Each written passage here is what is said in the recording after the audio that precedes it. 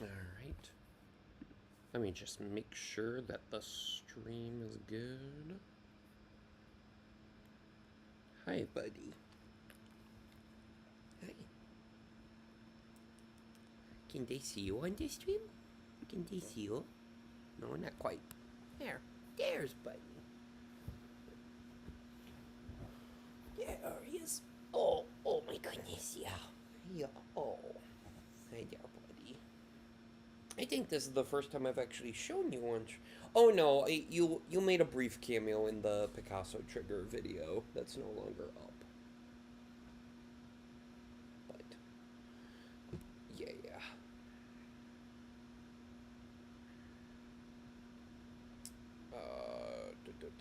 Let me switch accounts so I can see clearly if the live stream's working. Yep. Okay, cool. Good to go there. Hi. Hi, buddy.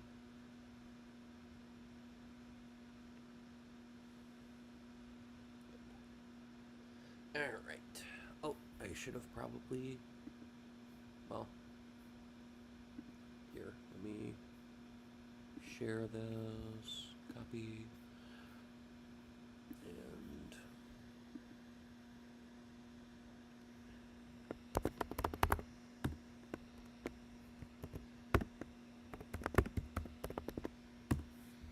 Alright.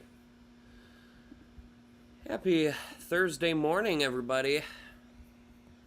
We're getting an early start today, because I was supposed to have a show today, but it got postponed. So, I decided, you know what, might as well use my free day. And while Mom's not here, she's out having lunch with a friend, I guess. Gonna chill out here with Benny and go through the rest of this bracket. Hopefully we get through the rest of this bracket today. We might not. That's another part of why I wanted to do this early, in case we don't get it done today. We can get it done another day. But for those who missed the previous stream, what we have here is a March Madness bracket I put together of the worst films I saw between the days of July 16th, 2018 and April 8th, 2024. The worst films released during that period. The reason I did it this way specifically is because those are the dates. July 16th, 2018 is when I started my Miserable Movie Monday series back on an old channel that's no longer on YouTube. And April 8th is the day I posted the last episode. And it was a series where Mystery Science Theater style, I would watch and react to terrible movies, often with friends. Oh, speaking of friends, hello, whomst is there? Jacob, hello. Hey, Jacob. Glad you could join me for this one. So... Yep, we're just gonna dive right in. And for any of these matchups that you have seen one or both of the films, feel free to chime in. I don't know how many of these you've seen. I know you've seen one of them in our first matchup here. We have Development: versus Don't Breathe 2. Oh boy, this.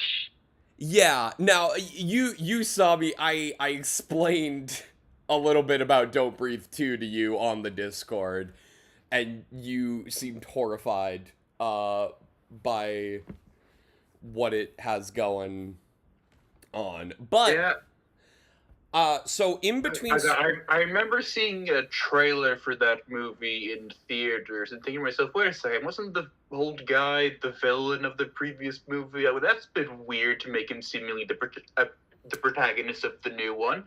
Yeah, because lo and behold, it's an even weirder choice than I thought. Yeah, because Don't Breathe 1, as I mentioned last stream, has a very interesting setup. It's very morally gray for most of the film, where like these robbers, while they some of them really need the money, they're robbing this old blind man, and then he starts killing them, and you're like, oh, I don't know who to root for here. And then you get the reveal that the old blind man is a rapist. Yeah, so it is a very odd choice to make him the protagonist, unquestionably, of the sequel. It's not a morally gray situation. He's literally battling against a group of people who are harvesting organs from children. Specifically, because I forgot the exact details. And in between streams, I watched some video. I didn't rewatch any of these movies because A, they're bad, and B, I didn't have time. But I watched videos on a lot of them, including I rewatched the kill count of Don't Breathe 2 from Dead Meat. And I forgot about the fact that, like, the reason he has to fight these organ harvesters is because it's led by the group is led by a couple, or I don't know if they're like, if they've been actively involved in harvesting the organs. There's like a doctor who's been harvesting organs, and selling them on the black market or whatever. But so the whole thing is that this family, mom, dad, and daughter, there was a house fire caused by, I think the dad ran a meth lab, and this caused their house to catch fire, and this is how the old blind man came upon the daughter. He basically, like, took her, he took her from the rubble of the house fire, and because I guess the parents escaped without her or something, and so he takes her in. So it's not like it's not full on kidnapping, but it basically, like, so he takes this daughter, raises her as his own, with a sprinkling of abandonment. Yeah, literally names her Phoenix, by the way, because this film does not need subtlety. And so, but the mom is like sick because of the meth lab fire, and she needs a heart transplant. And so they track down their daughter in order to kill her, take her heart, and put it in the mom so that she can live. That is the plan of the villains of this movie. What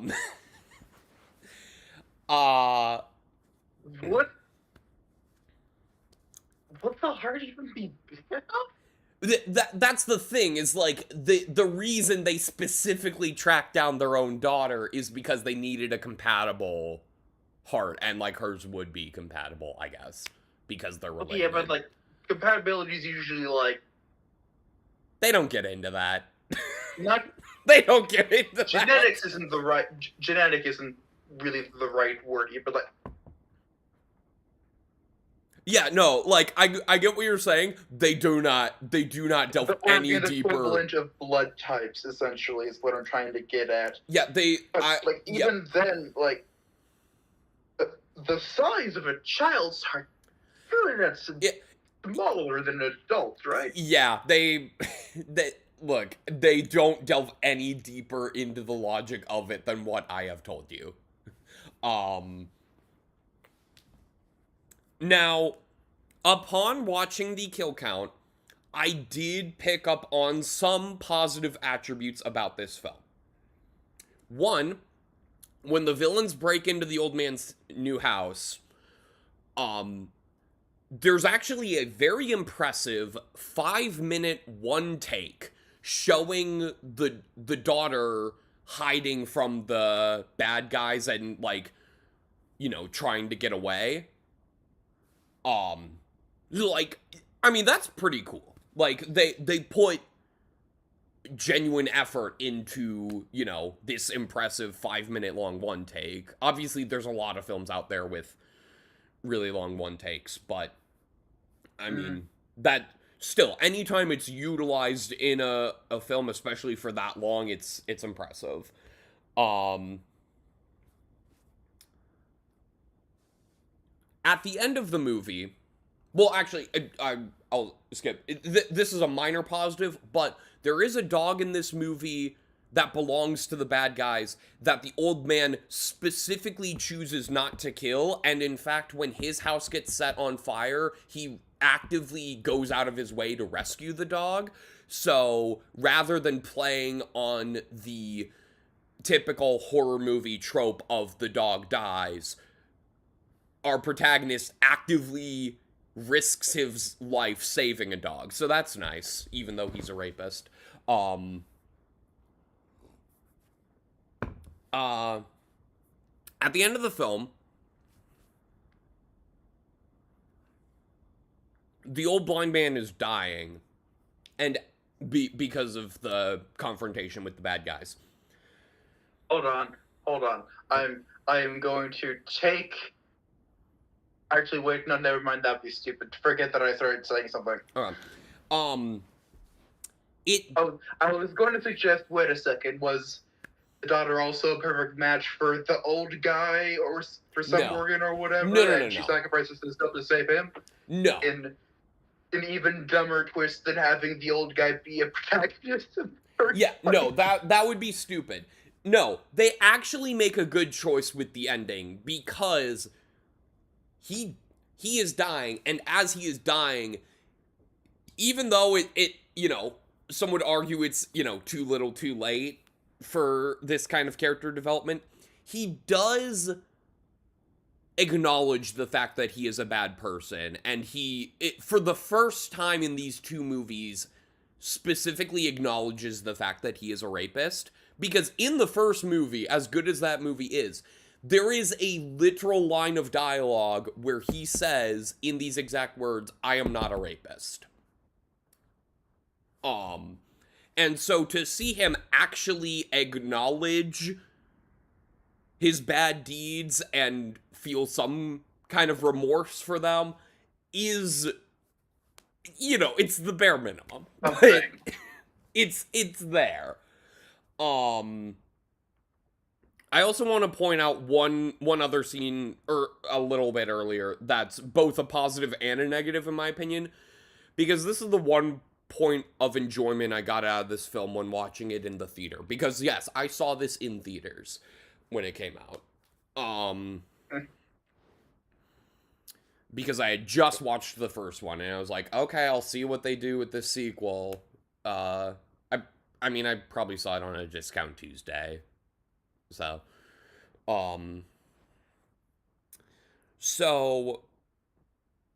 the place where they take the daughter to, like, harvest her heart, it's like this big house. And the final fight takes place near, like, a pool room. And it's also worth noting, the sick mom is confined to a wheelchair. Mm-hmm. And earlier in the movie, in order to, I guess, like, she had escaped from the potential surgery, but then they caught her again, and were gonna bring her back to go under for surgery. Also, they have this weird thing where, like, they don't put her under for the surgery to remove her heart. They're like, it has to happen while she's awake. Which, you know. Well, if it was a brain transplant, I guess, but, like, the fuck? Yeah, I don't know. But anyway, so, long story short, they handcuff the daughter to the mom in the wheelchair so that she can't escape. At some point during this final confrontation, the mom, I think, catches a stray bullet or something and dies. And as she dies, her body slumps over and hits, like, the move forward lever on the wheelchair. And so you have this scene. Dragging the daughter into the pool. Yep. You have this scene Alright. where this daughter is being dragged to fall into, and it's a deep pool. I would guess it's like maybe 10 feet deep. So several feet of excessive depth for this situation. Oh yeah. Yeah, no, it's excessively deep. But just the imagery of this little girl being dragged to what might not kill her, but would at least severely hurt her. A drop in this empty pool by a dead woman in a wheelchair that she is handcuffed to. I started laughing in the theater so hard at this moment. And there was a group of 3 or 4 people a couple rows in front of me, and they were looking at me during this scene being like, what the fuck is your problem? And then at the end of the movie, as soon as the credits started rolling, I stood up from my seat and I went, well, that sucked, and left the theater. So yeah, so I do look back on that moment of the film fondly, because it's just so stupid. But that's pretty much what I have to say about Don't Breathe 2. You know, I talked a lot about the negative, the big negative last time. Let's move on to Development: Jacob, as you have seen Development: I want you to try to make an argument of well, first of all, based on what I have told you, who would, like, even having not seen Don't Breathe 2, and based on what I have told you, between this and Development: what would be your choice and why? Okay. And as a refresher, the choice for worst, right? Yes, this is the worst film. Okay, yeah. Yeah.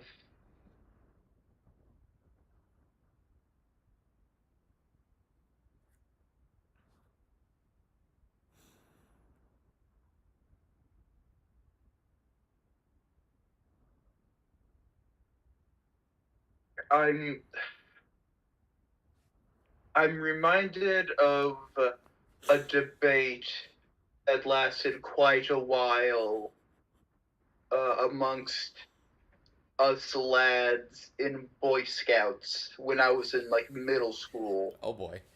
Over which game was better, Minecraft or Rome Total War 2? The fuck is that game? I've never heard of that. Frankly, I'm not familiar with it beyond that debate. Okay. And the Total War is, I think, like a series of some kind. Gotcha. But like this kept coming up because we had one guy who hadn't played Minecraft but had played Rome, like the Rome Total War games, and liked to restir the conversation as a joke. Yeah, you know, your average kid hasn't played Minecraft, has played Rome Total War. Just an average kid. He also... there was a... He may have made this up, but I don't know why someone would make this up because it's so specific. there was a animated kids show set in pre-revolution 13 colonies. That was an edutainment show about the American Revolution, basically. Sorry, I just pulled up the kid who chat. played Rome Total War wrote fan fiction for that show as well, supposedly. Yeah. Sorry, I just pulled up the chat. I don't know if my buddy Ian is still in the chat, but he left a chat saying, "Hey Noah, Lightyear being on here makes me sad." Oh boy. We'll get to Lightyear in a bit, but yeah, continue. Okay. Anyways, so that was a tangent in. That was a tangent. The point of bringing this up is that the conclusion that we ultimately arrived at is they're kind of far too different of games to directly compare head-on-head in a convenient and useful way. Okay, he is still in the chat. Hi, Ian. Hi, Ian. And I'm having this same conundrum deciding between Development: and Don't Breathe 2, because one of them is a movie that was made from the ground up as a sequel, but still, like, largely new stuff. That some people had some very bad, ill-advised ideas going into the movie with, but based on the descriptions of certain scenes, tried to do something with it. And one is I can only describe it as an elaborate shitpost. Yeah, yeah. Yes, I agree. These two films are obviously vastly different, but there is one direct comparison I can make that might help make our decision. Please. Like I mentioned, Don't Breathe 2 ends with this horrible person that the movie is forced to be our protagonist dying and at least acknowledging his bad deeds. Development: has a deliberately unsatisfying and it basically doesn't have an ending. Because you have the confrontation. I mean, granted, you do have the deaths of the director and the writer. But after that, you have the narrator talking to the yellow and blue fish and the blue and blue fish being like, "So, what's your ending? Like, you guys have to choose your ending, but you have to do it quickly because this fire is happening." Both of these deal with fires, weirdly.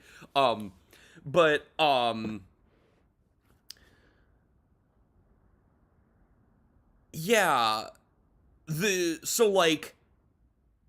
Don't Breathe 2 at least has a satisfying ending in the fact that this bad person dies, and as they are dying, they at least acknowledge that they are a bad person, which they have refused to do for the previous film and 90% of a film. Whereas Development: doesn't give you any sort of satisfaction with the ending. So this is true, but the fact that it's somewhat of a deliberate choice does complicate matters further, because if a piece of art is trying to be deliberately unsatisfying, and it is unsatisfying, that is the art succeeding, even if you don't enjoy the experience of the success. That's true. I mean, that being said, because here's the thing, like, again, you've watched Development: Can you name any other positive? Can you name any positives about it? Because that's what we're gonna have to do for a lot of these matchups. Is we're gonna have to think about like what few positive attributes they do have, and whether that trumps the other films. True. Uh,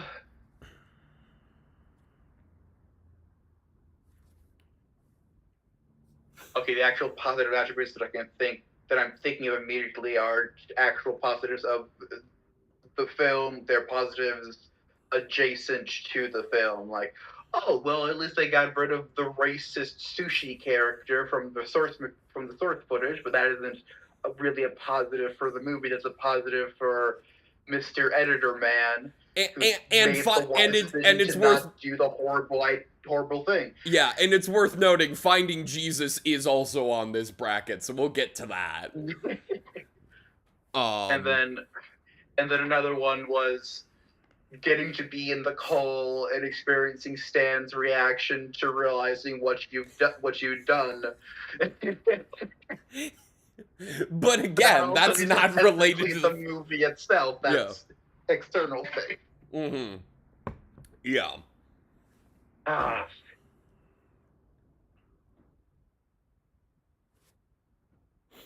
I feel like I have to give worst to development column, but it feels unfair almost, which is weird to say when I'm saying the other film is better.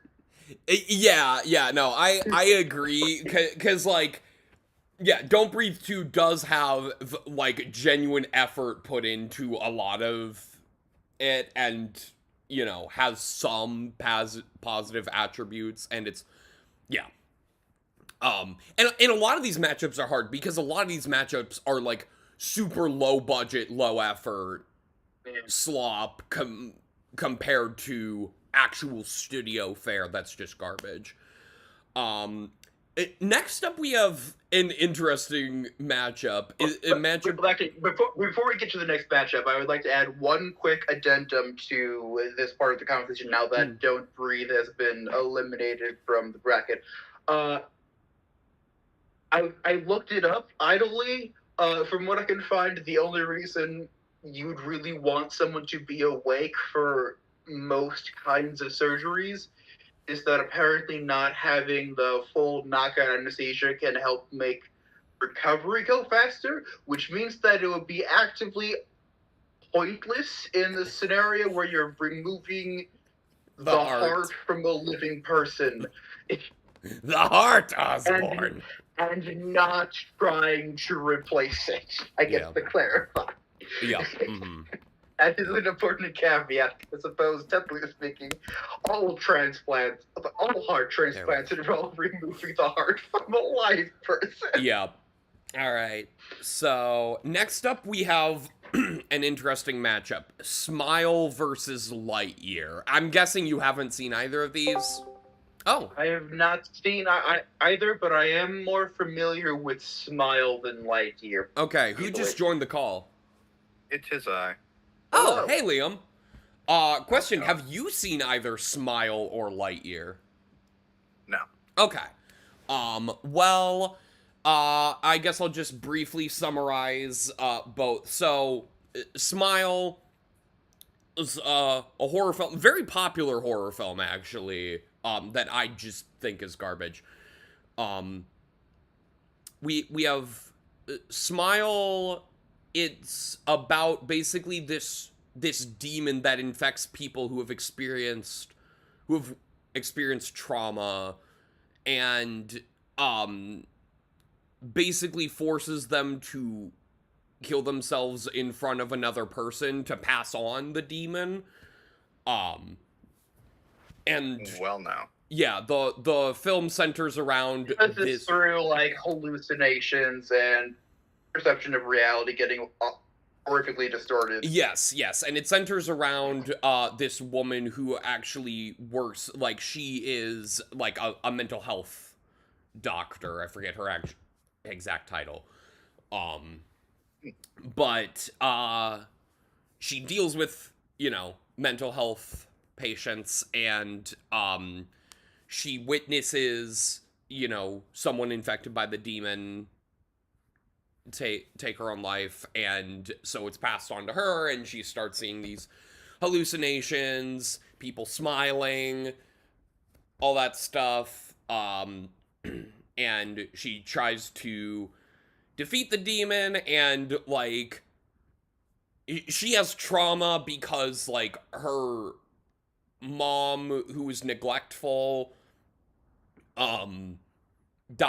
she watched her mom die of a drug overdose when she was very young.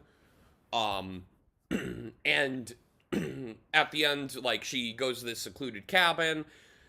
The mom, or the demon takes on the appearance of her neglectful mother, and she's like, no, I'm conquering my trauma. And then she doesn't conquer the trauma, and the demon makes her kill herself in front of her ex-boyfriend, who's a cop. Jesus. No, it's my main issue with Smile. Well, here's the problem with Smile. My biggest issue is not actually an issue with the film itself, it's an issue with the way the film was marketed. Because I feel like the marketing gave away all the scariest parts of the movie. All the biggest jump scares. That's a problem, yeah. So, that's not necessarily a problem with the film itself, is the thing. But Gotcha. even though that marketing was very difficult to avoid. And to me, the ending sends a bad message because it's like, oh, you can't actually... It's very easy to read it as if you have, like, trauma and stuff, you're doomed to just pass it on to someone else, and maybe it's better to get rid of yourself privately, which is not a great that's not message. okay. Yeah, no, it's not, and I know that's not what the filmmakers were intending with that, but it is very easy to read it that way. They were going for a downer ending to our horror movie, and executed it dubiously. Yeah. And then with played weirdly with the themes. Yeah. Yeah. And then with Lightyear, we have a film that is framed as the film that a young Andy saw in 1995 that made him want a Buzz Lightyear figure. What we actually get is what feels like a very generic 2010s era sci-fi film. Nothing about it says 90s. And you know, it's Buzz. There's time dilation where Buzz is trying to achieve hyper speed, but he misses, like, his colleague's entire life, basically. Like, he misses her getting married, and then eventually, like, he keeps trying this for so many years that, like, he's not aging, but, like, his close colleague ends up dying of old age on this planet that they're stuck on. They got a whole, like, Space Ranger colony on this planet. I guess he's trying to achieve the hyperspeed in order to escape the planet or something. I don't remember. And then he ends up teaming up with a ragtag group of misfits, including the daughter of his old colleague. And he has to learn the true meaning of teamwork and friendship. And then there's a horrible twist that Zurg is actually an older time-traveling Buzz. Oh, are you serious? Yep. That's a thing. They straight up just make a retcon that makes zero sense. It's just a twist for twist's sake. Minus the retcon, I've seen that before.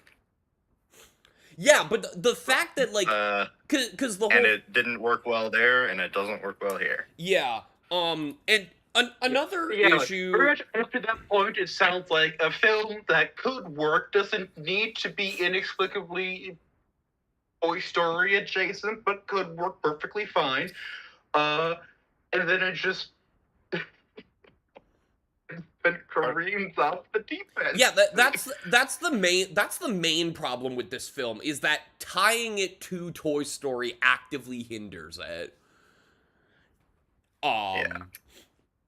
And this here's another issue that's like not necessarily an issue with the film, but an issue with like the effect this film has had on Disney's practices. This film did not do well at the box office, which is unheard of for a Pixar film, unless it releases during COVID. Yeah. And Yeah. Lightyear. So there's one particular aspect of Lightyear that Disney has seemed to blame for it bombing at the box office. And that is the fact that Buzz's aforementioned colleague is a lesbian.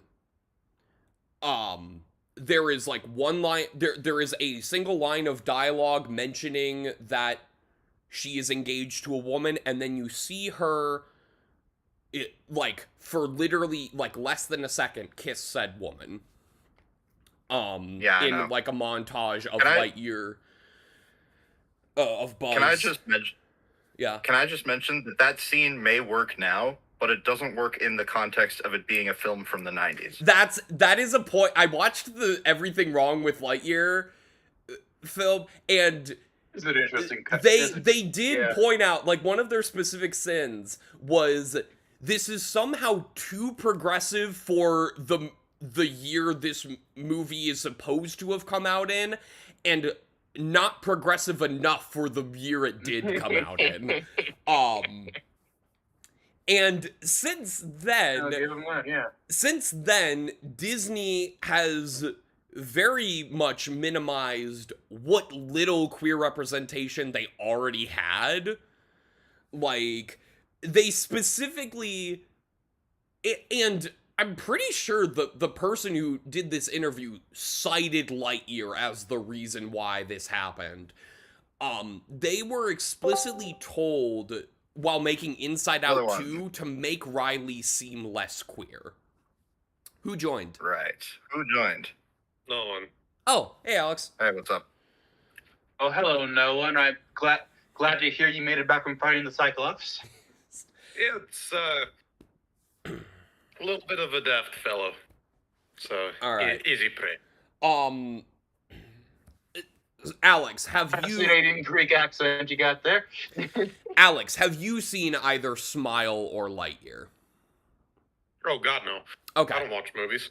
All right. So I'm gonna Five try to Nights at make. Freddy's. I don't care. Yeah. I already lost. Yeah, that's true. You predicted Five Nights at Freddy's to win the whole thing, and it immediately lost to Don't Breathe 2. But hey, Don't Breathe 2 got beaten out by Development Colon, so you got that going. Now,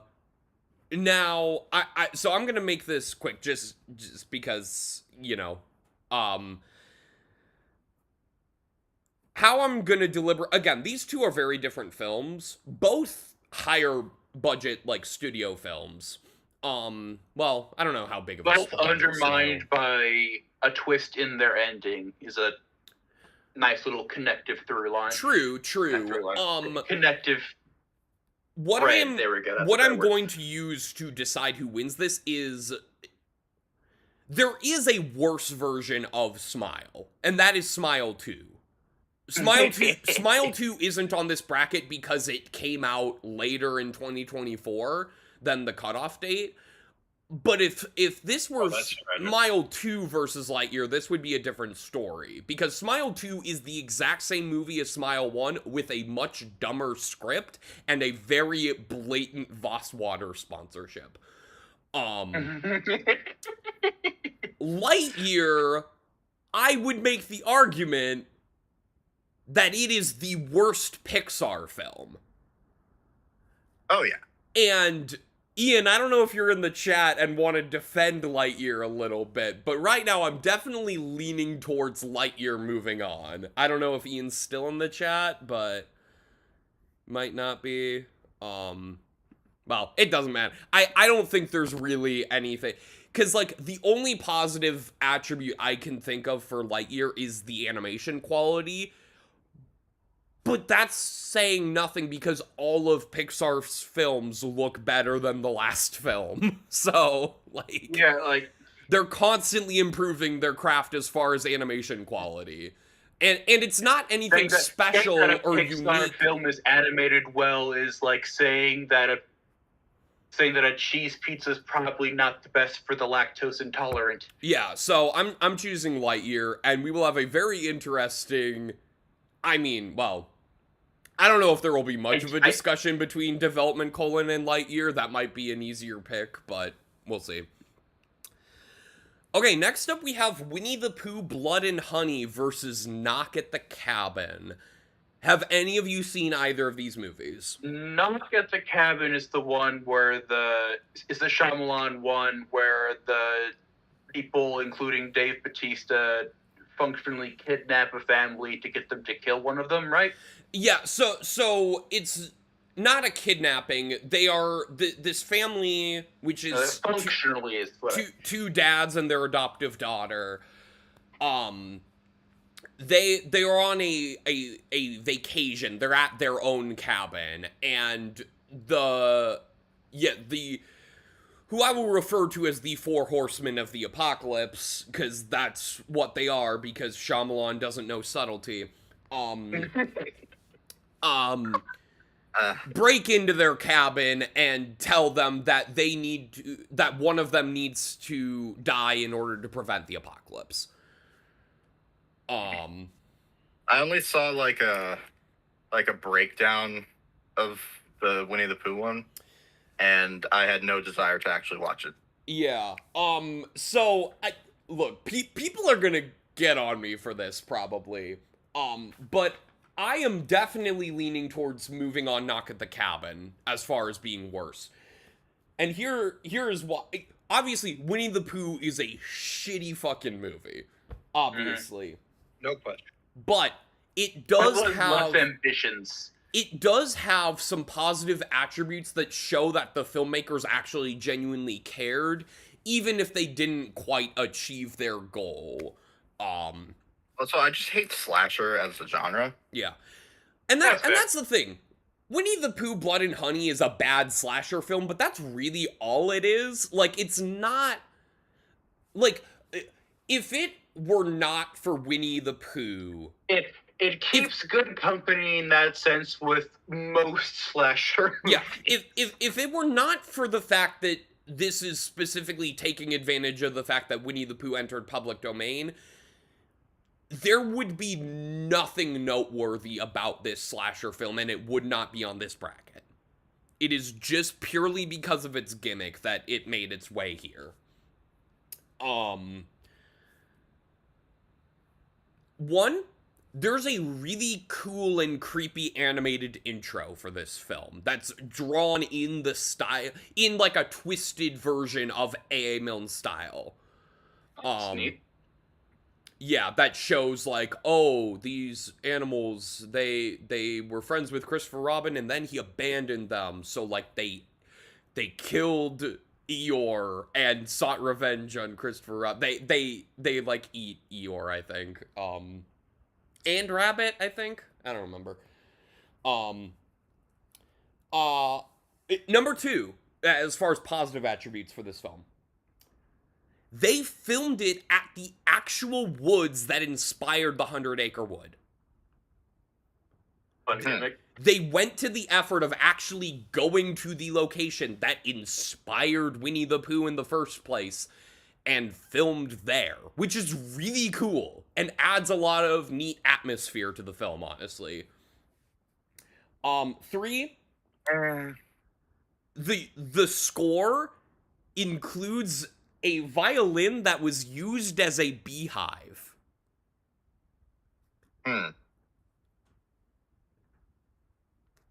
Which is like by actual bees. Yeah. Mm-hmm. They didn't have to do that. That's kind of fucking brilliant. Yeah, they didn't have to do that. And nobody's gonna notice that, but that's like a level of effort that like people, I think a lot of people are like, oh, they just threw this shit together with zero effort because of Winnie the Pooh entering public domain. But no, the filmmakers clearly put a lot of effort into this film. Even if some of it you would only know if you, like, actively look at the behind-the-scenes stuff. Yeah, I agree with Knock at the Cabin moving on and over that then. Yeah, Knock at the Cabin's just stupid. And I'll talk more about specifics, because I'll need to give more specifics later for it. But, like, I cannot currently think of a single positive attribute of Knock at the Cabin. I will ask one question. Yeah. Which of the four horsemen does Batista play? Oh, they don't, like, actually have... They do it differently. He has a different bludgeoning you on the head with a metaphor thing, where it's, like, the four attributes of humanity, and it's, like, malice, nurturing, healing, which I don't know why those two are separate, and guidance. And Dave Bautista is guidance. Well. In all fairness, it wouldn't be a proper twisting of the four horsemen of the original four horsemen of the apocalypse if there wasn't one that seems completely redundant to another one. All right, there you go.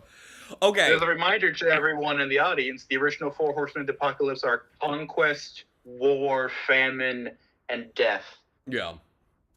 To which, if you didn't know, you may be asking, why are conquest and war different things? Mm-hmm. Yeah. Yeah, I guess. That is more or less the reason why I think most popular adaptations go with pestilence. Yeah. All right. Yeah. Now this one is going to be much tougher, I think. I think this is going to be one of our toughest matchups in this round. Big Shark versus Morbius.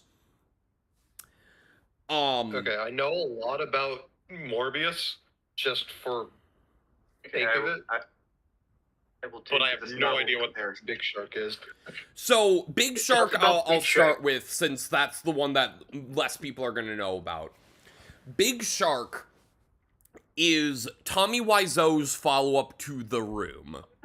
Oh, Yeah. Oh god. right. This one is a lot harder for people to contribute judging on, because this film has only, from what I could tell, this film has only screened in Minnesota once, and there's no way to watch it at home yet. I have seen, I went to the Minnesota screening of this, and Tommy Wiseau achieved something that I didn't think was possible with this film, because he clearly had a goal to take all of the criticism that people made about The Room, learn from that criticism, and make the exact opposite film. And in doing so, he manages to make a film that is somehow worse, but just as enjoyable. Because I was reading up on, like, because after I saw this, I was like, I have to know as much about this as I can, because this is fascinating to me. Morbid curiosity in that. Yeah, but so one of the biggest criticisms people have about The Room is that the script is bad. And so a lot of Big Shark's dialogue is improvised. And you can... Oh, that'll help. Yeah, you can tell. Like, it's... And it works so well for Thor: Love and Thunder. Oh, which we'll get to. We'll get to that, because that moved on in a surprising upset for me. I ended up choosing that over Exorcist Believer against all odds. But so yeah, and it's not like, because Thor Ragnarok also relied a lot on improv, but was mostly good with it. But yeah, Big Shark, the dialogue ends up being very repetitive, and there are entire scenes that do not move the story forward in any way. one of the other criticisms about The Room is that the dubbing is really bad. And so, for this film, they only use audio that was recorded on set. Oh dear. And you can I need to see where this is gonna go wrong. Audio levels are so goddamn inconsistent in between shots in the same scenes. And there are no smooth transitions between scenes either. It's just like cut to the next scene. It feels like a rough draft of a movie. In a lot of ways. I do kind of want to see this mess now. Oh, yes. Whenever it becomes available for people to watch, people should absolutely watch it. It's so fun. And then we get to Morbius, which this is a movie that people have memed about a lot, and for me, I maintain the argument that this movie is not interesting enough to be such a big meme. Because the people who are making the memes never actually saw the film. I saw it, and it's boring. It's like, you have the, like, it's a pretty it's a pretty bog standard superhero origin story, but with a little more like, oh, I might have to kill people, but I don't want to. And it's got the same versus same issue that a lot of early Marvel films have, where the hero and the villain are basically the exact same character. They have the same powers. It's literally like Michael Morbius's childhood friend who ends up being the villain, and is like, they're both sick. Morbius does this experiment on himself to try to heal his sickness, and he turns into a vampire because he used bat DNA. And the friend is like, oh, but you're healed now. Let me have some of that. And Morbius is like, no, I can't. It turned me into a monster. I can't let that happen to you. And somehow Milo's just the friend Milo, which isn't even his real name. That's just a nickname that Morbius gave to all his sick childhood friends.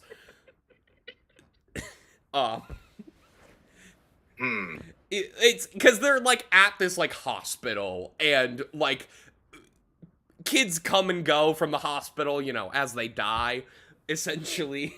And Morbius just named them all Milo for some reason. You know, in another movie that would be a fun character detail. And also a bit of nice dark humor. I imagine it doesn't work at all here. Oh no, it's just stupid. It's just stupid. Granted, it's a better name than Lucian, which is his real name.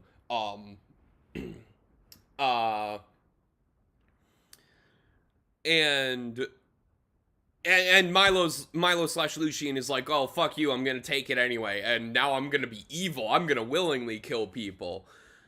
And his morality is not explored anywhere beyond that. Morbius also, like, so when he first transforms into a vampire, he's on, like, a boat, and there's, like, I don't know if they're criminals or what. They don't explain why they're doing this experiment on this boat and who else is on this boat. But, like, he kills all the other people on the boat except for, well, he gets mad at them because, like, I think they're scared of him, so they're, like, attacking him, and then, like, Martine, his assistant / eventual love interest, is like, no, don't hurt him, and then one of them accidentally knocks her down, and he gets mad at that, so he starts killing everybody. But then, like, for the rest of the film, he's very adamantly like, no, I don't want to kill anyone. He has a bunch of artificial blood, but, like, there is a point in the film where he says, at some point, artificial blood won't be able to sustain me anymore.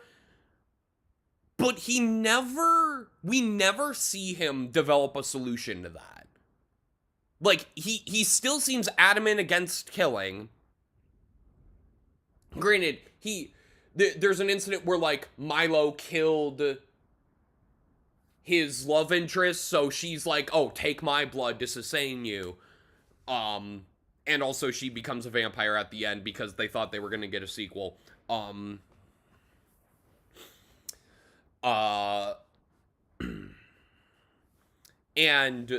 But, like, beyond that, he never develops a solution to the whole, like, oh, I need to kill to get blood, but I don't want to kill thing.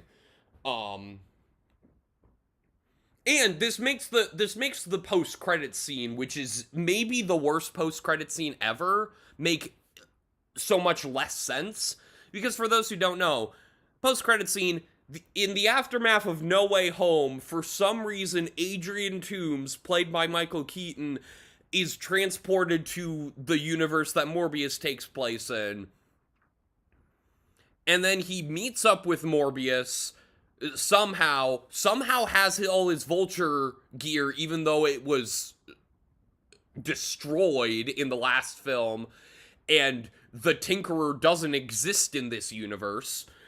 And the Chitauri technology doesn't exist in this universe, as far as we know. But he's like, oh, I don't know why I'm here, but I think Spider-Man has something to do with it. We should gather a group of us together and do some good. And Morbius is like, intriguing. And then that's the end of the scene. And this makes zero sense for either character, because Toomes was like, had respect for Peter / Spider-Man, didn't give away his identity even though he could have. And also, like, would he, like I guess he would remember fighting Spider-Man, but, like, why would he, like, his logic doesn't make, I don't even know how to argue against this logic. It makes so little sense, I don't know how to fix it. Because, like, it doesn't make sense for Adrian Toomes to be here and wanting to team up with Morbius, and it doesn't make sense for Morbius to want to team up with him, because he's very clearly, like, more heroic, and Adrian Toomes is more villainous. So it doesn't make sense for the... Yeah. The final fight is also unintelligible. The romance is extremely forced. There's one point where Morbius attacks a bunch of money launderers, and they're like, who are you? And he's like, I am Venom. Which makes zero sense, because in the trailer, he's like, oh, just kidding, it's Dr. Michael Morbius at your service. In the actual movie, he does not make that correction. He just says, I am Venom, and that scares them off. Which doesn't make sense, because, like, okay, is this in the same universe as Venom? Are there enough people who know about what happened in the Venom movies to know that name? Has he gone? Has he explicitly, like, announced that he is going by that name? Or, like... It doesn't make... There's so much... They're trying to use this... This is the only film in the Sony Spider-Man Without Spider-Man universe, which isn't the official name, but that's my name for it. This is the only film that tries to make any sort of connections with the other films, but the way it's doing it makes zero sense. Cut that line where he says, I am Venom, and have the post-credit scene being him meeting up with Venom instead of Vulture, because at least Venom and Morbius have similar moral alignment in this iteration.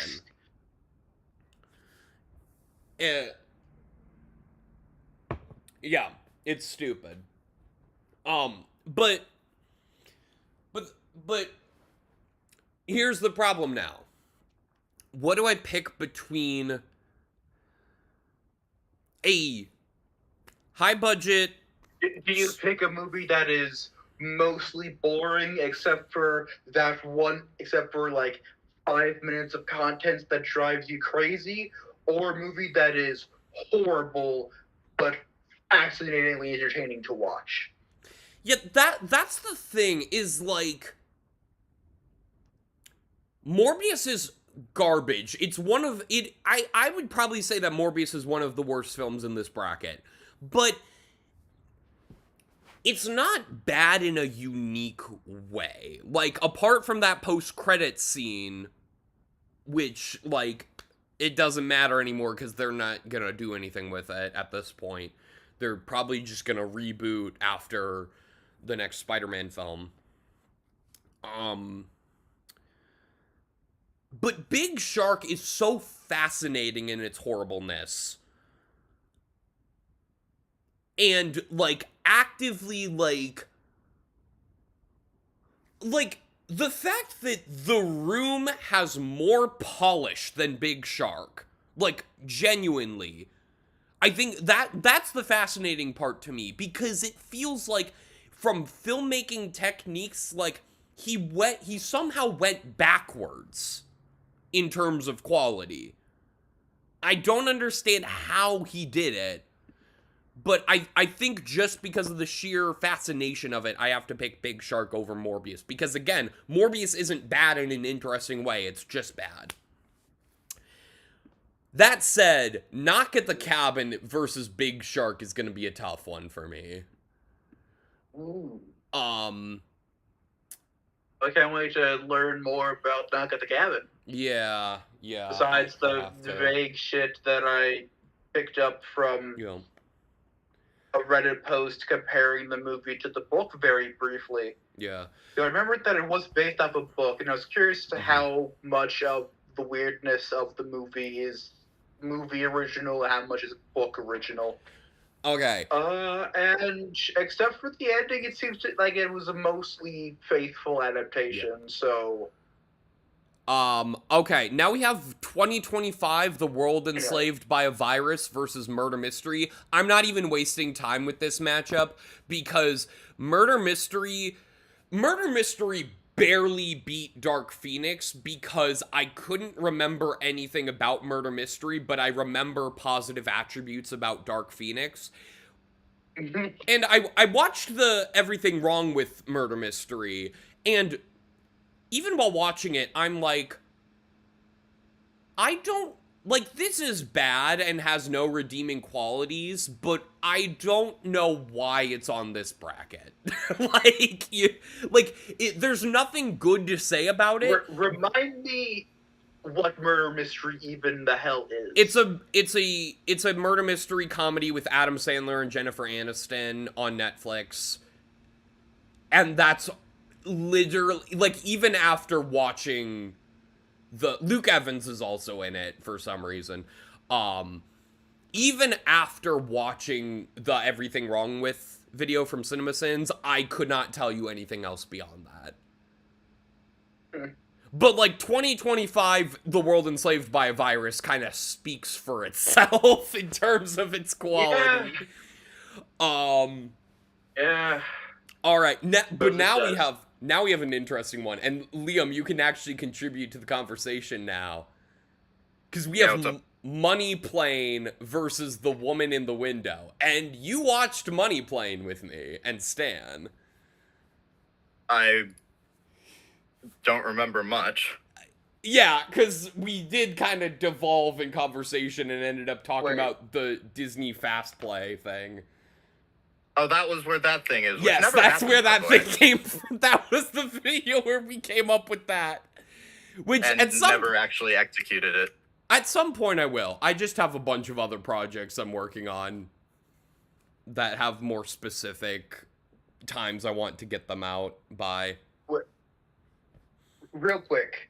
Before we dive any further into these two movies, is The Woman in the Window the Daniel Radcliffe movie he did after Harry Potter? Okay. No, that is The Woman in Black.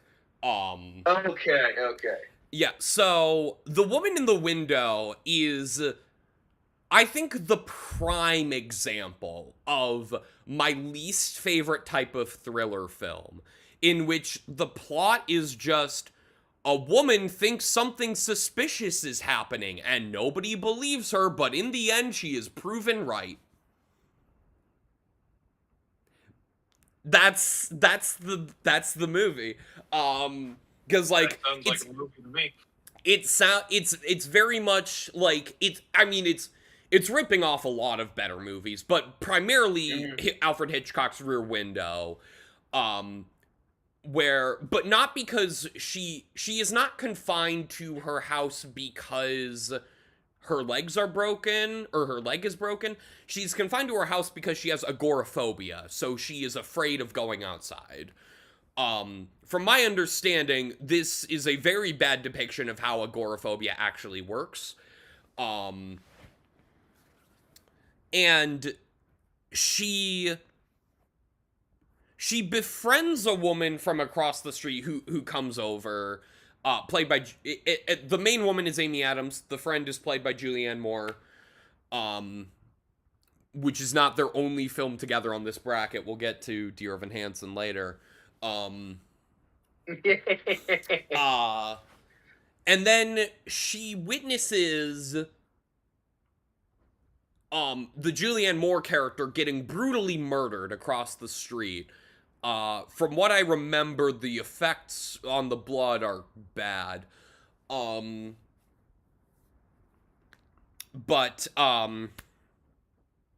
she thinks the husband, played by Gary Oldman, is the one who killed her.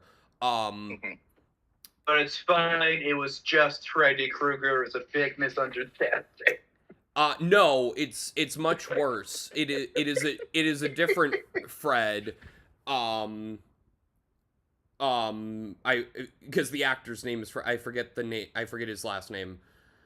I think it's Fred. I think his name's Fred.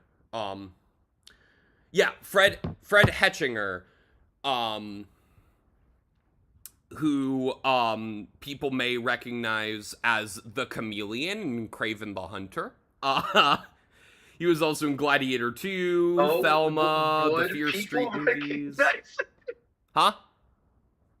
Would people recognize him from that? I listened to where people actually watched that movie. Well, I recognize him. He's been in better movies. He's also in Nickel Boys, which got nominated for Best Picture. That's why I said. Yeah. Yep. But yeah, no, so he is the son of Julianne Moore and Gary Oldman, and it turns out he's the killer. He's a teenager too. Like, it's weird. It's a dumb twist. Money Plane. I had such high hopes for Money Plane in terms of ironic enjoyment and value after it was featured on John Oliver. But Money Plane's just kind of a generic, cheap action film that takes place on a plane with a bunch of stars who are has-beens. And it has occasional bursts of ironic enjoyment, like and we talked over this line when we watched it for Miserable Movie Monday, but there's a line where Kelsey Grammer says, who plays Darius Emmanuel Grouch III, aka The Rumble, where he's talking about the Money Plane. Is like, you want to bet on anything, the Money Plane's got it. You want to bet on a guy fucking an alligator, Money Plane. Which is a fantastic line. That's a heck of a line. Yes, it's a fantastic line. Hell of a line, and much better of a pitch for an airplane before sports betting apps just let you do that anyway. Yeah. But beyond that, it's kind of just a generic, like, I think the fact that, like, we got so disinterested in it that we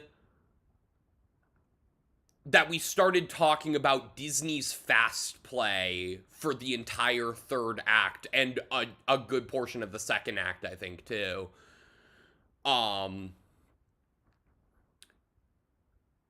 Whereas Woman in the Window is a train wreck that me and my family could not look away from, no matter how much we wanted to. So I'm gonna pick Woman in the Window to move on. And it's gonna go up against 2025, The World Enslaved by a Virus. That's an actual discussion. Holy shit. Okay. Okay, here's another one I'm probably not gonna waste any time on. We've got Home Sweet Home Alone versus Slaughterhouse.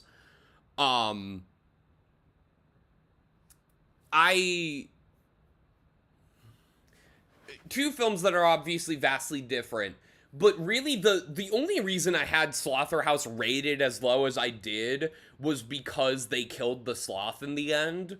And it's like, yeah, I mean, it's a slasher film where a sloth is going around killing sorority girls. I will say, this film genuinely has a better interpretation of Kraven the Hunter than Sony.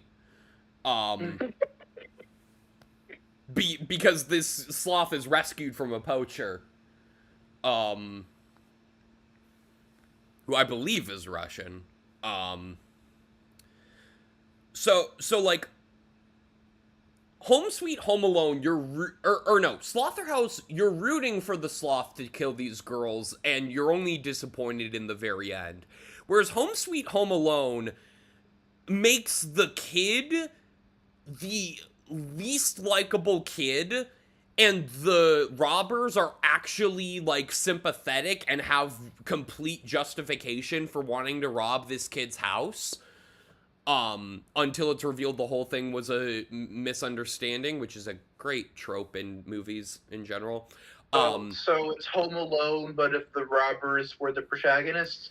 Yes, and so you're watching these genuinely sympathetic people get tortured by this unlikable kid for the third act of the movie.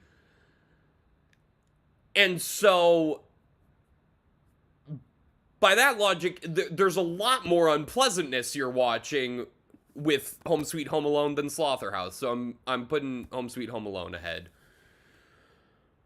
Oh god, now I've got to this might be the toughest matchup of this round, actually. Dark Knight of the Scarecrow 2 versus Blonde.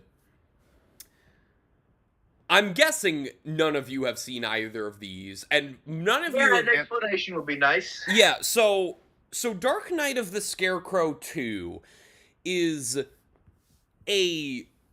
When did this come out? I think 2022, I want to say? Dark Knight of the Scarecrow 2, let me double check. Yes, Dark Knight of the Scarecrow 2 is a 2022 sequel to a 1981 made-for-TV horror film. Oh. Now, I want to take this time to say, you should watch Dark Knight of the Scarecrow 1. It is genuinely, like, I would go as far as to say it might be the best made-for-TV film I've ever seen. And it is a genuinely great horror film. Centered around... I won't give too much away, but, well...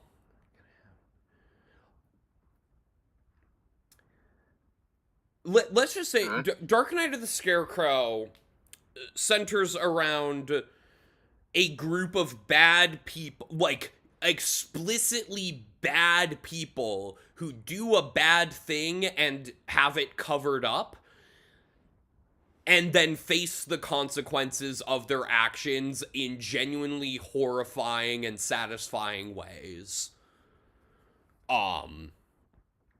Dark Knight of the Scarecrow 2, on the other hand, takes a morally right character from the original and turns him into full-blown antagonist.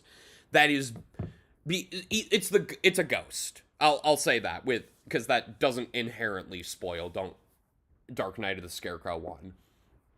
because this takes place so long after anyway.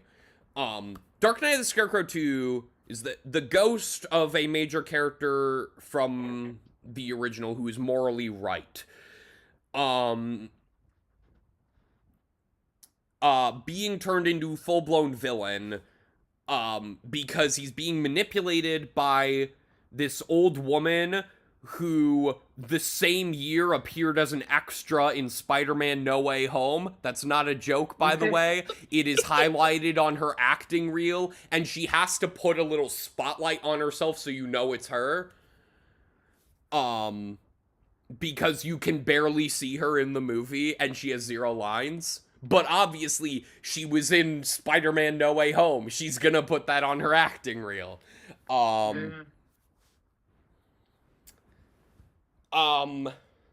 And from then, it's just kind of a generic, boring slasher film with bad dialogue, and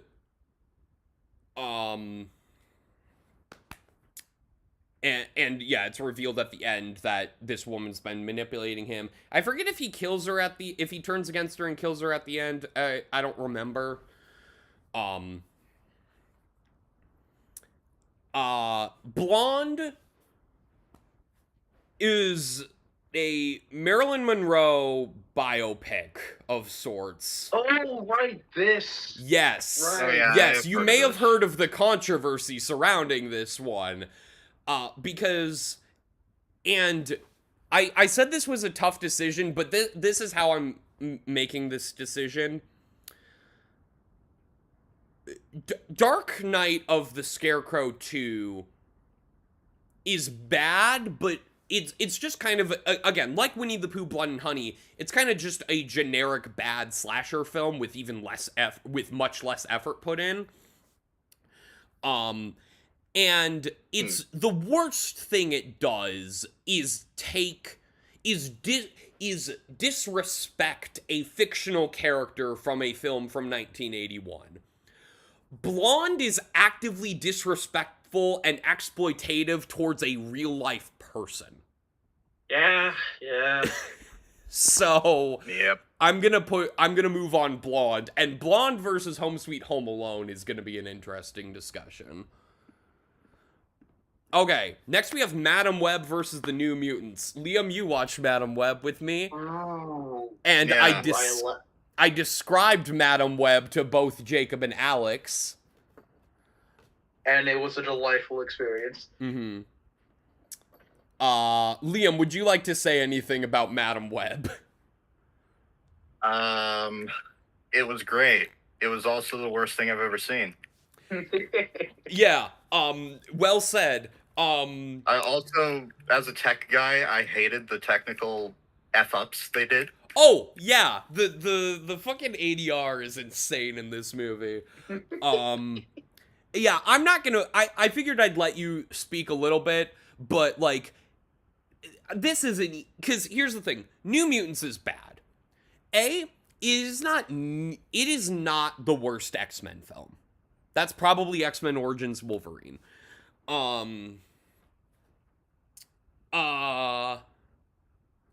It does have some positive attributes. Like, it's got some interesting character dynamics and some pretty good performances, especially from Anya Taylor-Joy as Magic. Weird that they make her a little racist, but, at least she grows from that. Like, she's not racist by the end of the film, so that's nice. A weird character arc to throw in, but at least it's an arc and not just Yeah. a thing. And the key thing with New Mutants is that at least it's trying something different with the superhero genre. Because this predates Multiverse of Madness. It's a superhero horror film. And yeah, it's basically... Their idea of a superhero horror film is basically just, what if we took Nightmare on Elm Street 3 Dream Warriors and made it worse? And instead of Freddy Krueger, we have a demon bear. But at least it's trying something different with the superhero genre, in a way. Like, Madam Web, they weren't trying to do anything special with Madam Web. They did it accidentally. So, yeah, Madam Web easily moves on ahead of New Mutants. Oh god, this one's gonna be tough. Dune World versus the Lady and the Tramp remake. Now, Alex, you watched Dune World with me, correct? Is Alex still here? Alex? Maybe. He's muted. I was way across my apartment. I'm sorry. I was like half lucid when we watched it, and I was like only there for part of it. That's fair. I couldn't remember how much of that you were there for. Thankfully, I did watch. I watched Jason McBason's video on Dune World, which is a hilarious video. I highly recommend checking out Jason McBason's channel. He does a lot of good content. He's a very much. I think he's only got like 10K subs. So he's like, comparatively, he's not a very well-known YouTuber, and I think he's great. I did rewatch his video on Dune World, and I was able to listen back to an episode of the podcast with Jacob where I talked about the Lady and the Tramp remake, because if you recall, Jacob, when we did the episode on a bunch of dog-related movies, because I wanted to, for literally no other reason. Yep. I watched both versions of Lady and the Tramp back to back. And boy, I tore into both of those movies because here's the thing. And I mentioned this last time, and Lady and the Tramp is going up against a very similar opponent this time, because last time it beat out Noah's Shark, which is from the same team as Dune World. So that's what makes this matchup interesting. You know, I'm not as against the Disney live-action remakes as a lot of people are. I'm also not in as much financially support of them as clearly a lot of people are, because they still make money. Well, Snow White's not doing that great, but we'll get to Lion King in a bit.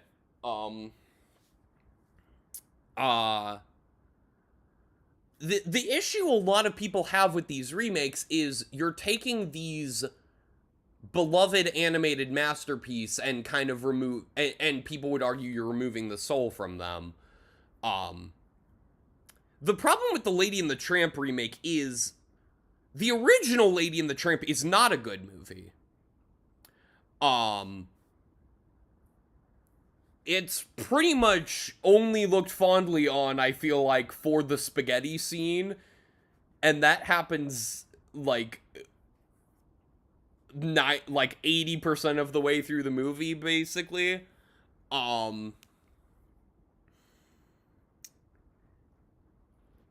And they had a chance with this remake to improve upon Lady and the Tramp, but they made it worse. At least, well, when I talked about it on the podcast so long ago, I did say I wasn't sure which one I liked less. Here, let's see. So, they made the Tramp less likable. I described him as more asshole-ish dog Aladdin.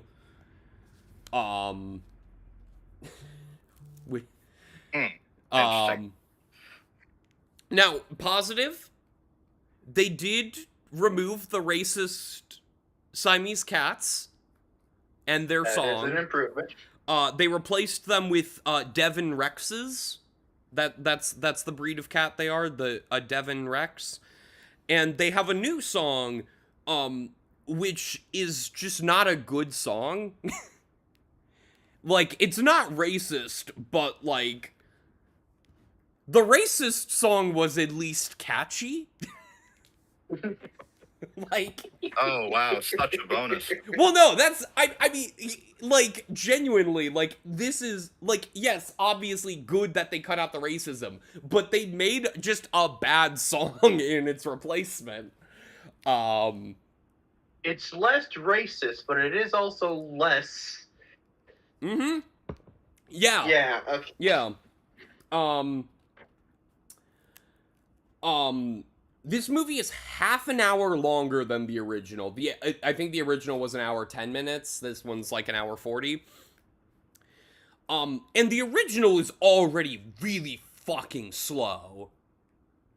Like, Jello Apocalypse summed it up well in his every Disney movie reviewed in 10 words or less. His review for Lady and the Tramp was, quoting my friend, "We're 40 minutes in and nothing's happened."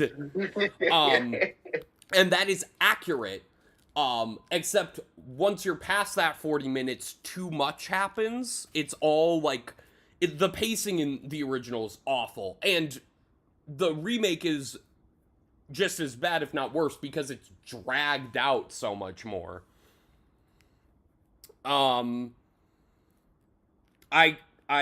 commented when I watched the remake that a lot of the jokes fell flat. There's an unfunny comic relief dog catcher guy, who is played by the same actor who played the cashier in Amazing Spider-Man 2. We had way too long of a discussion about that on the podcast. I pointed out that the dialogue was very repetitive. The one positive I pointed out for this one is that Sam Elliott was good as Trusty. There's a Benedict Wong bulldog character that's painfully unfunny, I pointed out. Pointed out that all the humans suck, but that was a problem with the original. Sudden plot convenient rodent. I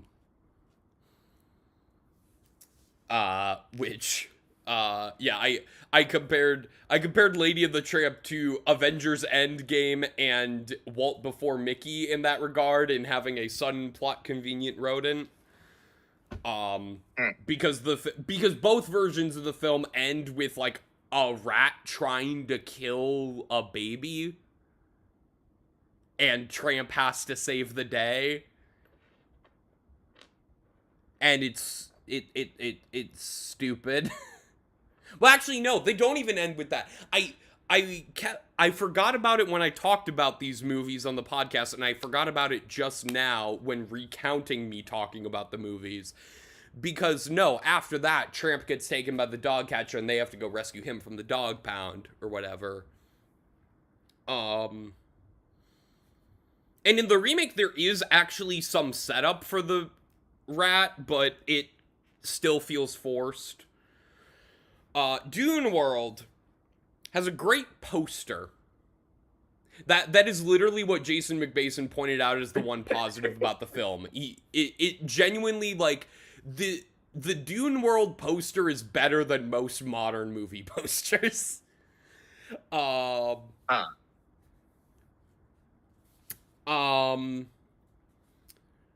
So, like, this is supposed to be, like, super futuristic, and yet the people going into space are wearing these cheap, like, Party City spacesuits where, like, one has NASA on it, and the other two just say the word astronaut on one. Okay, real quick. Dune World 2021? Yes. Okay. 1 sec. Are you looking up the poster? But anyway, so this film is obviously very cheaply made. Like, literally, they as they're going on the desert, as they're going through the desert, they find, like, this hatch to, like, an underground facility, and the hatch is literally just a plastic trash can lid. Super low budget. There are a few, like, decent, and by decent I mean, like, on the level of, like, a sci-fi original, film. VFX shots, considering this film's low budget. Granted, there is a lot more that are not very good.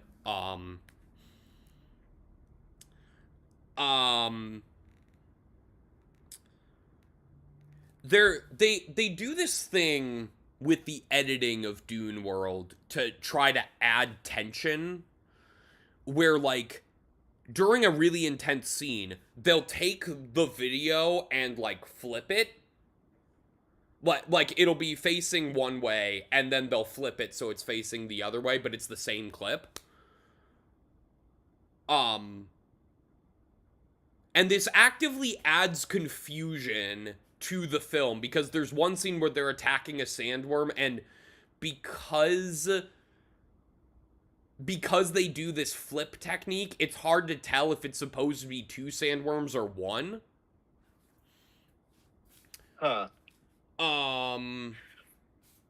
This film also has the trope of, oh, the whole thing was actually a simulation.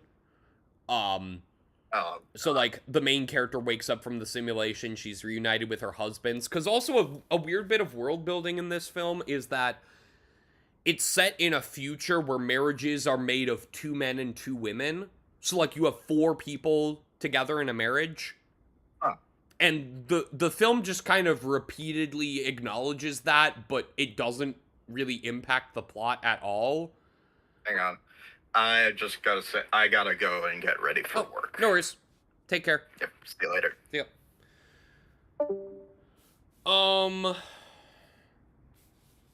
So yeah, there's that, and then...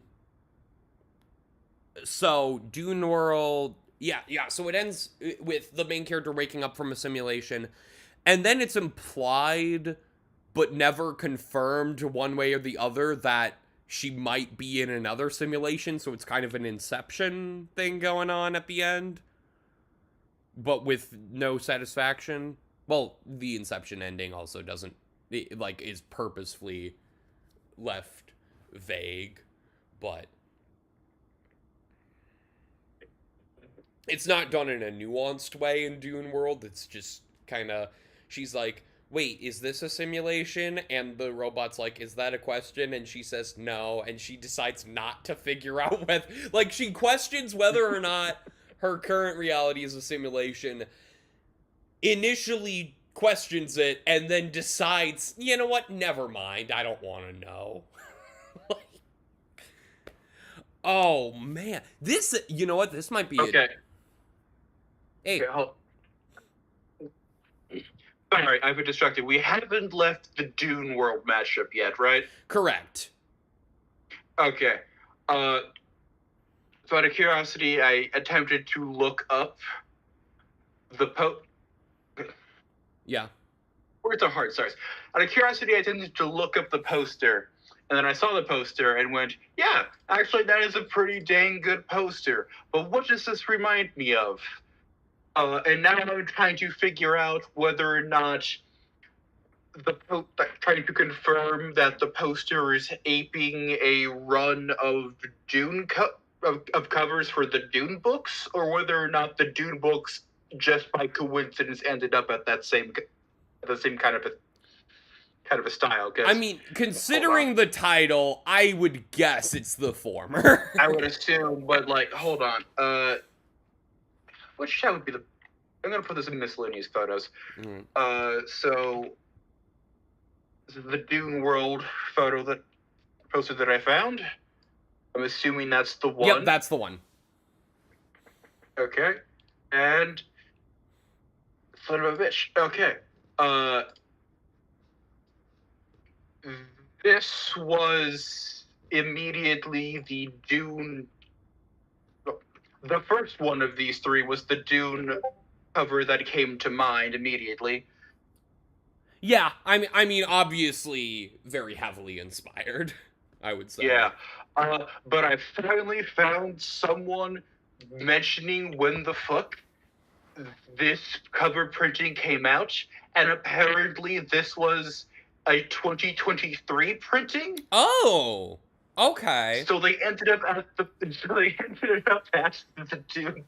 Dune World poster instead of the other way around. Okay. Well, you know what? More points to the poster, I guess. But yeah. And that's the thing. The weird thing is that, like, despite the title, it, like, really the only like similarities to Dune is that they are exploring a sand planet, and they have to fight sandworms. Like, that's really all there is in terms of, like, actual similarities between this movie and Dune. Well, I think they're harvesting some sort of spice equivalent, I think.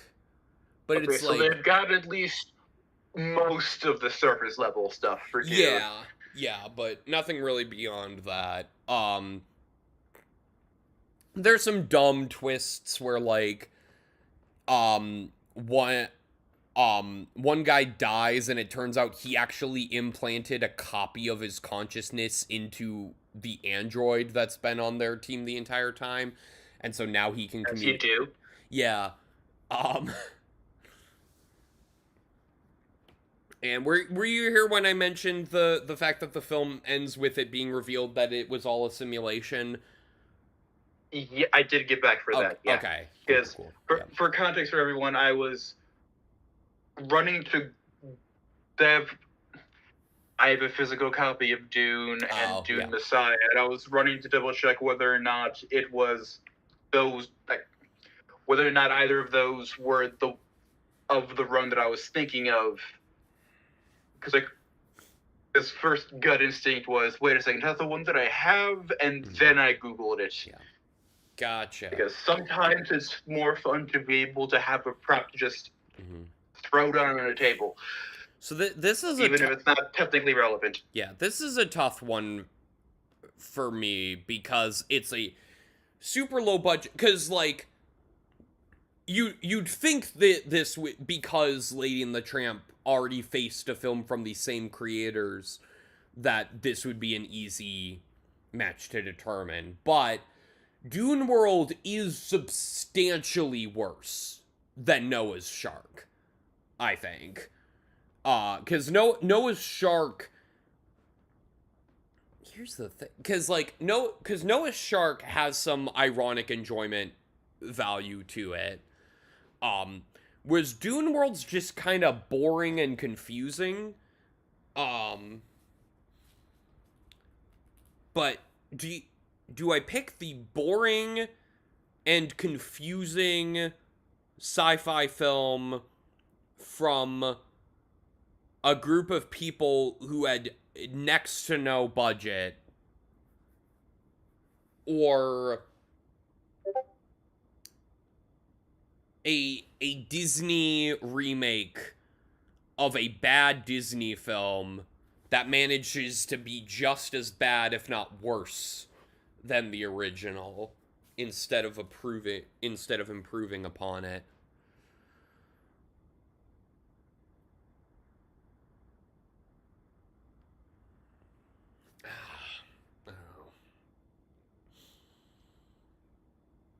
I remember. Yeah, because, like, I think I'm gonna go. The worst archer, the person trying to hit a far target with a children's toy bow, or the one failing to miss a close target because his bow exploded on him.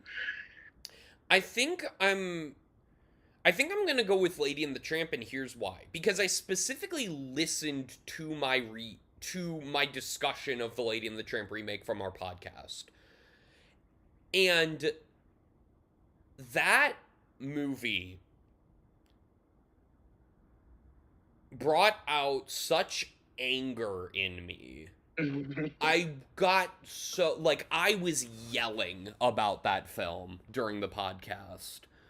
Not as much as a film in our next matchup, which I also listened to my rant on the podcast about, but we'll get to that. But, whereas when I watched Dune World, I was like, yeah, this is bad, but, like, let's put it this way. It got nominated for Worst Picture at this year's at the most recent Miserable Movie Oscars. Had I not expanded the number of nominees I was allowing from 10 to 12, it probably wouldn't have even made the top 10.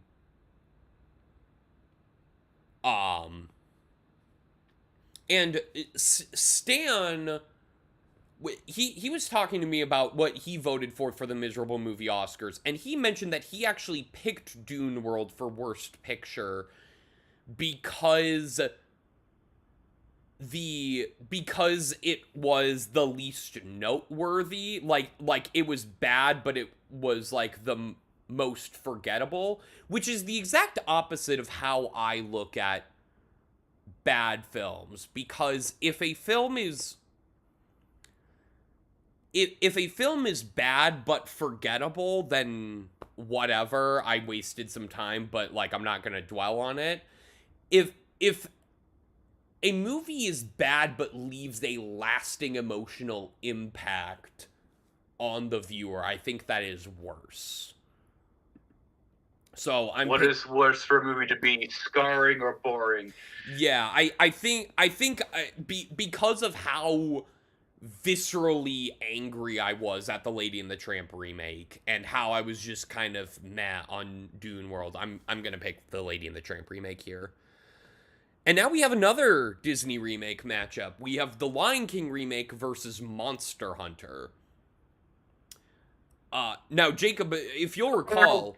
Monster Hunter. Yeah. This is another one that I got very heated about on the podcast. I even put it on the thumbnail of that episode. And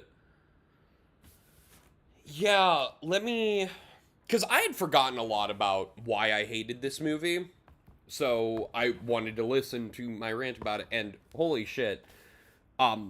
First of all, you and I both... Okay, first off, I'm just going to throw out that you mentioned the movie, and my mind immediately went to the description. The movie opens with the protagonist and her cannon fodder friends getting isekai transported from one nondescript boring desert to an even more nondescript boring desert. Yes. There is actually a cold open with Ron Perlman's pirate gang or whatever, but I didn't dwell on that too much. I also like to point out when this movie also had a marketing issue, but in the reverse, because you and I both commented before I delved into the discussion that there was a specific line in the trailer that made both of us think, oh, this could be a fun bad movie. And that is one of the cannon fodder friends saying, so what? We're the Guardians of the Galaxy? Which is not in the movie. So they removed that. Yeah. And yeah, and instead of having him say that, he just dies immediately along with everyone else except for the Mila Jovovich character. I also pointed out that the first hour of the film felt like Resident Evil in a desert, but boring. And pointed out that, it is obviously the same director and lead of the original Resident Evil movies. Completely unhelpful question. Has Resident Evil done mummies? I don't know. I don't know enough about Resident Evil to answer that. Oh. But they have not. Okay. It's mostly been, like, The closest would probably be in Resident Evil 8, where like kind of like the like vampire adjacent thing in that house, but like no, never like actual mummies. Yeah. Okay. Well, I guess I know what they should do for Resident Evil 9 then. In all fairness, they did very much close a door with Resi 7 and 8 being a complete story. So they are in the realm to make something entirely new. I'm just my vote is make a elaborate horror game / joke about British people stealing and eating mummies. I mean, they'd have to, like, for Resident Evil, they'd have to, like, find some new, like, way to explain it in their own way. Because one of the important things is that in the first 6 games, the zombie is, like, actually a disease. Mm-hmm. That does in Resi 7 and 8, it's a mold that is transforming the people. So, like, maybe, like, scarabs, just to be a bit too on the nose with it, but okay. It didn't need to be something. Anyways, back to the actual Yeah, I was gonna say, I'm gonna get us back on topic. track, because we still have a lot of bracket to get through here. We can talk about this later. Yeah. I'll go into more specifics with Monster Hunter on the next matchup, because I'm picking it over the Lion King remake, because I don't have any substantial positives about the Monster Hunter movie. And as much as the Lion King remake is a soulless rendition of one of Disney's best movies, that just completely ruins itself by achieving for such impressive levels of realism, it does have Billy Eichner and Seth Rogen as Timon and Pumbaa, and they have some funny moments. Genuinely, the Be Our Guest moment that is the stand-in for the hula song from the original that they used to bait the hyenas. Instead, Timon does the intro to Be Our Guest in this version. That had me laughing for like a minute straight. So I got no such enjoyment out of Monster Hunter. Monster Hunter moves on. And we move on to another tough matchup where I'm going to have to explain these movies because they're two movies that are very lesser known. They / Them versus Infamous. So They / Them. I've heard of They / Them. Yeah, I was gonna say and that's where my knowledge ends. I was gonna say if you've heard of either of these films, it would be They / Them because of the controversy. Because this is a horror film that takes place at a gay conversion camp. Obviously, fertile ground for horror settings. Yeah. But here's the thing I'll say immediately. Easy to fuck up, I imagine. Yeah, here's the thing with They / Them is that if they went the route that concept lends itself best to in terms of making a unique film, it could have either been really good or really bad. But the kids who are actually attending this gay conversion camp are never in any actual danger from the villain of the movie, because the villain, quote-unquote, of the movie is going around killing the people working at the gay conversion camp as revenge. So it's just it's just kind of a dumb generic slasher whodunit thing, and doesn't explore the ideas, as controversial as they may be, in any interesting way. Like, I would have respected the film a lot more had it actually taken a risk in doing something that could have gotten a lot of backlash. And it got plenty of backlash anyway, just because of that concept, but it doesn't really do anything that makes that backlash worth it. Yeah. Like, because it's just, you know, a woman, and I think it's like They had an interesting starting point and managed to find the least interesting thing to do with it, it sounds like. Yeah. This does have Kevin Bacon as like the guy running the gay conversion camp, so it's fun to see him returning to horror, even if it's not a good horror film. And then we have Infamous, which is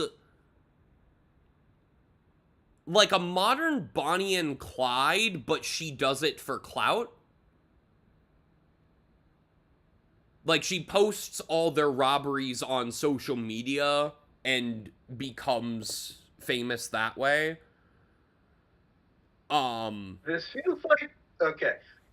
My immediate reaction to this plot premise is that this sounds like it could have been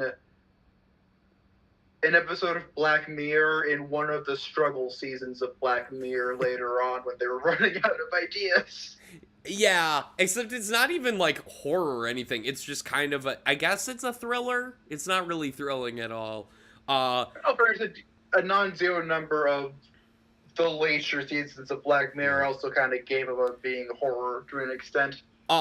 This one is noteworthy for me for a couple reasons, and the reason it even made it onto this bracket. It stars Bella Thorne, of former Disney Channel fame and eventual crashing OnlyFans fame.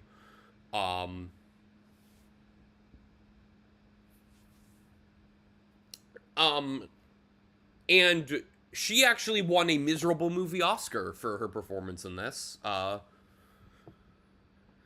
And it's also worth noting that, like, my viewing of this movie is what got my channel taken down the first time, the time where I actually got it reversed in less than an hour.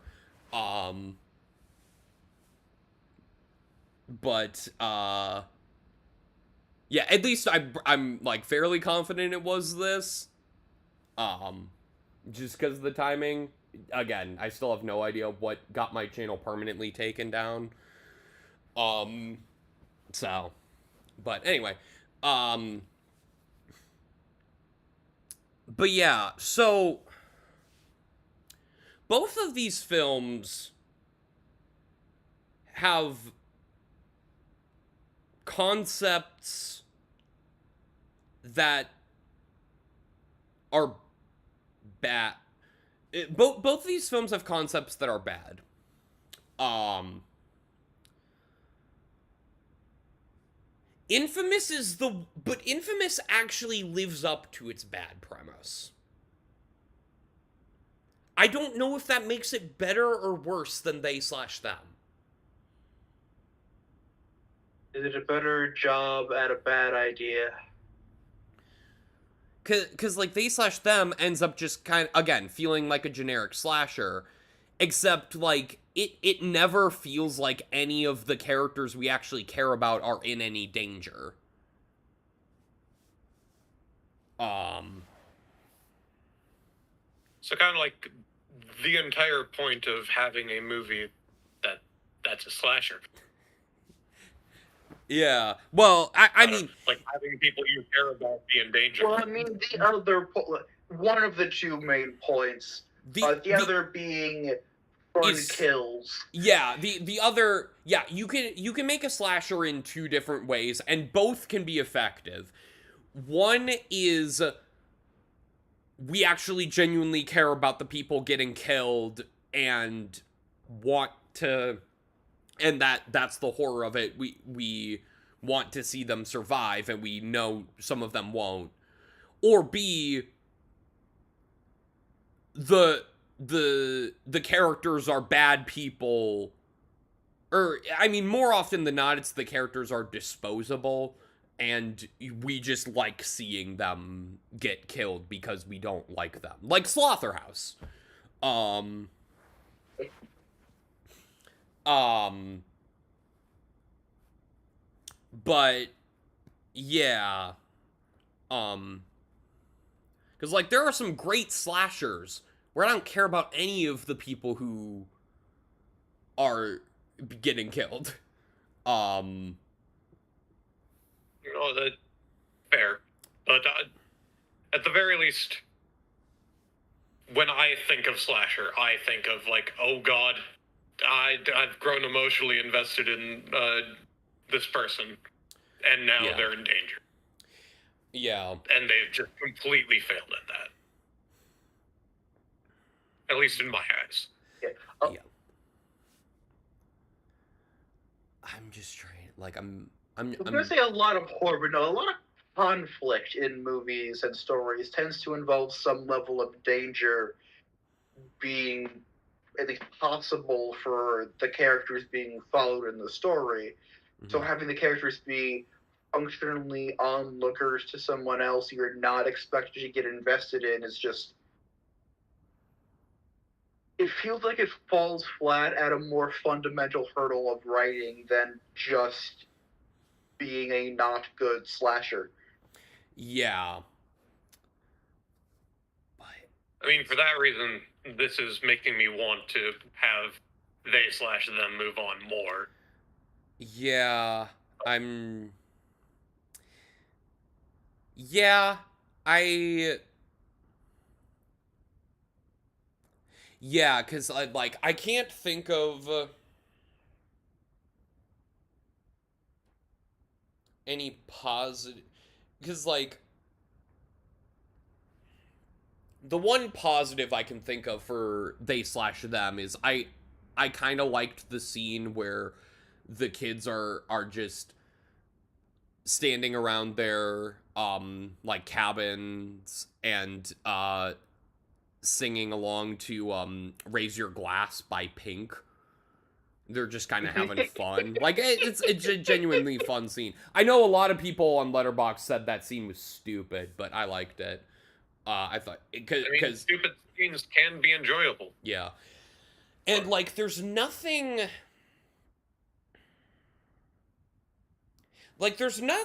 yeah, that's the thing. There's nothing noteworthy about Infamous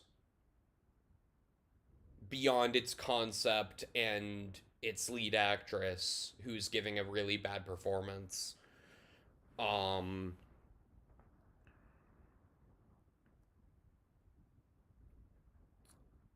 Yeah,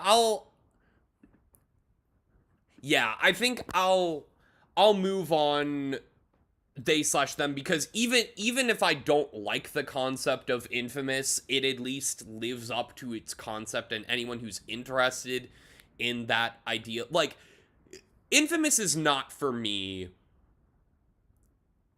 It will appeal to probably a younger it could appeal to a younger demographic. They/them doesn't have an audience.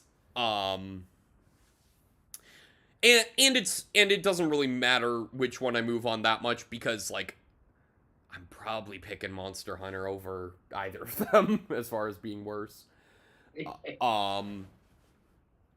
But now we have The Minute You Wake Up Dead versus Dear Evan Hansen. So, The Minute You Wake Up Dead, I'm sure neither of you have even heard of.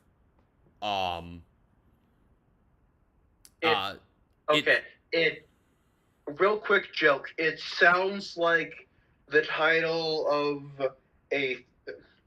It sounds like the title of a thriller written for James Patterson by a ghostwriter using an AI to phone in his work. Yeah. Damn. And That's tragic. And here's the thing with The Minute You Wake Up Dead. The title is easily the worst part of the movie. Granted, they say the title a lot in the movie. Because there's this mysterious caller who's like calling this guy is like, what will you do the minute you wake up dead?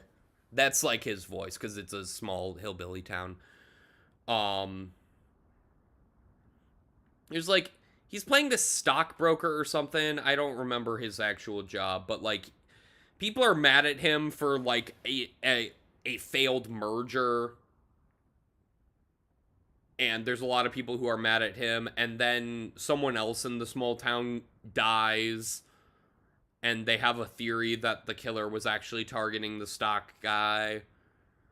And then there's like, hang on, I need to figure out how many twists there are in this thing, because there's a lot of twists. I'm gonna see if I can find It's like a bendy straw. But, like, the bendy straw is one of those, like, carnival bendy straws. In the... Like a Twizzler straw. In the short review I did of this film that never saw the light of day because it was supposed to go up the day my channel got taken down, Tragic.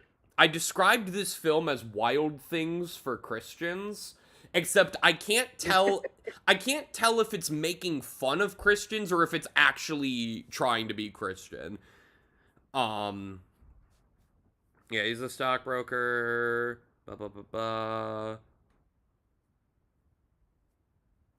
Delane, his love interest's father, is killed. But the twist, we get our first twist that the guy who killed her father is actually in cahoots with her. Basically seduced him into killing her father so that she could get the life insurance settlement. Oh, hell yeah. We love life insurance fraud. Yeah. And then she kills him, which I'll consider another twist.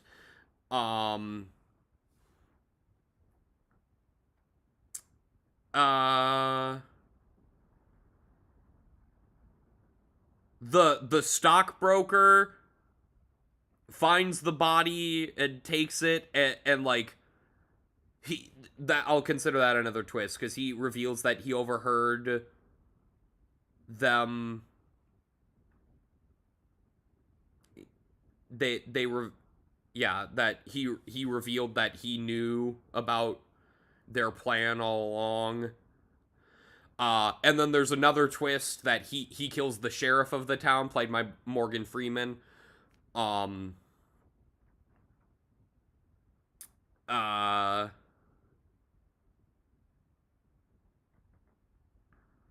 another twist that we tricked you into watching this movie and paying money to us.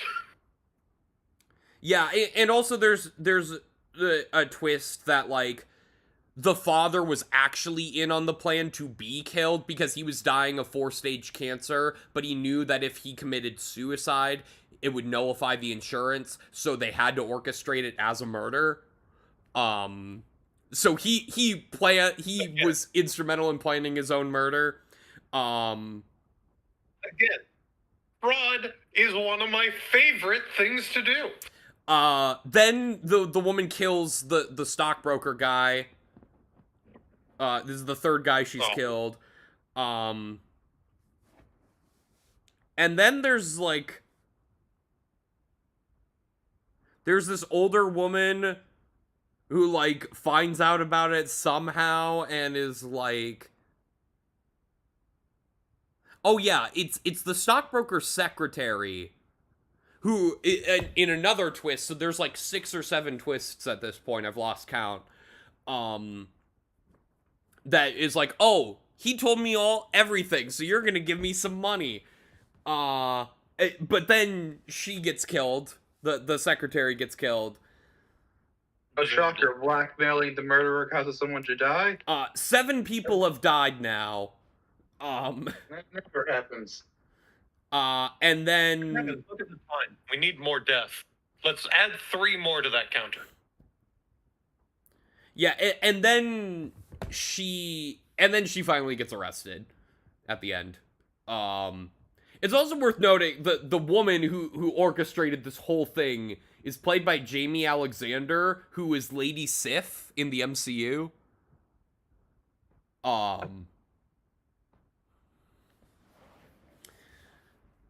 But yeah, obviously not quite as big a name as Morgan Freeman, but, you know, something. So yeah, this obviously there's a lot of wild twists, but that's kind of all this film has going for it, and it's kind of fun, because of how stupid it gets with the twists. Dear Evan Hansen, on the other hand, are you too familiar with the concept of Dear Evan Hansen? I'm familiar with it. Okay. No. Okay. Well, basically centers around this high school boy, Dear Evan Hansen, or his name is Evan Hansen. Played Full name, by Dear Evan Hansen. played by a 28-year-old Ben Platt, because they didn't think the movie would get made if they had someone else besides the guy who originated the role on Broadway. I remember correctly because like the guy's dad was involved in the production of the movie. His dad, Mark Platt, was a producer on the film. I too watched the did you watch the Jenny Nicholson video? Yep. Okay, Yep. because I watched that as well to prep for this. Because I haven't seen Dear Evan Hansen since it was in theaters.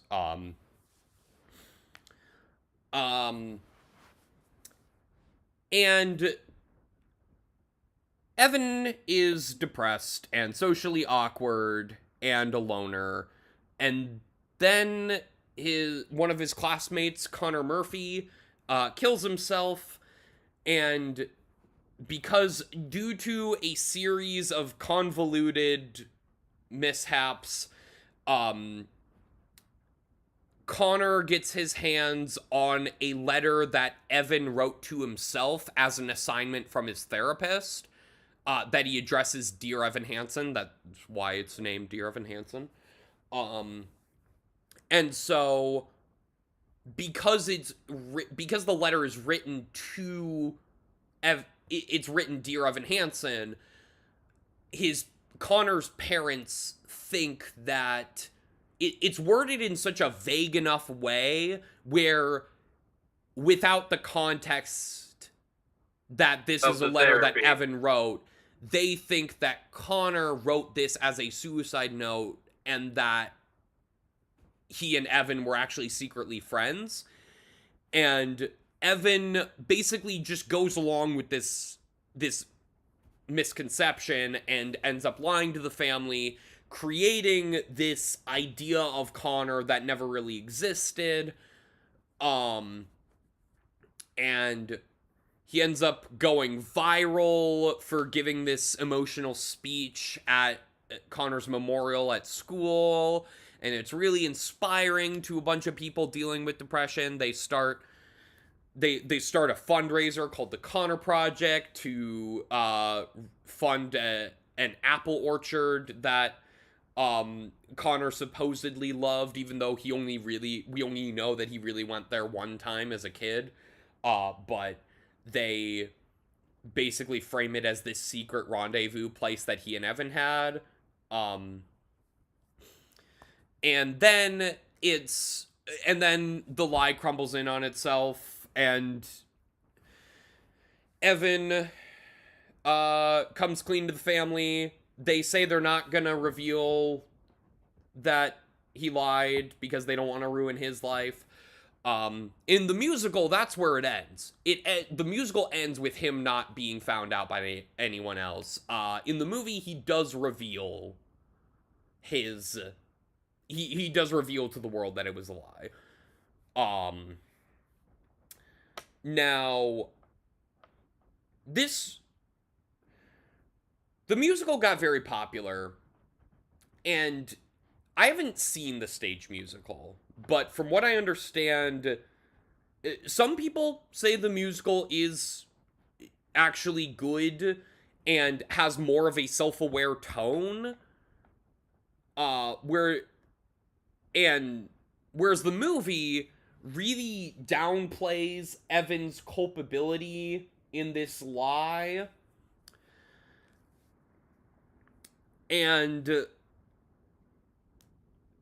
like tries to make you it relies on sympathy rather than empathy, because in addition to the Jenny Nicholson video, I also watched a video comparing this film to another unrelated film that deals with similar subject matter called World's Greatest Dad, starring Robin Williams.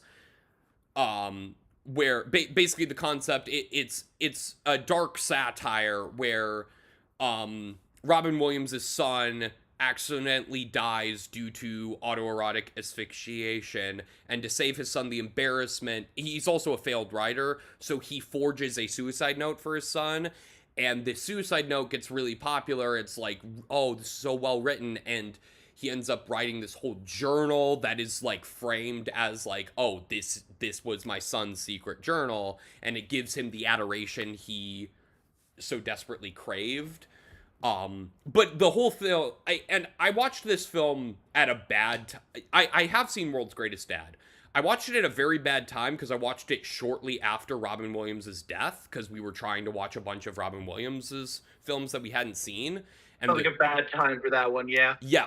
But I want to give it another watch at some point, because I do think it is an interesting concept, and also I think I was way too young to watch it, because I was in like high school when I watched it. And so, you know, this person made a video comparing the two movies and how, you know, World's Greatest Dad executes its concepts in a much better way because it's self-aware. It doesn't make you sympathize with the Robin Williams character. You empathize. Like, you understand where he's coming from, even if you don't agree with his actions or think he's a good person. Whereas Dear Evan Hansen, particularly the movie, really struggles in that it tries to make you sympathize with Evan. It tries to make you feel bad for Evan Hansen and really downplays his culpability in this lie.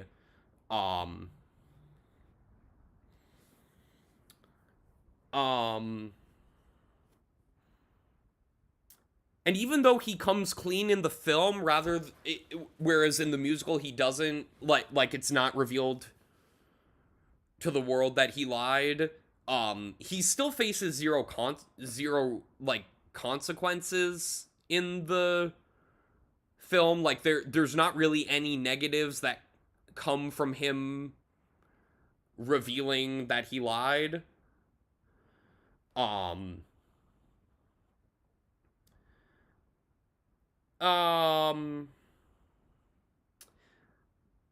Yeah, so, like... One thing that I remember about... Oh, sorry, continue. No, you go. One thing that I remember about the movie from the Jenny Nicholson video, like, the one point I think that she pointed out that the movie kind of approached the self-awareness that the actual stage play supposedly had, was, I guess, stage musical, was during the song Sincerely Me. Yeah, which is by far the best part of the movie. It's... Yeah, where... That song the context of the song is... Evan and a friend that he ropes in to help him. Mm-hmm. A friend. Someone who ropes in to help him. I actually don't remember if they're supposed to be friends. They're supposed to be friends. The movie does nothing to develop their friendship in any meaningful way, and he's basically absent from the second half of the movie. Fair enough. Anyway, they're writing, to help back up the lie, they're writing a bunch of letters from the dead kid to Evan, hence Sincerely Me. Yep. And as part of this, as part of the musical number, the actor who played the kid is doing this, like... Oh, it's a really fun...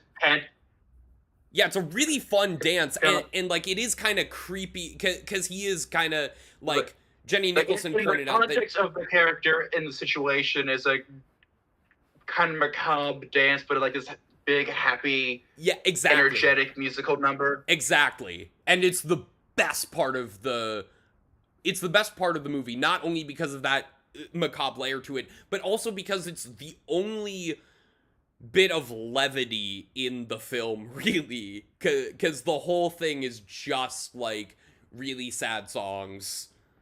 And they cut some song, they cut another song from the stage version that is one of the few ensemble numbers, whereas most of the songs are just Evan. They cut one of the few ensemble numbers from the movie. That is also a fun song. But, yeah, so all that to say, like, The Minute You Wake Up Dead, stupid title, a bunch of really dumb plot twists, but kind of a bog standard, like, it's kind of a standard stupid thriller, whereas Dear Evan Hansen is actively, like, it takes a questionable musical and removes a lot of what made the musical palatable. And we'll get into more specifics on the next matchup, because we'll move on Dear Evan Hansen. Next, we have another one that Alex... One real quick thing that I feel the need to point out while we're still technically on the subject of Dear Evan Hansen is the scene where he's confessing to the family about his deception is a musical number where he just kind of sits there singing his confession at the family around the dinner table. Yeah, it's very awkward. Yep. Next we have a matchup that Alex can help discuss, at least on the one half of it. We have Spider-Man Lotus versus Deep Water. I am actually going to save us a little bit of time, but we can discuss Spider-Man Lotus more at length in a bit, because I do think I'm going to pick Spider-Man Lotus here, because Deep Water is I didn't even finish Deep Water, but it's another kind of bog standard bad erotic thriller. With the most notable part of it being that it is the one film I've watched where I find Ana de Armas unlikable. But Spider-Man Lotus shows a fundamental misunderstanding of one of my favorite characters. So we're gonna move that on. Yeah, no. Spider-Man Lotus just absolutely butchers the idea of Spider-Man on the vague notion that one interpretation was correct, and they didn't even do that justice. And we will have a very interesting discussion between that and Dear Evan Hansen. That's going to be an interesting discussion. Yeah. But for now, we'll move on. This is another one that's going to be... I'm just going to brush past this one. It's Finding Jesus versus Trolls World Tour. Trolls World Tour is the bane of, like, modern animated films for me, but at least it has effort put into it, and it's not actively racist. So I'm moving on Finding Jesus, and we can move on from that. Not being racist. It'll bring you places in this tournament. Yeah, and I fucking hate Trolls World Tour a lot, but yeah, I can't say it's worse than Finding Jesus. Funny. I don't know, like, it just feels more and more like the Christians don't understand what Jesus means. Yeah. Next we have The Lost Daughter versus Thor: Love and Thunder. And this is this will be interesting, and we can circle back, because once again, I'm going to make the argument that I made between Dune World and Lady and the Tramp remake, so that we can move on, and we can have an actual discussion about Thor: Love and Thunder when we get to the matchup with Finding Jesus, because that might be a tougher matchup a little bit for me. But you guys will probably be able to bring some more positivity to convince me that Finding Jesus should move on. But between The Lost Daughter and Thor: Love and Thunder The Lost Daughter, I don't remember much about. Granted, I watched it a long time ago, but it was a movie that kind of came and went, and I was like, that was bad, but kind of immediately forgot about it. Whereas Thor Love and Thunder has some badness to it that has stuck with me for quite some time. So I'm gonna pick Like, Thor, I'm pretty Thor sure Love and this has Thunder. been explained to, like, on podcast or somewhere along the line. Me, Jacob, and Noah all watched Thor: Love and Thunder at the same time, Yep. basically when it came out. Yeah, we 'Cause watched we were like, it pretty hey, close this to when could it be came a out. cool thing to watch, and we knew Thor Ragnarok was pretty good. Yeah. So it's like the amount of disappointment after that movie. I don't think it really set in for like it really Yeah, it really set in for me. I'm gonna be curious But- to discuss it because when we initially talked about it, you two seemed a lot more positive on it than I was. I think Okay. I like to go through and explain my like whenever I watch a Marvel movie or like a like superhero movie or something along those lines, I do just turn my brain off and just kind of accept things. yeah, Like it's a very like non-committal experience for Yeah. me. And as a non-committal experience, Thor: Love and Thunder did not demand a lot. yeah. All right. I was decently like apologetic for it at the time while we Mhm. were sitting waiting for our our pasta dishes to get done. Yeah. And I was apologetic to some extent at the time as well, but all I remember is that it was mostly in the context of what's the worst Thor movie, because I at the time said, and still stand by the belief, the opinion of, that Thor: The Dark World is the worst Thor movie still, Mhm. but I rate worst on a different kind of scale from Noah. Yeah. Because I think, personally, I think it's worse for a movie to be boring than to be actively painful, because Mhm. pain is at least an experience of some kind, Yeah. and thus the thing can be worthy of the vague moniker of art, even if it's bad, even if it's painful art. Mhm. Which is going to make it, yeah, and we'll circle back to this discussion when we discuss it going up against. On the grounds of having Finding genuine Jesus, but- positives for the movie outside of that context, I'm gonna have a lot harder making an argument. Yeah, and we'll get back to that. But let's go to Development: versus Lightyear. And Alex, you weren't here when we were discussing Development: earlier. But you of course have also seen it. Yeah.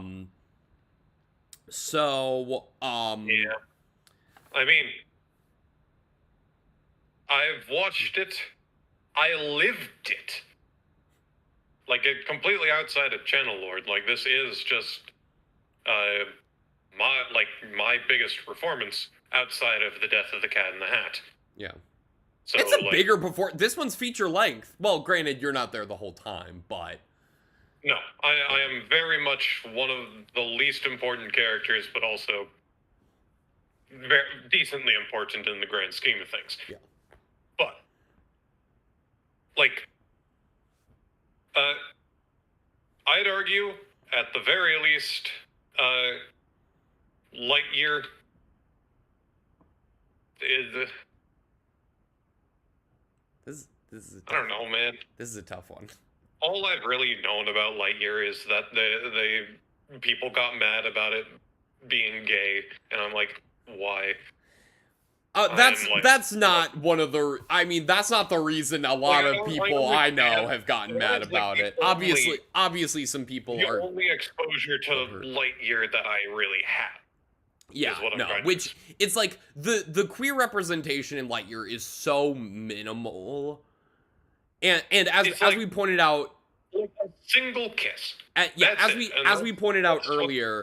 pisses so many people off, and I Yeah. genuinely think that, like, if that controversy hadn't barely scraped by existing, Lightyear wouldn't be something really worth talking about at all. But the reason I put it on this bracket has nothing to do with that. It's like the most egregious thing that I mean, I've heard a lot more people talk about, but you're right, has kind of been overshadowed by the fact that, you know, Disney blamed its bombing on the queer representation, is the horrendous plot twist that Zurg is an older version of Buzz.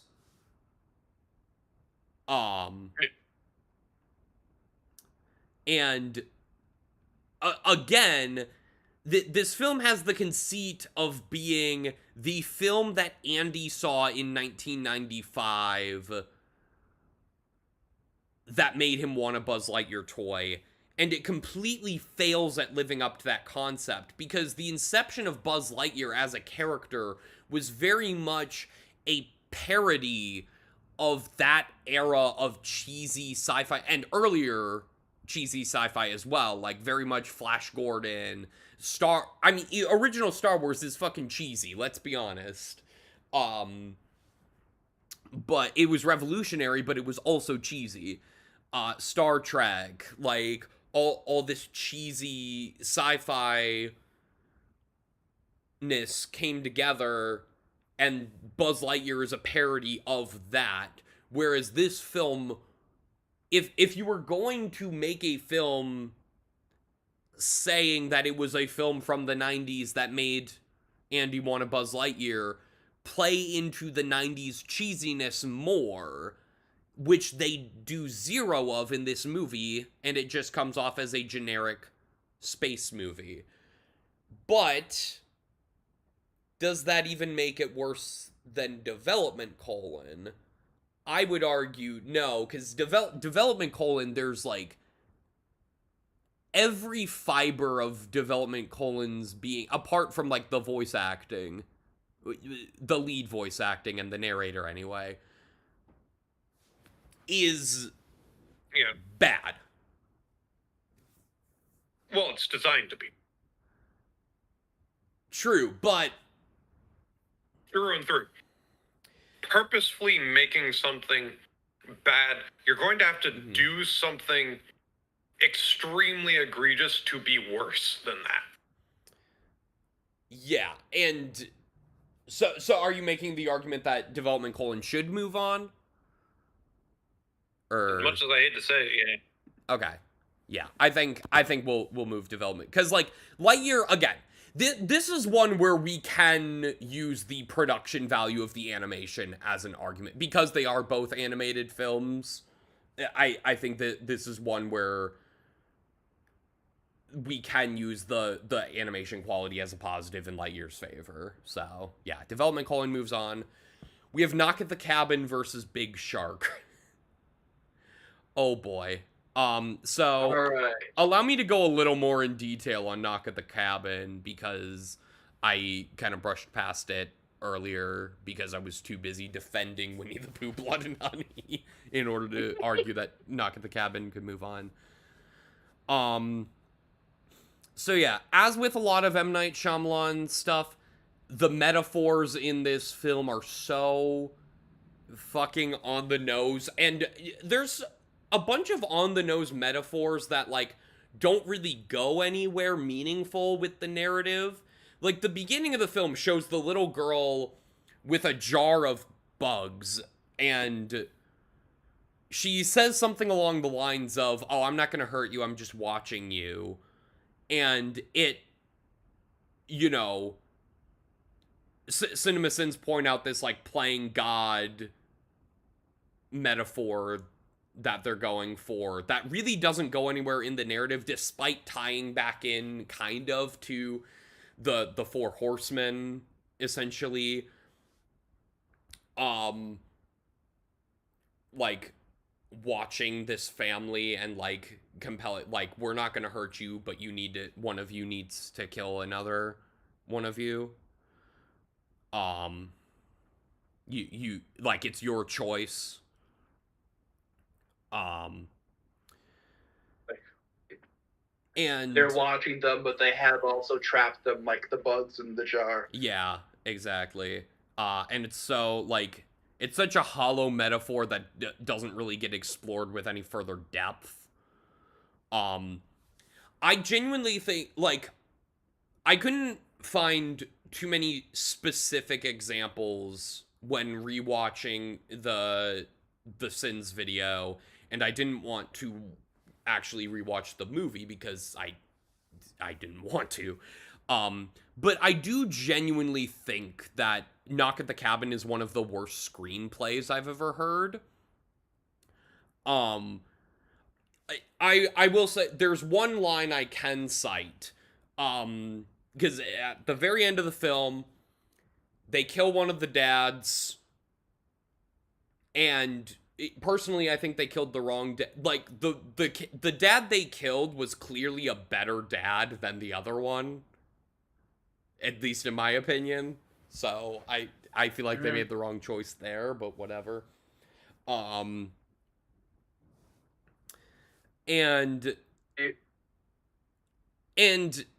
you know, there's parts of the movie where they raise into question, is this apocalypse really happening, or is this just all an elaborate ruse?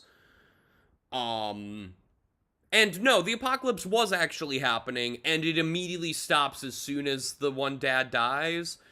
And they show a bit of news coverage of this at the very end, and there's this one guy being interviewed who said, and I quote, "The water level just stopped rising."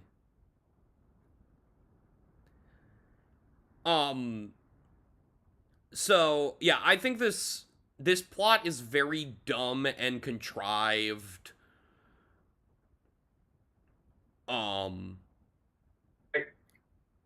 Would you like me to throw in 2 details that I picked up about how the movie deviates from the book? Yeah, sure. That'd be great. Might exacerbate opinions. Okay, first detail I'll throw in. Apparently, in the book, the apocalypse isn't actually real. Okay. Yep. Okay. Second, a different character of the 3 dies in the book. Oh, okay. Man. Guess which one? Is it the daughter? It's the daughter. Okay. So the book is just extremely bleak, and then it's revealed that there was no reason for it. Whereas the movie, it would seem so. The movie's just dumb. Wow. Yeah. Okay. Ooh. Yeah. No. I don't know that I like that. Here's the thing. I don't like this concept in general.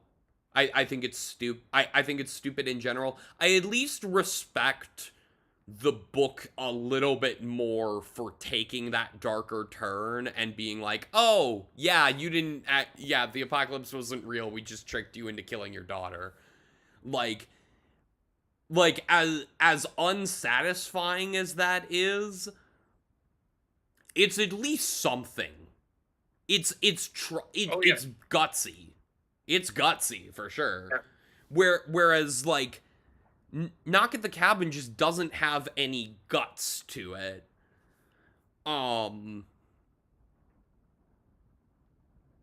I've heard people praise Dave Bautista's performance in this. I think he's fine, but we've seen much better from him given better material. And I would argue most of his performance in this is actually pretty bland, but it's not his fault. It's just that the script is bad. and the story Mhm. is uninteresting and his character is uninteresting.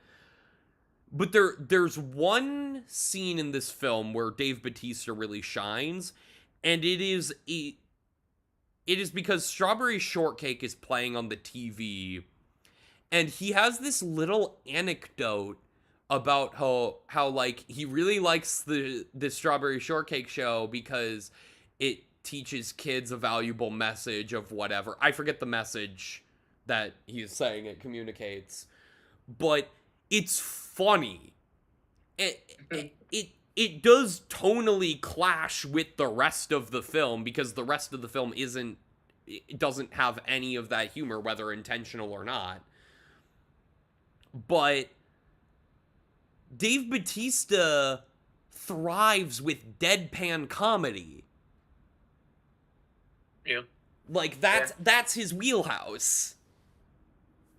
And Honestly, it just says to me that I personally just like I've also seen that, like I heard of that angle as well, and it just makes me want to see him like a good movie with Dave Bautista yeah. as opposed to that. Yeah, I don't remember when seeing the trailers that Dave Bautista was kind of the main thing that I was genuinely interested in the movie. Yeah. Because Dave Bautista can do good work when he's given good stuff to work with. Yeah. And it's like again, he's not giving a bad performance in this by any means. He is doing the best with what he is given, and what he is given is shit. But God, I have no idea how to decide between this and Big Shark is the thing. Because Big Shark is on the polar opposite side of the spectrum, where like and Knock at the Cabin is also like technically competent and it does have some stylish cinematography from time to time. Like there is a shot where like so the horsemen kill each other off one by one as the apocalypse gets worse and the family takes too much time to make their decision. And the first scene of this, I believe, is them axing Rupert Grint's character. Who, by the way, they make him a red herring for literally no reason. It's like, oh wait, the one dad got into a bar fight with this Rupert Grint character, so it's like, no, they sought us out. This is a hate crime. They're like, this apocalypse isn't real, but it means nothing. And so like they axe Rupert Grint in the head, Dave Bautista does, and he raises the axe, and the camera tilts along with the axe, which, looks cool. It's very much style over substance, but it does look cool, arguably. So like this is a technically competent film with an actor trying his best with what he is given, and what he is given is a terrible script that takes away the guts of its source material. Whereas Big Shark is one of the most technically incompetent films I've ever seen, with meandering dialogue that doesn't progress the story, and yet I had a blast with it.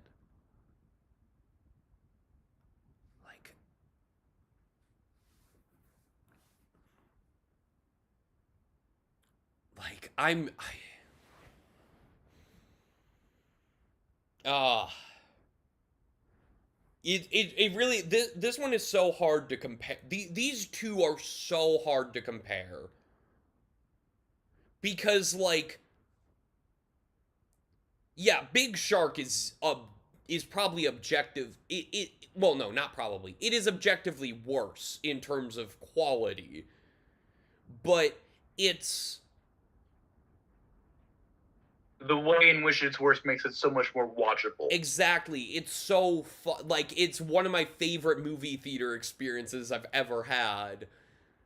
I watched Knock at the Cabin. I did not, and it was not my choice to watch Knock at the Cabin. After it arrived on Peacock, my mom and sister were like, "Oh, you know what? Let's give it a shot." The trailer looked at really they were literally only interested in watching this film because the dad who dies is played by Jonathan Groff. For those who don't know, he's primarily a Broadway star. In terms of movies, he also played Kristoff in Frozen. But yeah, Broadway star. Notably, he played King. Which king is in Hamilton? He played the king in Hamilton who sings "You'll Be Back." George, Yeah. I think. Yeah, King George. King Eleven George. Yep. Yeah. But yeah. And I was like, okay, I guess I'll watch it, even though I thought the trailer looked stupid. And I just dreaded it the entire time. I don't remember if they liked it or not. I think they were definitely more positive about it than I was, but I don't remember. Oh, how do I choose? How do I choose between these two? Based on what I've told you about these movies, how would you guys argue this?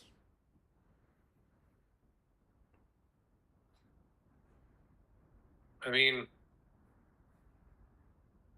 arguing, like, you've put forth more of an argument in other, like, in the rest of the, like, listening to the rest of your arguments, you seem to put more credence on bad movies that are harder to watch as opposed to bad movies that are more fun to watch.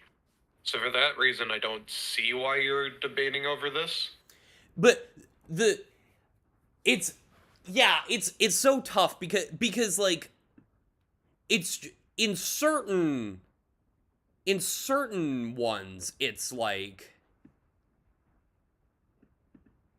cuz like but here's the thing, like I think one of the key matchups where that was a thing was The Minute You Wake Up Dead versus Dear Evan Hansen. But these are both way more extreme in either direction than those two. Like, if it were between Knock at the Cabin and Dear Evan Hansen, I would easily pick Knock at the Cabin as being worse. If it were between The Minute You Wake Up Dead and Big Shark, I would easily pick Big Shark as being worse. It is a more fun bad cause like, Okay, Ace. it's tough. It's tough for me to determine. As somebody who has watched neither of these movies and am purely listening to your arguments, it sounds like you have more of a problem with Knock at the Cabin than you have enjoyment for Big Shark. We are fixating a lot on Knock at the Cabin for this conversation.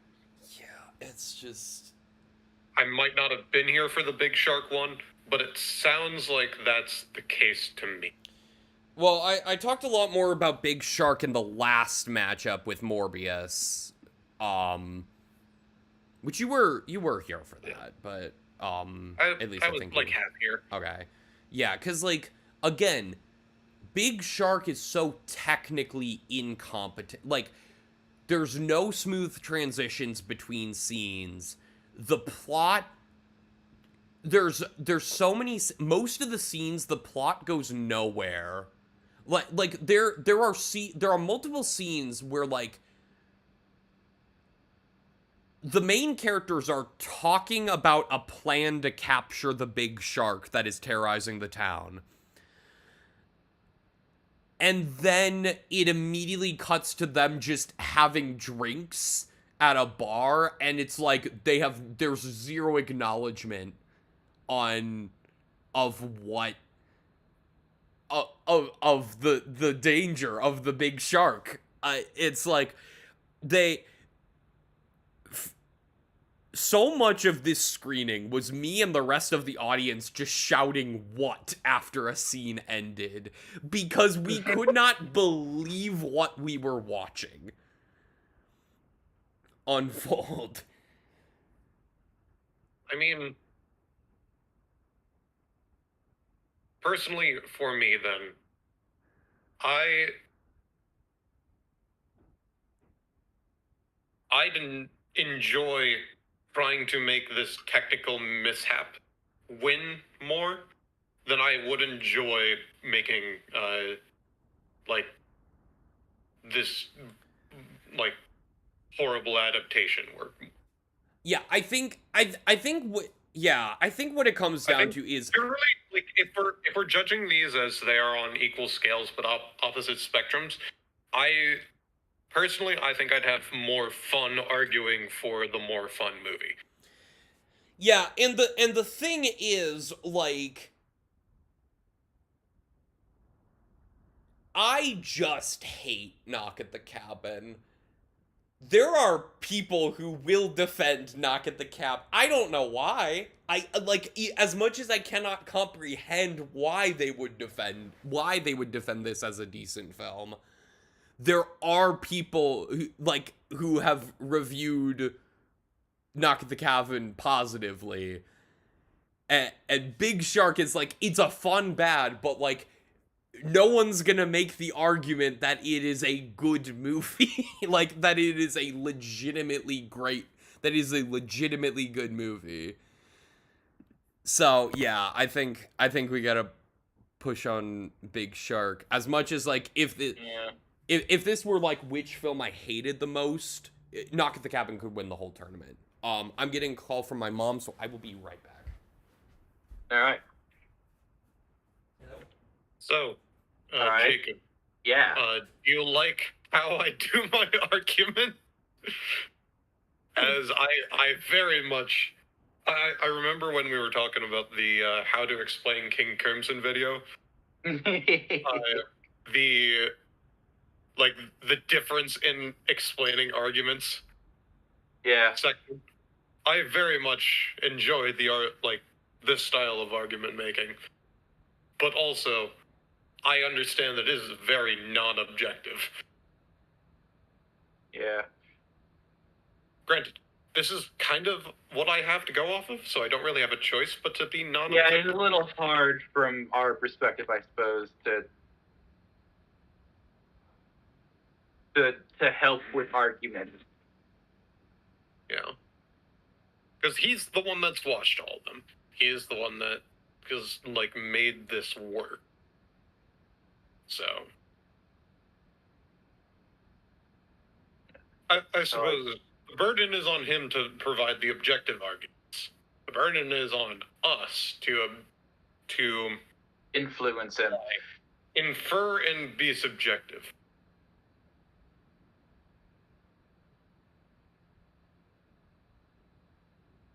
Well, on a completely unrelated note, anything about today's Nintendo Direct stand out to you? Aside from so many people in the comments coping and molding, I do like the Nintendo being like a bit more transferable with digital copies. Yeah. Me too. I think that is very much a good step in the right direction. Yeah, I think it's a good step forward for the industry in general to be less of a post-garden feels like the wrong term to use here, but like To be less like the industry has been very anti reusing, I guess, of games because they don't get any profit if you just like give a game to a friend or buy a game on a resale market. So this actual step to make it easier for people to play their games without actually paying for them is unexpected and also nice. And I look forward to. Quite frankly, it definitely feels like a Nintendo move. Yeah. Like it feels very in character for them, and like just in its execution, mostly. Yeah. Because like they could have like done it any other way, but the way they did it, like very much, like said, "Oh hey, this is actually them doing this," as opposed to just like trying to do it as a gimmick, you know? Yeah. All right. Okay, so I'm back. Went to the bathroom as. You missed no information of good, venerable quality. No worries. Okay, next matchup. 2025, The World Enslaved by a Virus versus The Woman in the Window. Okay. So, 2025... One of these has the unique quality of the films we've talked about today of being bad on an entirely different spectrum than anything else has been. Yes. Because 2025, The World Enslaved by a Virus... You guys are familiar with what this film is? Or... Yeah. Okay. Yeah. 'Cause... No. Oh, okay. Well, so this is a film, another Christian-made film on this list. That it was released in 2020, and it is basically set in a dystopian future where, because of this virus, that there's literally only one line, and it's a joke that references the virus actually being COVID. So COVID, it's COVID has spread through the world,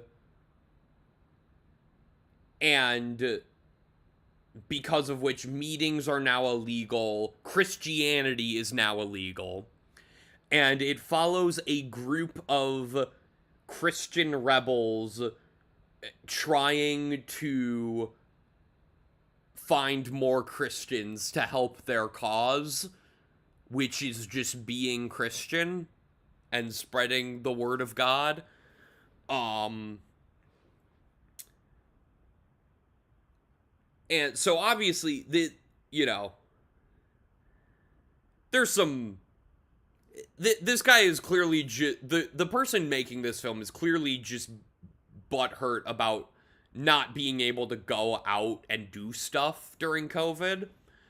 Also, within the first scene, pushes like the idea that COVID is a hoax. He literally has a line where he says, "This virus was something they sold to us as a super deadly killer virus." Except he says it in his accent, which I don't know where his accent is from, but some classic Alex Jones type bullshit. Yeah. The scenes go on for too long. And this is another one where, similar to Big Shark, there's a lot of scenes where people are just talking and nothing happens and the story does not progress. Except this one is not enjoyable to watch. There are some funny lines in this. One that I grabbed from the Curtis Connor video. I can get all the phone numbers of the Christians if I hack the police. Yeah, that's a line in this movie. And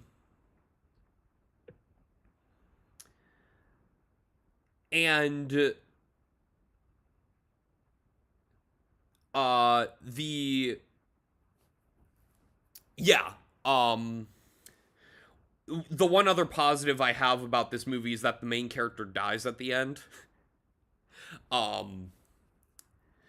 but it's Christian, so I'm assuming he is Jesus then. The movie just ends after he dies, so it's not But is right he after. functionally Jesus? Like then? he gets. I mean, yeah. The idea is that he is, and it's also worth noting the star is also the director and also a groomer. All right. Yeah. About that. Yep. So clearly he's depicting himself as a martyr, of some kind. So, Woman in the Window is fascinating. Again, it's very derivative of.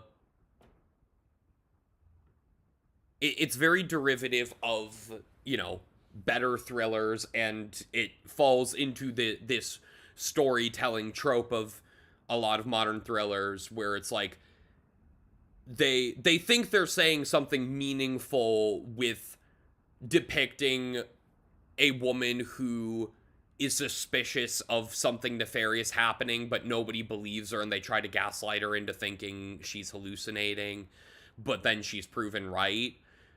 But it never delves deeper than that with that sort of messaging, because that is, like, inherently, that, you know, that is an interesting idea that could be explored in a meaningful way, but no film ever does it in a meaningful way from what I've seen. I think the best film legitimately the best film I've seen with this trope is The Screaming Skull, which I watched with Alex for Miserable Movie Monday. Oh yeah, like the black and white one. Yeah, right? yeah. That one was good. That one, yeah, no, that one was honestly really good. Yeah. Yeah, Woman in the Window is just that, but not good. And That's tragic. Because honestly, I like because the twist in Screaming Skull is that she is being gaslit, and that her husband is actually trying to trick her into thinking something nefarious is going on, and then something nefarious does happen, but it happens to the husband. So it's like it's like actual karma. Yeah. It felt good. Yeah, it's good. I liked it. But anyway, but Woman in the Window, and it's so stupid with its execution too. And it's one in a long list of reasons Amy Adams needs to fire her agent. Because, man, she finally got a good one this past year with Night Bitch. But, man, before that, she had just a streak of duds. And this is by far the worst one, I would say. I haven't seen Hillbilly Elegy, but I'm not going to, because the man responsible for it is our vice president. Anyway, but The Woman in the Window, it's worth noting, Woman in the Window is distributed by Netflix. This film is so bad that Netflix also distributed a parody series of it. Like, Kristen Bell stars in it. I forget the full name, because it's like, it's a comedically long name that plays on the fact that these types of thrillers are all named the same way. Like, vague. It's The Woman in the House Across the Street from the Girl in the Window. It is a parody of many films of this kind, but primarily of The Woman in the Window.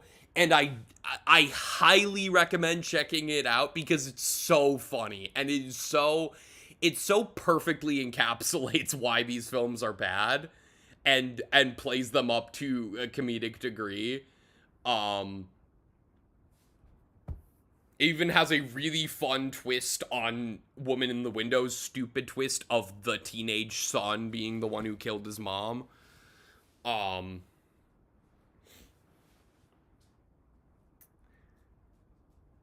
It's like, man, this is also the person who wrote the book for Woman in the Window is also a terrible person.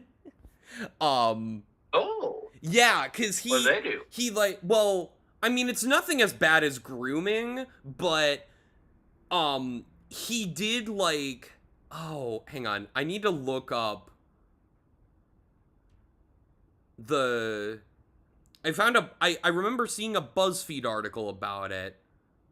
Oh, he lied about having cancer. Good start. I think he also lied about being a veteran or something. Ooh, some nice stolen valor for variety.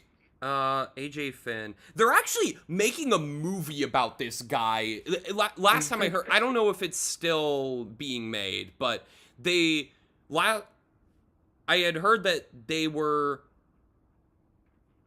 making a movie about this guy with Jake Gyllenhaal playing him, which I really want to see. I really want to see that happen.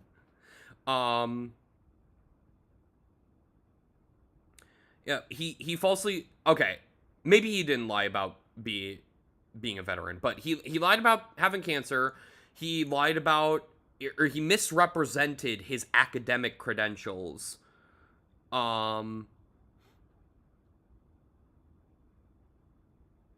Yeah. He forged. He describes emails supposedly authored by, the author's brother, describing him undergoing 7-hour spinal surgery to remove a tumor and suffering severe cardiac arrest. Returned to work largely unchanged within several weeks. Oh, he also lied about his brother committing suicide and his mother dying of cancer. Both of them are alive, or were alive as of 2019.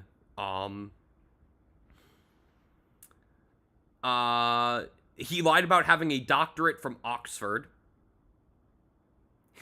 He lied about Something that could working be on. very easily proven. Wait, I didn't know about this one. He lied about. He claimed to have worked on the original Final Destination film. Okay, I didn't know that one. What do you? Okay, I'm reminded of a line from the videos called, I think, like Roblox Oof .mp4 or something like that. Mm-hmm. It's about Tommy Tallarico, the guy who owned the company that made the Roblox Oof sound effect for a completely unrelated game before the Roblox just accidentally stole it Oh yeah. for Roblox. And the person presenting the video going increasingly mad over all the weird and wild bullshit lies that Tommy Tallarico insists on having told throughout his entire life. And it leads to one bit where he says something to the effect of, surely he wouldn't lie about that. It'd be too easy to check. But it turns out if it's easy to check, nobody actually does. Yep. That's how the completionists got away with charity fraud. For a while. It's how a lot of people get away with a lot of things. Mm-hmm. So anyway, back to the movies. So we have what is maybe the worst dystopian film because with just so much that like fundamentally I disagree with, and then it's just a boring movie versus a very stupid thriller. Oh, I do want to mention one other thing with Woman in the Window that might help its case here. There's a part in the film where like the police, Amy Adams' character has a confrontation with the police accusing the Gary Oldman character of killing his wife, and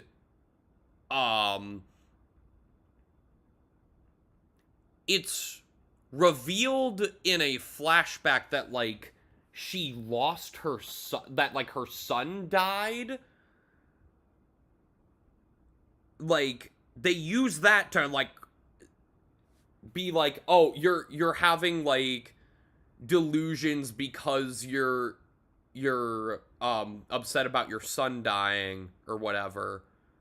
There's also a bunch of stars in this that I just forgot were. Oh yeah, Anthony Mackie is her estranged husband. Oh. Yeah. Wyatt Russell is also. Yeah, it's funny. You got both the new Captain America and US Agent in this movie. And Brian Tyree Henry plays one of the cops.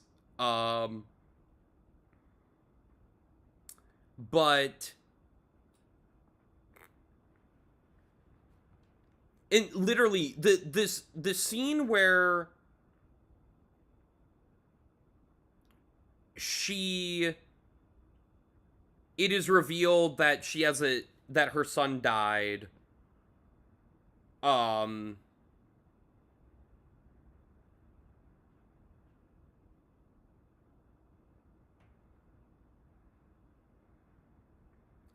And it's like, wait, hang on, let me find the. Or no, wait. Oh, no, never mind. I forgot about how dumb this twist is. Hang on. Okay, so the husband, Anthony Mackie, she's seeing him there. She is imagining he's there, but he's not because he died in the car crash with their kid. So she has been having some delusions. And it's like, oh, okay. They're wrapping it up. They're wrapping up the story. That's kind of a dumb and anticlimactic ending, but whatever. And then we check the time left in the movie, and there's like half an hour left in the movie. And we're like, wait, what? There's more? What? There's that much more? What else could they do? And then, you know, we get the thing where we eventually find out that the teenage son killed his mom. Oh, actually, not only that, he's a serial killer. I forgot how dumb it is. Sure, why not? He didn't just kill his mom. He also killed a secretary and now intends to kill... Yeah. Yeah. So with that being said,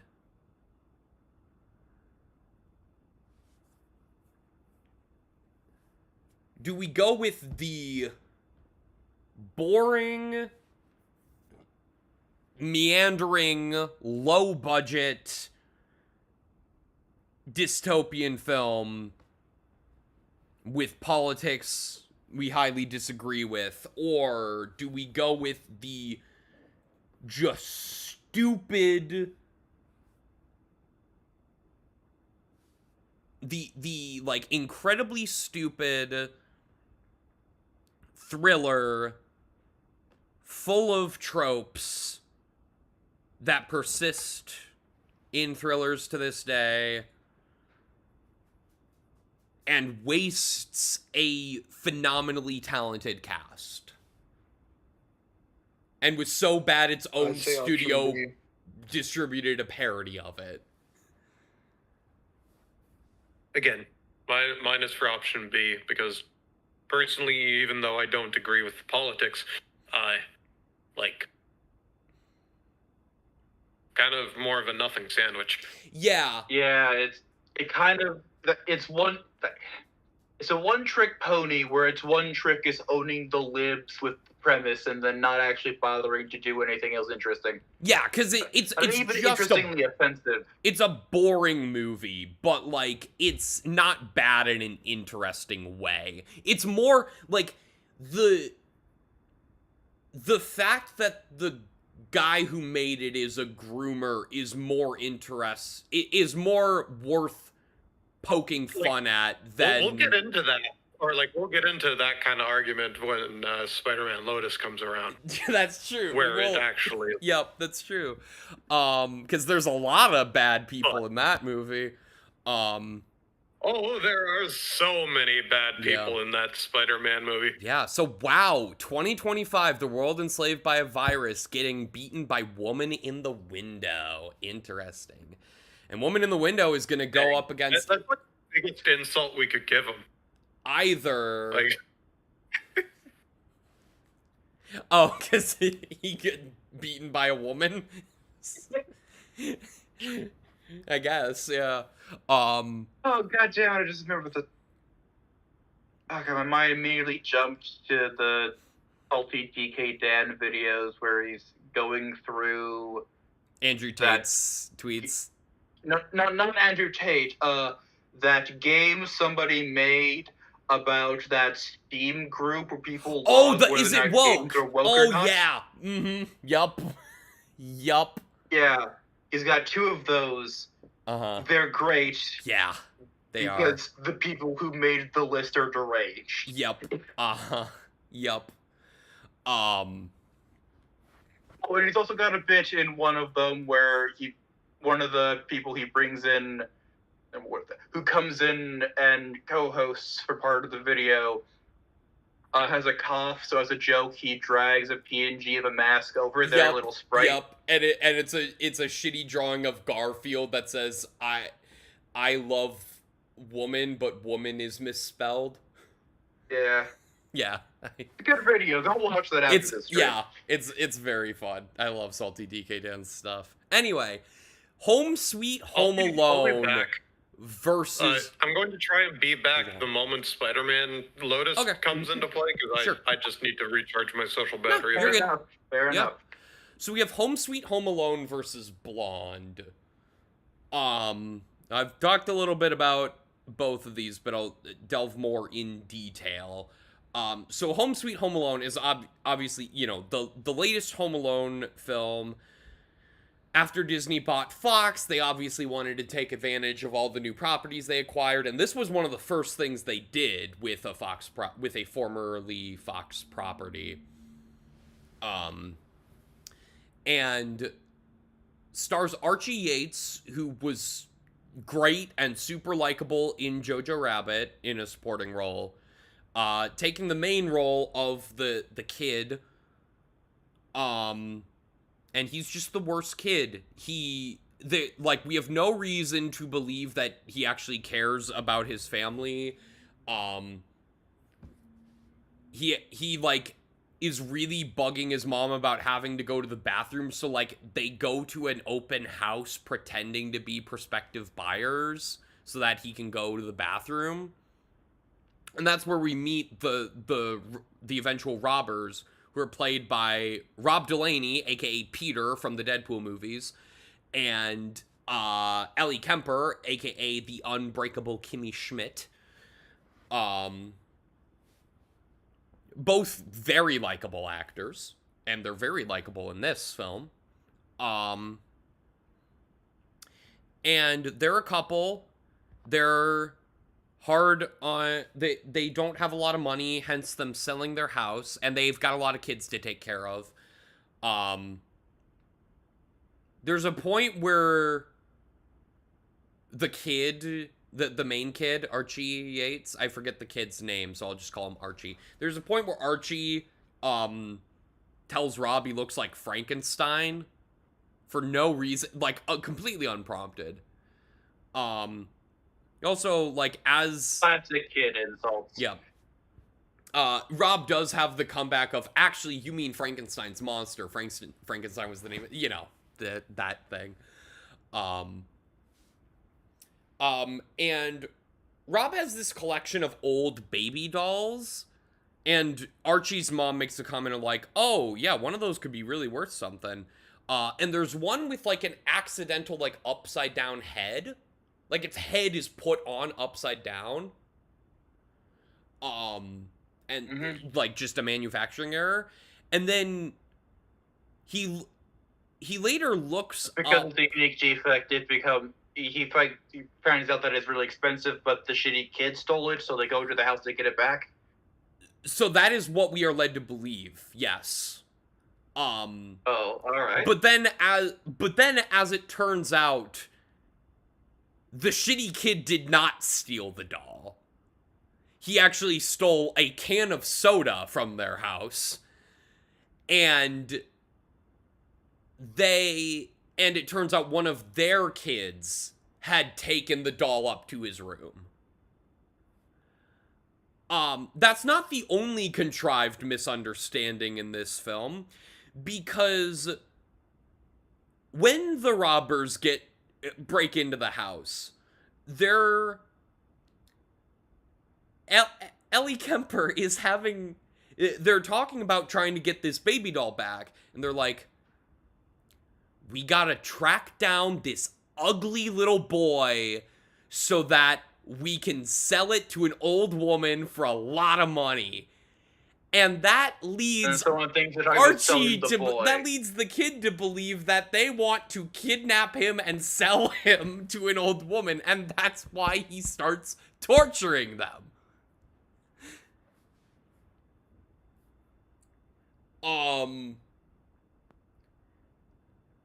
The trap scenes are also not staged in a fun slapstick way like the original Home Alone and its first sequel. Because like in that movie, like, yeah, Kevin can be a little shit at times, but he has a genuine love for he has a good relationship with his family. We want to see them reconcile. And also, the robber, literally, Joe Pesci wants to kill him. Joe Pesci literally wants to kill him.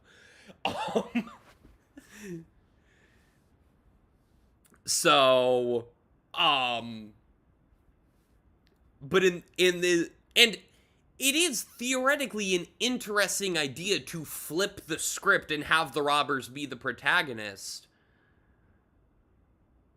But when they're framed as... But then it's not fun to watch them be tortured by this shit of a kid. Pretty much the one positive I can think of for this film is that, again, Rob Delaney and Ellie Kemper are very charming in the film. They really make you feel for these characters who are robbing this kid's house. Also, they have a very forced cameo from Buzz McAllister, who is now a cop grown up. Continuity, yay. Yeah, because he gets a call saying, oh, there's this kid home alone, and his house is being robbed. You need to go over and help him. And he's like, nah, this is my brother Kevin pranking me. He does this every year. And yeah. They also... Okay, that independently is funny. Yes, it's just so forced within the context of the film. Like, this is another one that I watched with my whole family, with my mom and my sister. And at one point, my mom was like, well, I forget who said it, but at one point, one of us was like, should we stop watching this movie? And we checked the time, and we were like, nah, we're too far in. We gotta see this out. There is also, I forget the context and the exact wording of it, but there is a line where Ellie Kemper says pretty much the exact same thing in regards to robbing this house. Like, we're too far in to give up now. And then we have Blonde, which I will get the one positive out of the way immediately. Ana de Armas gives a phenomenal performance in this film. Let's not forget, she got nominated for an Oscar for this film. the film itself also got nominated for many Razzies, including Worst Picture, which I think it won.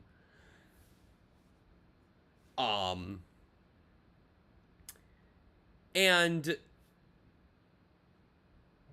yeah, so we have, and she genuinely gives it such a good performance that the rest of the film just feels so much worse by comparison. We've obviously talked about briefly about how this film exploits Marilyn Monroe, who has already been exploited so much in her life and even past her death. And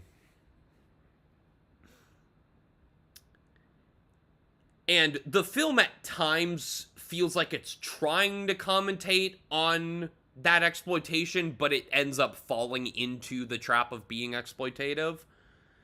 Obviously the scene where she gives JFK fellatio is a big example of that.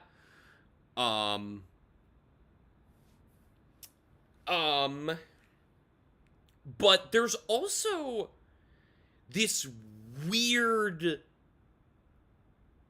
pro-life angle to this movie where, like, Marilyn Monroe gets pregnant and she's about it, but she wants to get an abortion, and the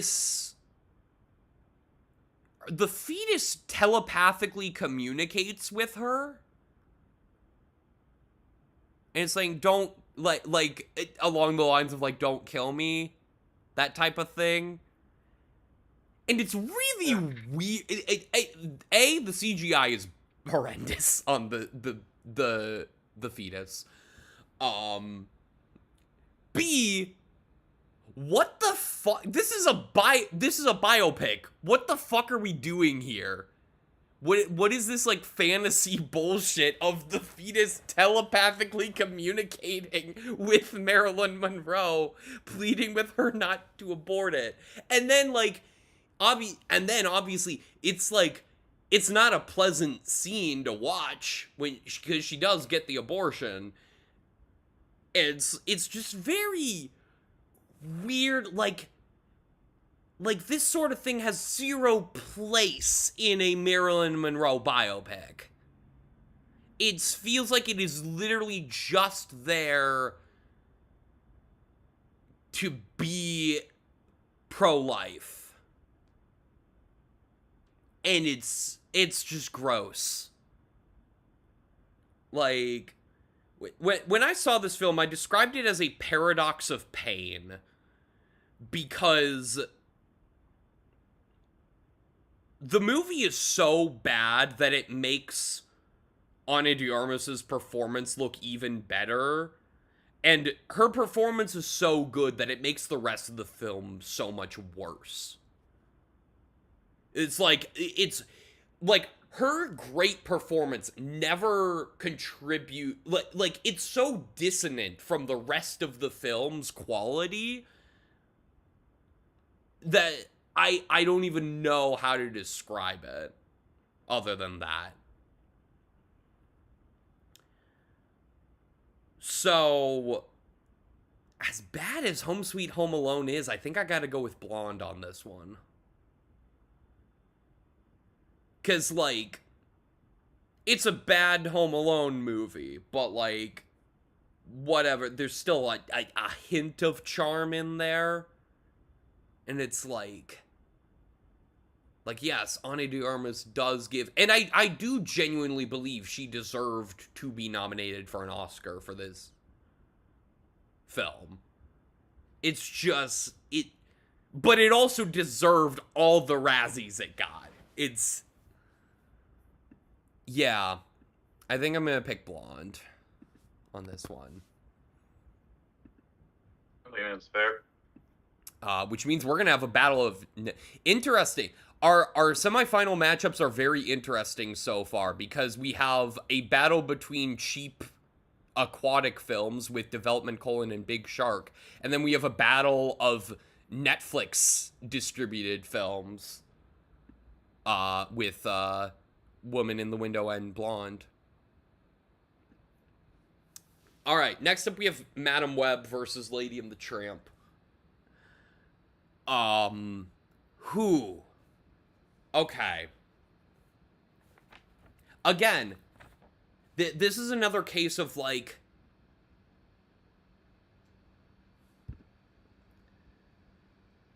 because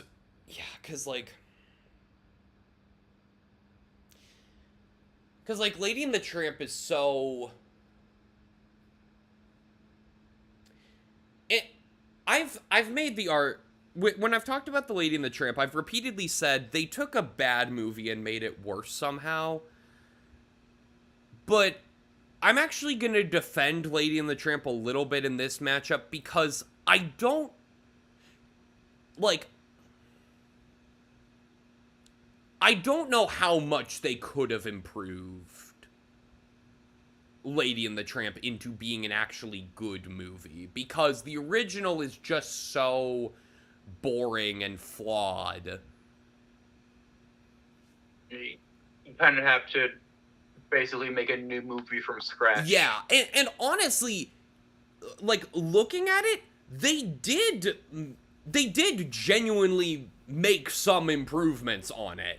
They removed the racism, and they provided a little bit of setup for the rat. That's all I can think of as far as improvements, but,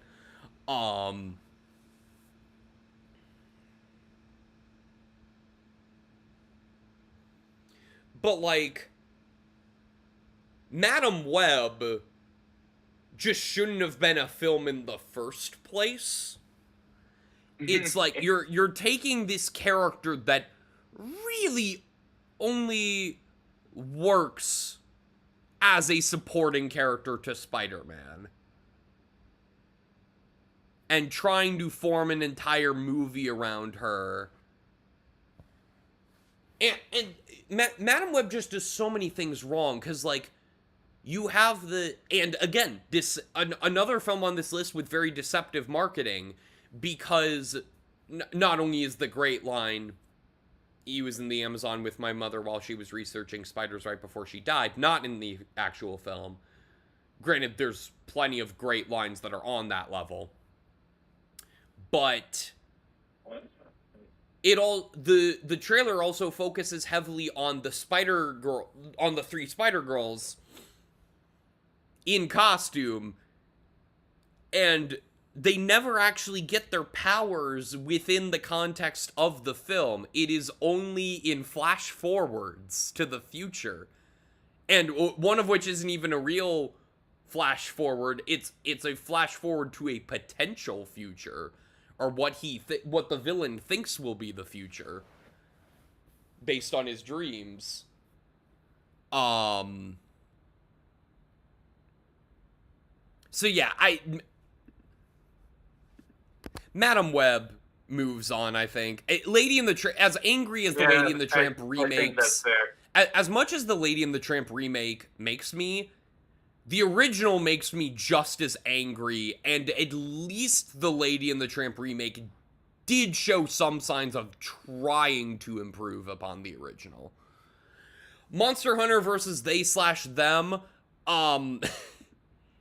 Again, They/Them doesn't even do anything with its controversial concept, but it's just a boring slasher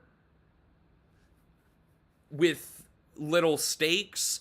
Monster Hunter is so egregiously bad and uniquely bad in what it is doing. So I'm gonna push Monster Hunter on.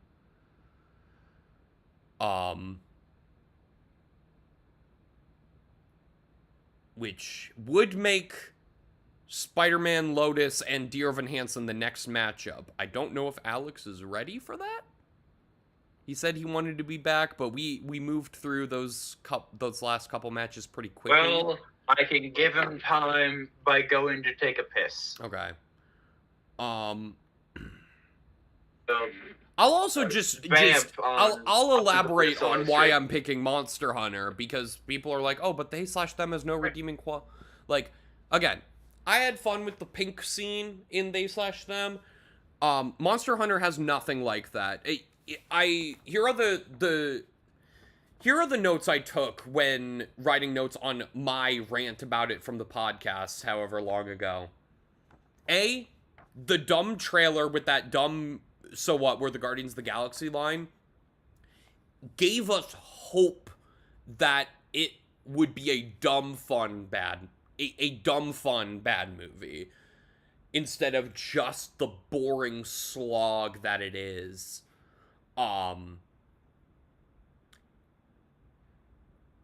Which is a reverse of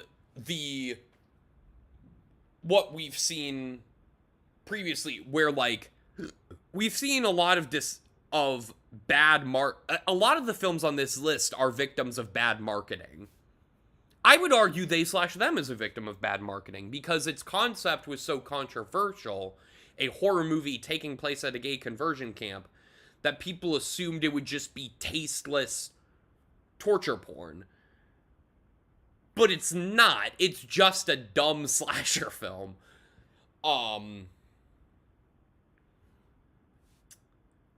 Whereas Monster Hunter's marketing gave us hope for some.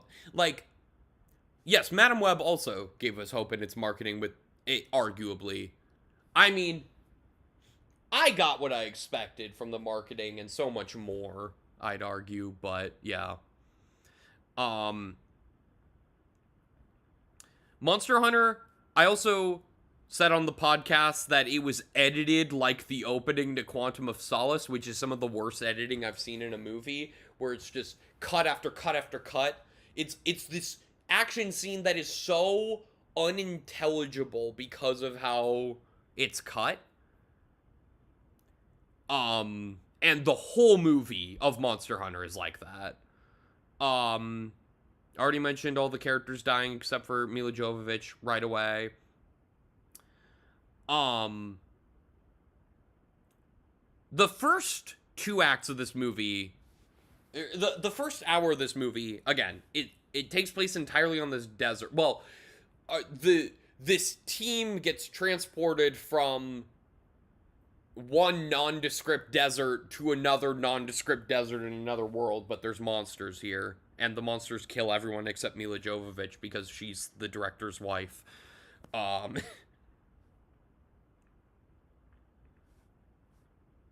then she meets a hunter who doesn't speak English, which doesn't make sense in context because it's revealed in the 3rd act that he's actually buddy with these pirates that speak fluent English. And it's like, why can he not speak English? Is it because he's vaguely not white? Like, is that what they're going for? Because that's problematic, if so. The first hour somehow has 0 exposition, like, at all. And then the 3rd act just has all the exposition. It's all delivered by Ron Perlman in a setting completely dissonant from the... Like, the 3rd act is so rushed. It's like, I described it as they go from, like, an Hakuna Matata, like, paradise to the Pirate Cavern to a Lord of the Rings tower. I don't even remember what I'm talking about there, but that's what I said in the podcast. There's one of those felines that they're like the cat creatures in Monster Hunter that everybody loves, and it looks fucking awful. And there's a scene where it makes like a kissy face and it looks, ew, I hate it. Despite the fact that like the CGI for the other monsters is decent. And also, the cute things have hard times. Yeah, but like it's not about like Stitch looks good in the upcoming Lilo and Stitch remake. Like, I'm actually like, I know I've talked pretty critically about the Disney remakes during this bracket. I am cautiously optimistic for the Lilo and Stitch one. Particularly because it's the same director as Marcel the Shell with Shoes On, which is one of the greatest films ever made, and he's a perfect pick to direct a Lilo and Stitch remake.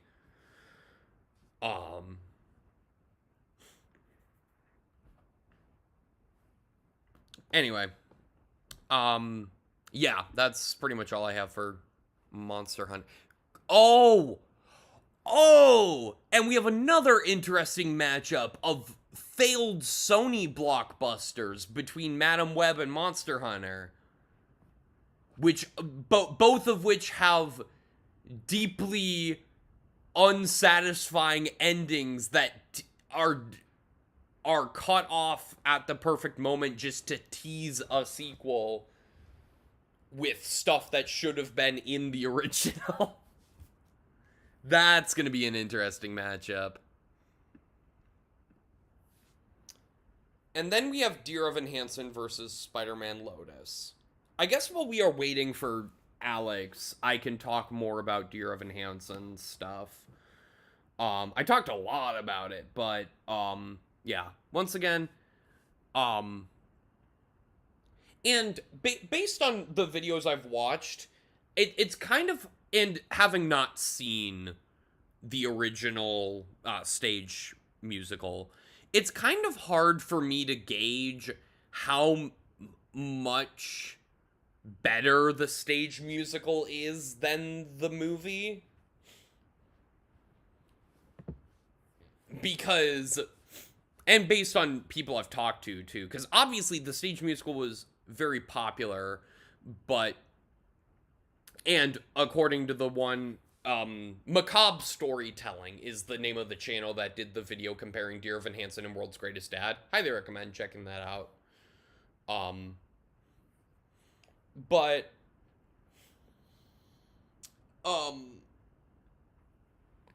he does, and he certainly seems to see a lot more of the self-awareness in the stage musical than Jenny Nicholson did.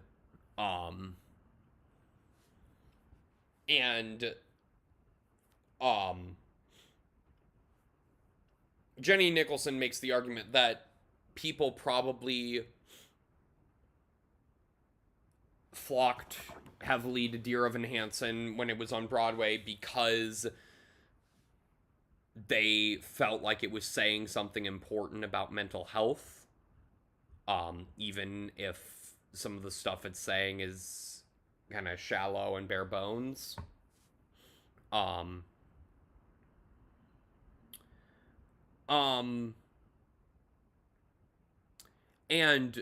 going back to the Sincerely Me thing, that scene is easily the best part of the movie.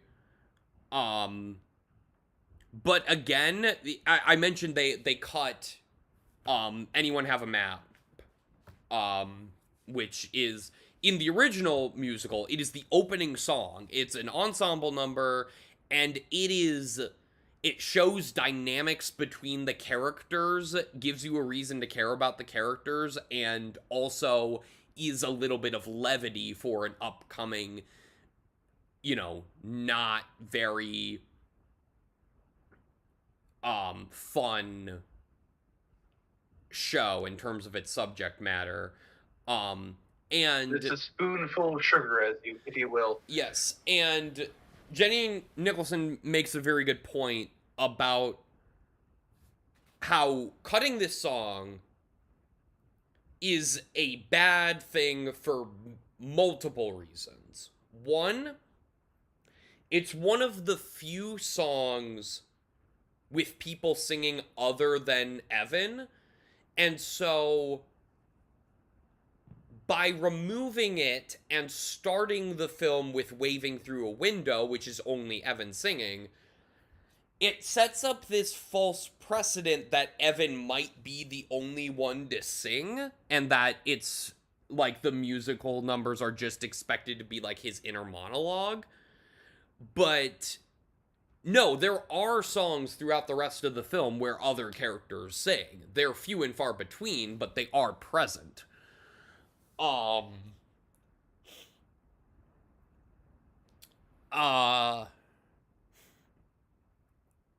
So it feels jarring for people who are not as accustomed to musicals. I obviously am more accustomed to musicals, but that gives me another criticism about this film. This film is one of the worst, as far as like staging the musical numbers for a movie. This is one of the worst examples I've ever seen. I tend to give a lot of movie adaptations of musicals some flack because a lot of them just kind of feel like they are they are just the stage version put to film, and they're not really taking advantage of the film medium. Yeah. Whereas like stuff directed by John M. Chu, In the Heights and Wicked, those do a phenomenal job of taking advantage of the film medium. Oh, hello. Well, it's left officially, I guess. Okay. I'm guessing because like the microphone peaked. Yeah. Whatever that. Yeah, he'll Screeching noise was. Yeah, he'll probably be back. But so again, Dear Evan Hansen has some of the most boring staging for musical numbers in a film I've ever seen, because every single number, apart from Sincerely Me, is either a person sitting and singing or a person walking and singing. And it's never done in an interesting way like Sincerely Me is. But the problem with Sincerely Me being such a fun and interestingly staged song is that it clashes tonally with the rest of the film to the point where yes, it's the best part of the film, but it feels jarring within the context of the film. Because it's such an upbeat song and is staged more interestingly and has characters singing other than Evan. Whereas there is no precedent for that within this film. Again, if you had kept Anyone Have a Map, you would have a lighter song with more people singing that you could stage in an interesting way, because a lot of the song is the chaos of these two different families getting ready for school. And the moms trying to navigate taking care of their families, and the difficulties there. It's not a super interesting take on that, but it could have been something for this film had they included it. Another reason that they should have included it is because it would have been the only song where Amy Adams... okay, there is one other song where she sings with the rest of her family, because she plays Connor Murphy's mom, and Julianne Moore plays Evan's mom. Connor's mom doesn't get her own song, at least in this... I don't know if she has her own song in the stage version, but the closest we get is Anyone Have a Map, because there's a verse that's just Connor's mom, there's a verse that's just Evan's mom, and then they duet at the end. And so that's the closest you get to giving Amy Adams a substantial solo. And she's a great singer. In addition to being a great actress, she's a great singer. And that leads me to another personal gripe I have with this film that nobody seems to talk about. Julianne Moore and Amy Adams should have switched roles, because Evan's mom does have a full song. It's not a good song, but it is a song that tries to give her character some depth in a very hollow and boring way. But apart from the song just not being that interesting, Julianne Moore is not a particularly good singer. Like, she's not Russell Crowe in Les Mis bad, but she is clearly not experienced with musicals, and yeah, she just doesn't sound very good on that song. And I even think her acting is pretty weak in that song, too. So I think if you get Amy Adams, who's experienced with musicals, to play Evan's mom and have Julianne Moore play Connor's mom, I think that would have worked a lot better. I think that would have improved the film vastly. It wouldn't have made it good, but it at least would have given us a worthwhile Amy Adams performance.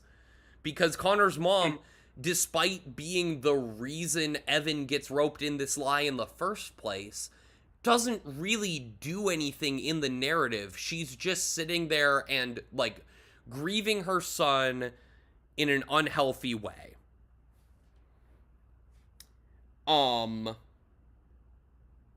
Also, another thing that is a problem with both this version and the stage musical, but it's made slightly worse in the film, is that, Evan has a crush on Connor's sister. And in the stage musical, they acknowledge that part of the reason he perpetuates this lie. Oh, hi, Alex. I'm guessing that's you back? It's Joel. Oh, hey. Welcome. Hello.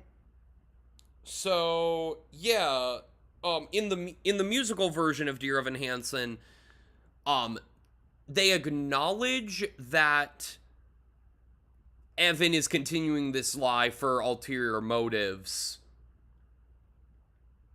And We're talking about Dear Evan Hansen? yes. I'm doing a bracket of the worst films from a certain period of time, and right now we're debating Dear Evan Hansen versus Spider-Man Lotus. Yeah. It's gonna be a tough one, and we're talking a lot about Evan Hansen right now to try to stall for Alex to get back, because he really wanted to be part of the Spider-Man Lotus discussion. I can actually, I'm an expert on Dear Evan Hansen, so I can weigh in on some of that. Yeah, I didn't watch your video, but I did see that you made a video about it a while back. Yeah, is there? I mean, I've talked a lot about, I mean, mostly how the movie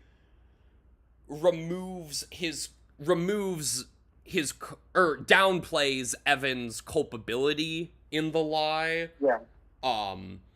What else would you like to say about Dear Evan Hansen? Yeah, the movie does this thing. Well, first off, like, I have to look at the positive. The music in Dear Evan Hansen is really good when you listen to it on its own. I would agree. It's the sound. It's composed by the people who did, like, The Greatest Showman and the new Snow White songs. Yeah. And they're very competent composers, and so you go and you listen to the music, and you get deceived into thinking that it's a story about, like, a boy who finds, like, a hope in the midst of, like, social anxiety or something. Mm-hmm. And while that is technically true, he also, like, gaslights and deceives a family into thinking that he was best friends with their recently deceased son. Yeah. In the musical, there's a song called Good For You, which shows the ramifications of Evan's actions. That's right, I forgot Like, that his song lie was starting- cut too. Yeah. Yeah. His lie is starting to fall apart. Everything is crumbling around him, and he's like, okay, this needs to stop. I gotta make this stop. And so he's trying to ignore it for as long as he can, and he just can't anymore. And a really interesting plot element that the movie cuts out completely is that Evan is talking throughout the musical to a ghost version of the dead son. Mm-hmm. Yeah. It's a amalgamation of his mind that he's using to justify his actions. Yeah. And that's one of the reasons why you come to hate him so much and despise the things that he's doing. The movie gets rid of that. Mm-hmm. And it's such a shame that they do, because in the movie, Connor's actor is by far the most charismatic, and he could have played that aspect really well. Well, I that's the think. thing. He's played Connor on Broadway before. Yeah. Oh, I didn't know that. So I didn't know yeah, that the actor in the movie he was one Connor of on the Broadway. standby Okay. actors for Connor, Gotcha. like actually on Broadway. Gotcha. So Yeah. they could have easily like used that to their advantage. Mhm. I did think he did a really good job as Connor. Yeah. But they really did not understand the source material when they were making the film. Granted, it's bad source material anyway, Yeah. That's. but I feel like ignoring and trying to downplay it just doesn't Mhm. make it work. Sure, you can give Evan Mhm. like his little redemption arc. That's fine, but you also need him to see the consequence of Yeah. his actions in a more like raw light. Yeah. And the movie does not let that happen. Yeah, the one positive I'll give about the ending that's as far as I know absent from the stage version is that after he comes clean in the, which is also not in the well, him coming clean to the world is not in the stage version. But he after that in the movie, he actually goes out of his way to like learn more about what Connor was actually like in life, and Yeah. and he, through some connections, he finds this really nice video of Connor playing guitar and singing that he then sends to the family so that they have a positive memory of Connor, what he was really like. So Mhm. that I will give the movie points for. And it is interesting that you specifically make the argument that this is a film that doesn't understand its source material, but the source material was bad anyway.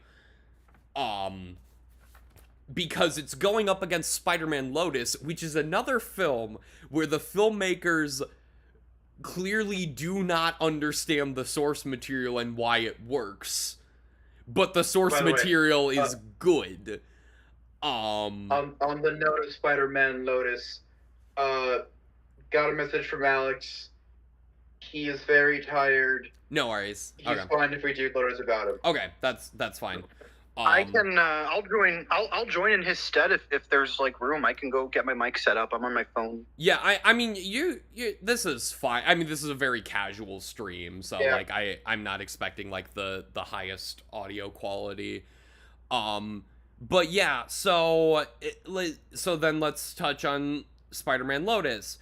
So some positives we have for Spider-Man Lotus. The performances are not terrible. Like they're good for, you know, obviously this is, you know, a much younger group of people making this film, and they are, you know, the actors are not don't have a ton of experience. And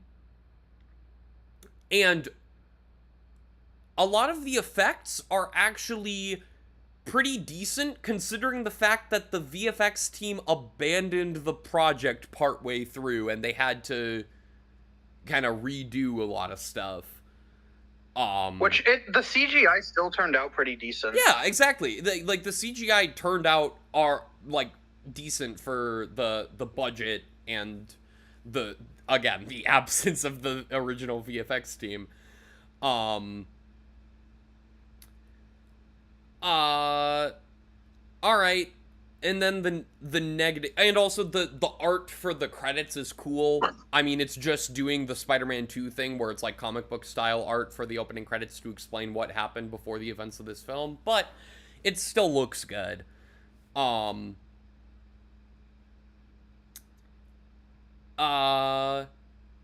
So this film is essentially an adaptation of two iconic Spider-Man storylines. We have the death of Gwen Stacy, and I forget the name of the boy who collected Spider-Man, I think it is. Boy Who Collected Spider-Man, since it's I'll explain for, you know, those who aren't too familiar with that one, because it's lesser known than the death of Gwen Stacy. It's basically Spider-Man is spending time with this kid, and you don't really know why. He's just, you know, he's talking about, you know, what it's like being Spider-Man. He ends up revealing his secret identity to this kid, and you spend the comic wondering why he's doing this. And then it's revealed at the end that this kid is terminally ill.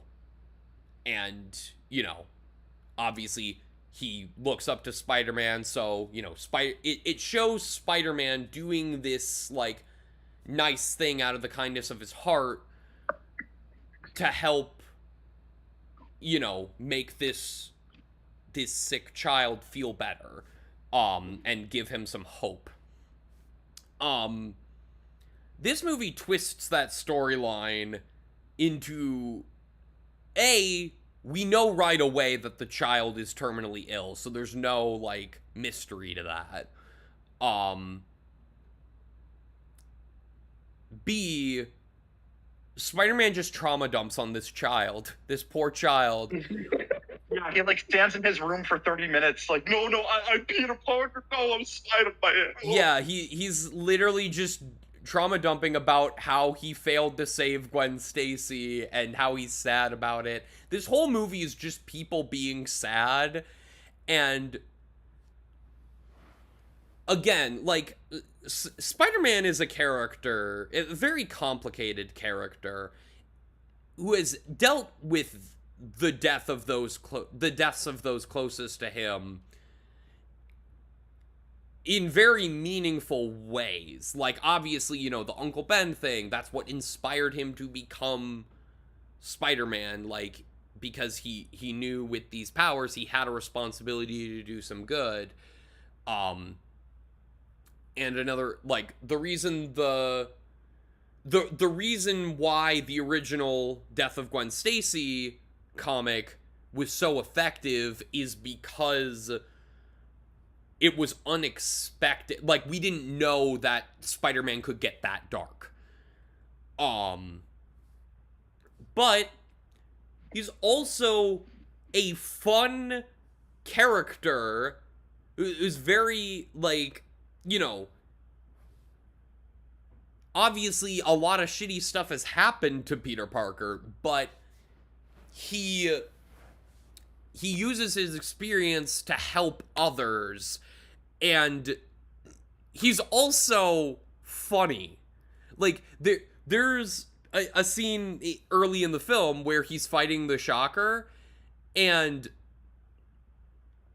he's trying to do some quips, but they just don't land. Like, the writing is not there, like, and the pacing of the quips is completely off, and also in this scene, and his delivery is not good. Like, he just doesn't have any charisma. And also in this same scene, he literally uses two thugs as human shields to protect himself from Shocker's shocking, which is not a thing that Spider-Man would ever do.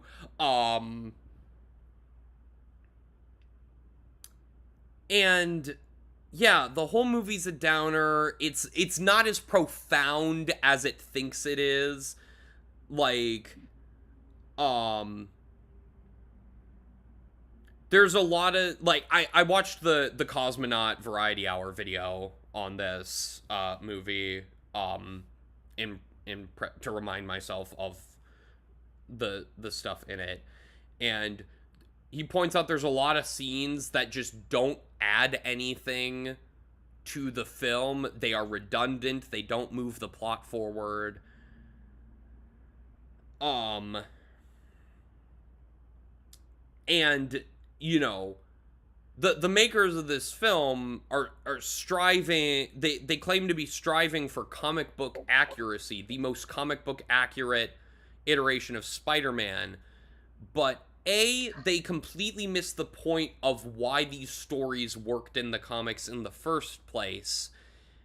And B, it's really only comic accurate on a surface level. Like, yes, the suit looks cool, but that's, but like the characters don't feel like the characters. And when I was watching this with Alex and Stan for Miserable Movie Monday, pointed out that like there's some scenes where the costumes look like they're trying too hard to be comic accurate, and I'm not talking about the Spider-Man suit. I'm talking about Peter and Gwen and Mary Jane in their normal clothes. Like, they have these really colorful costumes. Like Peter's wearing that light yellow shirt, and like Gwen's got the teal green going on. And it's like, yeah, these look like the characters from the comics, but it kind of sticks out in what is a very darkly lit movie. Like, it's all, like, it's so shadowy and you can barely even see a lot of the stuff. And so, like, it doesn't, the bright and colorfulness of the costumes doesn't completely contrasts with the entire tone of the film, because it is such a downer of a film, and the rest of the filmmaking is such a downer. Like it's so dark. Again, it's so dark. Like the lighting, and nobody's ever happy in the movie.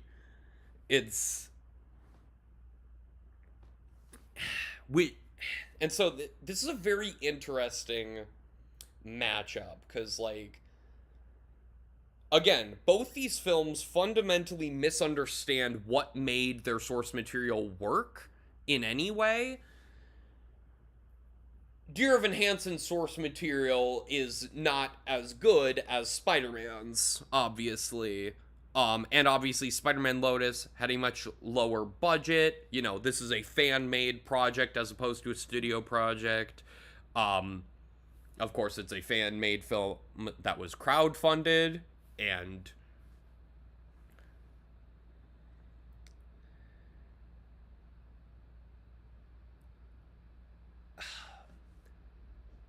my Some thoughts. grace can be given for the scope that they were capable of.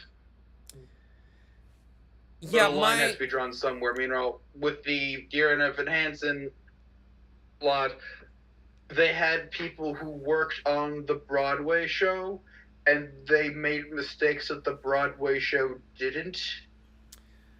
Yeah, and In ways that don't, like, that can't be, like, hand with, it's a change in medium. the other argument I'm going to make in favor of Spider-Man Lotus being worse is that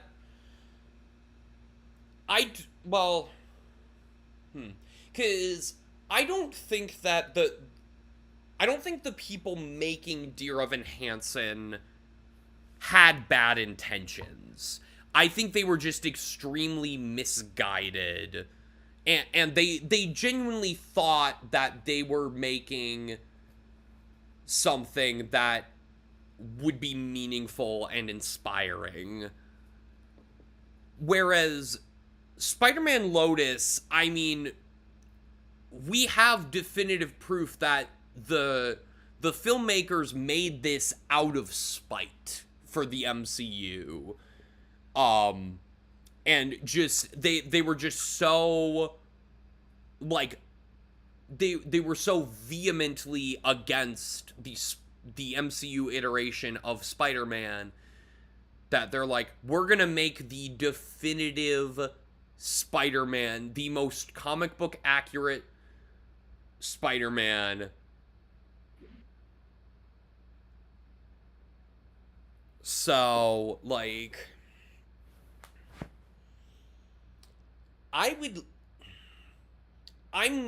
leaning towards picking Spider-Man Lotus. I don't know if you From guys... the conversation, I kind of lean that way as well. Yeah, So I haven't actually watched either film, so yeah. as usual with Mhm. the input that I give, salt, Yeah. drink it. Yeah.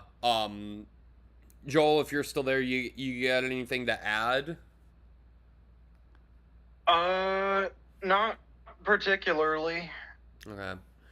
Yeah, I think I'm as bad as Dear Evan Hansen is. I'm gonna move Spider-Man Lotus ahead, and now we have another interesting matchup. We have Finding Jesus versus Thor: Love and Thunder. And I'm gonna bow out because I don't know Okay. anything about those Yeah, films. no problem. Take care. Fair enough. Have a Thanks good for one. joining us. See ya. All right, Jacob. Why don't we start with Thor: Love and Thunder, since that's one you've actually seen. What a concept, me watching movies. Yeah. Oh god, the movie's a fucking mess. Yep. You know what? I'll start with a positive. Christian Bale is amazing as Gore the God Butcher. He is giving it his all, but the movie and also Gore the God Butcher is another great MCU villain in that his actions are completely justified. Like, he has complete justification for his goal to kill the gods because his god completely neglected him and, like, completely brushed off his suffering. So it says something really interesting about the world of the MCU and the relationship between gods and humans. And that's also and the fact that this idea was actually explored at all is what made the character interesting in the comics. The problem is that the movie underutilizes him and hardly explores this relationship. Yeah. There's a philosophical argument that should be had between Gore and Thor at some point during the movie that just never happens. Because either Thor is away doing other things and Gore is just on his own, or they're just focused on attempting to kill each other. Yeah. And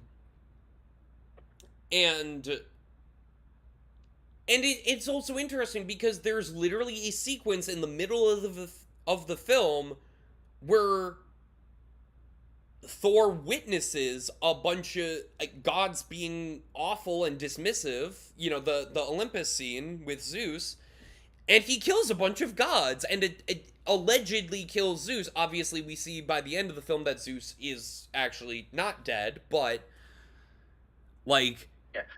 And also the movie begins with a sequence the sequence with the Guardians that shows Thor being really like callous and reckless with people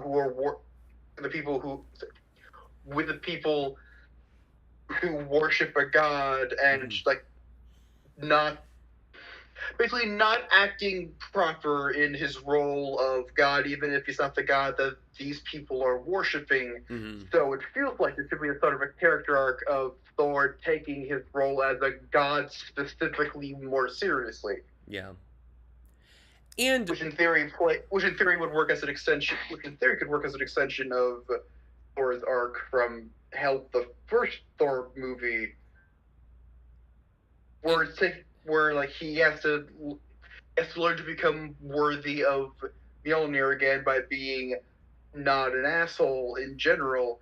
And then in theory, this movie could just be an expansion of that idea where he he spent a lot of time having fun as a superhero, but being a superhero and being a god are two different things that he has neglected one. And I just realized another, because you mentioned the Guardians, and they're also completely underutilized in this film, because, you know, Infinity War and Endgame sets up a fun dynamic between Thor and the Guardians, and Thor Love and Thunder set this up as like, oh, they're gonna be adventuring together, that'll be fun. And then they they do one fuck thing off. together. They fuck Yeah. off so early in the movie, and that's such a missed opportunity, not only because the Guardians are some of the best characters in the MCU. And everyone except for James Gunn continues to underutilize them and even go as far as completely fucking them up. But if you want, but you could also use the Guardians to explore that idea of godhood, because Star-Lord is half god. Yeah. So like he has a very complicated relationship with that idea. And so he has input that could be explored if you wanted to actually go with the themes, and those themes would work well with the Jane Foster Thor subplot as well, which makes sense because that plot line and gore being a thing were already entwined in the source comics. Yeah. And they really don't entwine them at all until the very end, which I fucking hate. Like, I still, that ending makes me so fucking mad.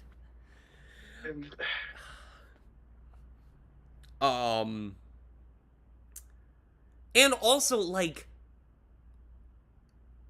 and granted, this is, you can put some of the blame on this and the marketing, but not entirely. I also hate how they bring Natalie Portman back as Jane Foster after she famously did not have a good time with Thor: The Dark World, because that was supposed to be directed with Patty Jenkins, and she was so disappointed when they got rid of Patty Jenkins. Yeah. You bring her back, promise her the opportunity to be Jane Foster Thor, and then you kill her off at the end. Like, man. Wild. Is, like, goddamn. And it also sucks that, like, it also sucks because she's not good in this film, and it's not her fault. It's just that they were like, oh, Thor Ragnarok's improv worked so well, let's do that for Love and Thunder. But Natalie Portman is a great actress. She doesn't have enough comedic experience or improv experience to make that work. And in general, this film is so tonally clashed because of the Jane cancer stuff. Yeah. To the point where they regularly make jokes about her cancer. Like, there's the line where she's like, no, I don't have cancer, let's go smash stuff, or something. Like, there are some funny bits. The whole thing with Stormbreaker being jealous of Thor's affection for Mjolnir. That was fun.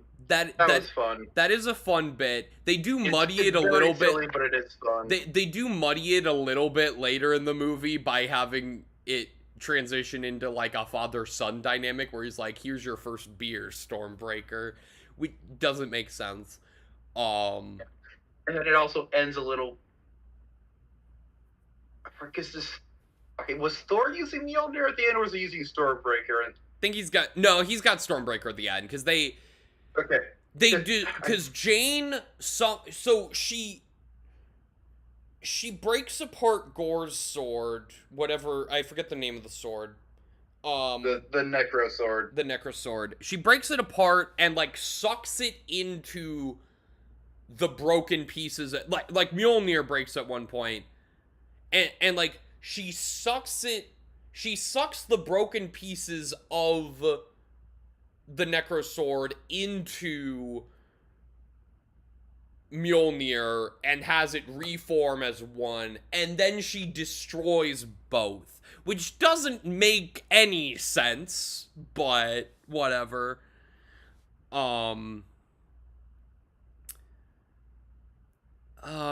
What other negatives do we got here? Or positive? There is, okay, another positive, the scene where they like confront Gore in space or The Shadow in that Realm? dimension, that looks so fucking cool. Yes, that was aesthetically very nice. Yeah.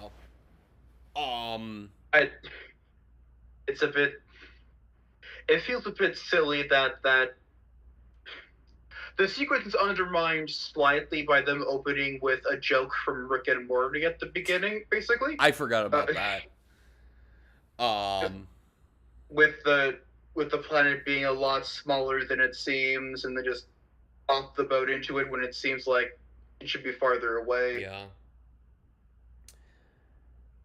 Okay, all that to say, Thor: Love and Thunder is not good. It's a very messy Yeah. film, but it has redeeming qualities to an extent, which I can't say about Finding Jesus. Because Finding Jesus is just a lazy... It's one of the laziest films I've ever seen, because like all the animation is just these fish who are not uniquely who don't like stand out design wise anyway. They're just like generic talking fish. They are they're just sitting there floating in the ocean and occasionally moving their mouths to talk, and their lips don't match up with the words at all. It's meandering, it's preachy, it's incredibly racist. Like literally Stan and I were so appalled by that racist sushi character that I skipped it. I literally had to skip that because it was so appallingly racist. The voice acting is grating, and it's just nothing happens in the film. So I think because there are definitive positive attributes to Thor: Love and Thunder, I gotta move Finding Jesus ahead. Yeah, that's fair. All right, which gives us It another. is possible, in theory, to enjoy Thor: Yeah. Love and Thunder, even if not fully. Yeah. And that gives us another interesting matchup for semifinals. Or no, this is quarterfinals actually. The racist matchup between Spider-Man, Lotus, and Finding Jesus. Okay, but let's move. Okay. Now we have Development: versus Big Shark.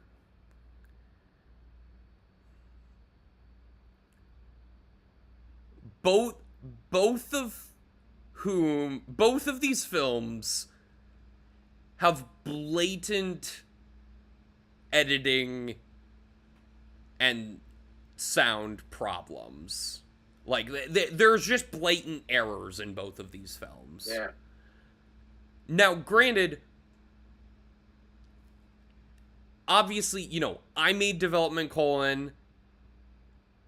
like this isn't a lore thing. Like, this isn't a lore conscious stream. We're just talking about these films as they are. So, like, obviously, I made Development: a lot of the stuff that is bad about Development: is intentional. There is actually a legitimate mistake in development, though. Because if you'll recall, in the scene where, in the Billy Started the Fire musical number. Yep. It starts off and it's just that, like, that weird animated stock footage that they have in Finding Jesus of the turtle in the corner swimming forward. Yep. And it just does that repeatedly. However, then it cuts to a bunch of random shots of the yellow and blue fish and the blue and blue fish swimming. That is not supposed to be in the film.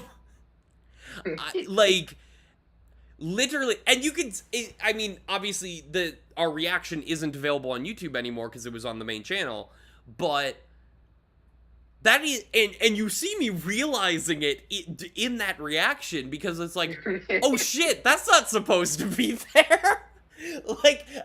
Because I had those shots set aside for any scenes in which I needed random footage of the yellow and blue fish and the blue and blue fish swimming, and I just forgot to delete it from that part. Like, I just had it, like, above the other footage so that if I needed it for a later scene, I could drag it to wherever I needed it. But I just forgot to delete it because I wanted to get the film out by a certain time. And I just forgot. Now imagine if that was an entire movie. Yeah, I mean, like, because on paper, in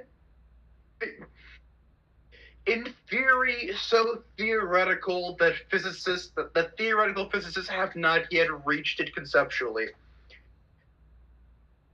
Big Shark was trying to be better than it is. Yeah, no, I guess the argument here is like, Development: I specifically designed to be a worse film than Finding Jesus, and I in my opinion, I succeeded. And as Alex pointed out, yeah, it was designed to be a bad movie and it succeeded. Big Shark, Tommy Wiseau was genuinely trying to improve upon The Room. And you could make the argument that, like, with this being such a cheap, I mean, it's called Big Shark. You can also make the argument that he was purposefully trying to make a so bad it's good film, but, like, reading up on it, maybe in tone, he was trying to make a silly shark movie, but I think that was just a means to an end of, he clearly wanted to make the exact opposite film of The Room, which in some ways he did succeed, but it does also feel like he was trying to improve upon The Room, and in that he failed. So yeah, I think I'll give it to Big Shark. We'll look forward to getting to watch that. Yeah. As soon as I find out that it is available, I will let you know. I don't know if there are any plans anytime soon to make. I mean, he sells The Room on Blu-ray on his website, so I'm sure eventually he'll do that with Big Shark. I also think there's also a slight chance he's still, like, I mentioned that Big Shark feels like a rough cut. I have heard reports that the film has been edited since it initially premiered in Los Angeles. So there is a chance that he is legitimately working, like, still working on it. I'm not sure if that's the case fully or not, but I'm going based on the completed film that I have seen. Now we have The Woman in the Window versus Blonde. And to me, this is honestly an easier decision, because what Woman in the Window is a train wreck, but it wasn't necessarily, like, I wouldn't say that Woman in the Window was painful to watch. I was watching it with my family, and we were just like, this is stupid. Like, this is a stupid movie. And at the end, I did legitimately start to laugh a little bit at the twist of the teenage son being the killer. And having killed multiple people at that. Whereas, as Blonde, again, the performance of Ana de Armas is the only highlight. But again, there's an interesting amount of films on this list where, like, they have a definitive they have a definitive positive attribute, but that positive attribute clashes with the rest of the film. Yeah. And so, and Blonde was just painful to watch. Like, my mom tried watching Blonde on her own, and I think she got less than 30 minutes in and stopped. So, yeah, we're gonna move on Blonde, and then we've got, yeah, so Blonde will be facing off against Big Shark in the semifinals. That, I don't know where to begin with that. Now we have Madam Web versus Monster Hunter. Here's the thing. Like, this is a tough one for me, because it is a film. Both of these films are awful. Madam Web, you know what? This might just come down to the Knock at the Cabin argument for the Knock at the Cabin versus Big Shark thing. Because, like, Madam Web is hilarious. Like, is it? Madam Web might be the only film on this list I've watched multiple times. Well, no, Development Colon, I guess. Did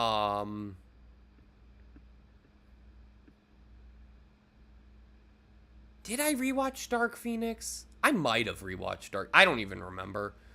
Oh, Tom and Jerry I saw twice. Far From Home I've seen many times.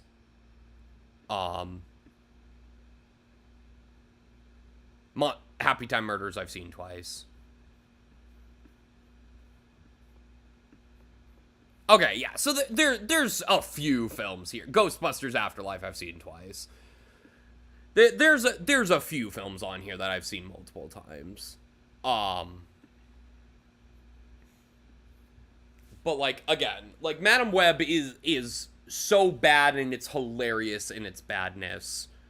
The script is just so there's so many lines of dialogue that are just so stupid and like insulting to fans of the comics almost.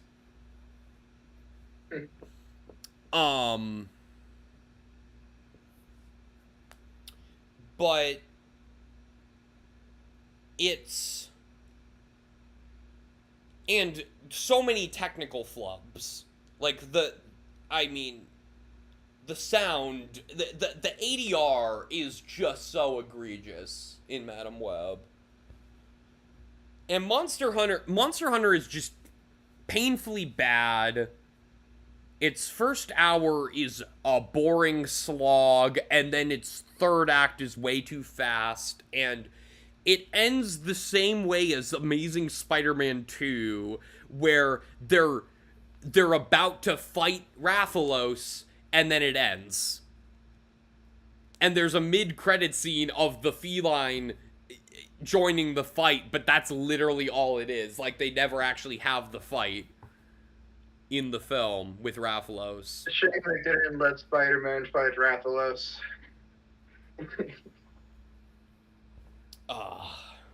I mean, Sony produced the Monster Hunter movies, so like they could. And as we know now, they could have used Spider-Man in the films in the Spider-Man without Spider-Man films. They just chose not to. Like they were legally allowed to do it. They just didn't. They thought it. They thought they didn't need it. Them except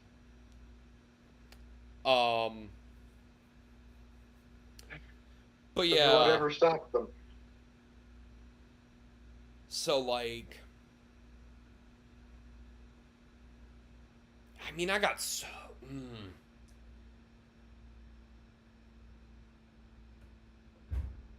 This is actually tougher because Madam Web is on the same level of amusement as Big Shark.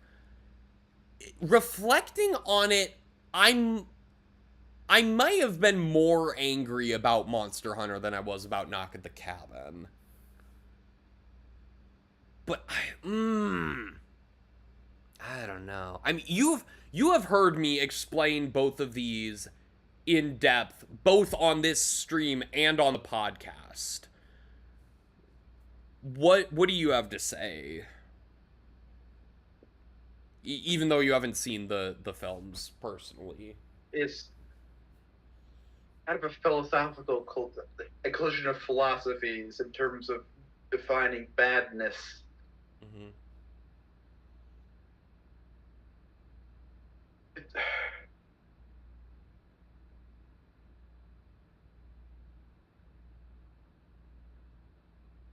Because they are both poorly put. They are both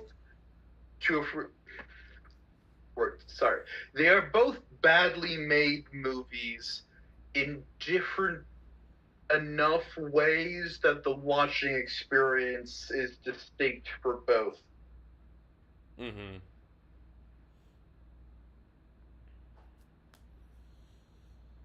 Yeah, it's But for one of them, it doubles back around to being entertaining. Yeah, and you know what? Also going back to like, I'm gonna go back to like source material stuff here because Madam Web just should not like.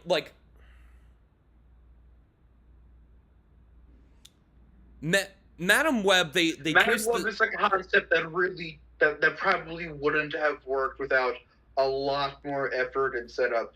A Monster Hunter movie, in theory, could work perfectly fine. They just did something insanely stupid with it. Well, and also based on what I have heard about the Monster Hunter, well, actually, I'm about to make the argument that is the exact opposite of what you're saying, kind of. All right. Because based on what I've heard from you and other people, the Monster Hunter games are a lot of kind of waiting around and exploring your environment and then getting into exploring a lot of preparation and then fights. long but fun fight.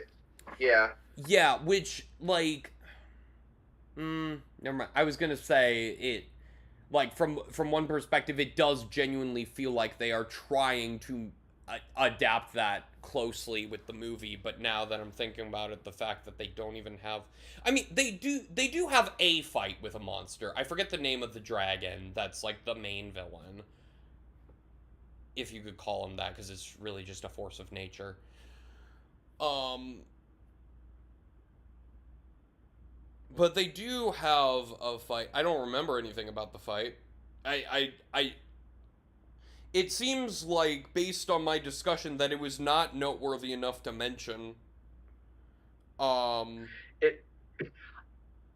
Monster Hunter. Okay, I feel like an ideal Monster Hunter movie is constructed in a similar way that you would go about constructing an ideal Godzilla movie. It's like of the an ideal silly Godzilla movie. Let's add the caveat there, Well, which is that you want fight with big monster, but everything else needs to work enough around that you're not just shoving out like a 5-minute fight scene, and that is literally the movie. yeah, I mean, that's the thing with Monster Hunter. You Like, need the first hour You need feels... context. You need context. You need stakes. You need reasons to give a shit. And in theory, the blank slateness of Monster Hunter means you can put anything in there, and they did put anything in there in a sense. Yeah, that's the... Oh my god. Cause like... Monster Hunter is... Because, like, the third act of that movie feels like an entirely different movie from the first hour. Fuck, oh my god. Because, like, you could... Can you make the argument that Madam Web is a cohesive movie? I'm not... Okay. An important distinction: cohesive versus coherent. Yeah, that is true. Yeah, no, Madam Web is incoherent, but you can make the argument that it is a cohesive movie. 'Cause, like, there isn't a part of Madam Web that feels like... There isn't a part of Madam Web that feels out of place from itself. It's such a mess that it's a kind of organized. Like, it's consistently... It is consistently... Like, it is consistently the same kind of garbage and brilliant and accidental brilliance. Consistently. Fuck, I might have to go with Monster Hunter here.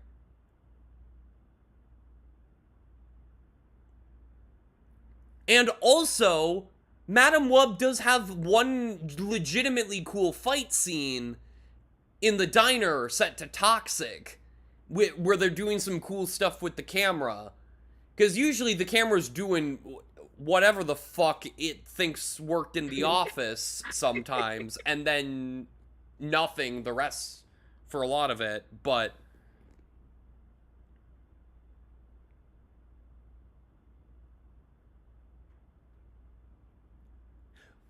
Yeah, okay, it's not necessarily cohesive. It's consistently jarring is the thing. Like, it is consistent is the thing. It is consistent with itself. And Monster, yeah, again, there's that dissonance. Fuck. Between, like, the first hour is just boring. And it's not like nothing happens in the first hour, because a bunch of people we thought were going to be main characters died in the first hour. In, like, the first half hour. And so much of it is, like, like, not only Resident Evil, but also, like, Castaway, or Gravity, where, like, a lot of the film is kind of on the back of Mila Jovovich, and she just can't. Whereas, like, Madam Web, there's an ensemble it's not a good ensemble, but, like, they carry, but then it's like, there's almost too many characters in Madam Web. Whereas Monster Hunter, they need more. Oh, but, like, I think, fuck. My gut is telling me to go Monster Hunter. Because, like, there is some legitimate good in Madam Web, and also it's ridiculously enjoyable. Whereas Monster Hunter, I can't think of any redeeming quality. I have written down that, like, the weapon testing scene is kinda cool, but, like, that's even less cool than I would give the fight between in the diner in Madame Web, is I'm like, that's pretty cool. Like this is something. Whereas the fact that I described, and I used that description not long after seeing the film, so that's not me like misremembering necessarily. It's like, oh man, this sucked. Yeah, fuck, I cannot believe I'm eliminating Madame Web here. But I think Monster Hunter is just there's more raw, there's more like fundamentally wrong with Monster Hunter. With Madame Web, it's just a bunch of baffling decisions. It's a bunch of baffling individual decisions. Whereas Monster Hunter is, yeah. I think I gotta go with Monster Hunter. Fuck, man. All right. Okay. Oh, that feels so wrong, but I think it's right.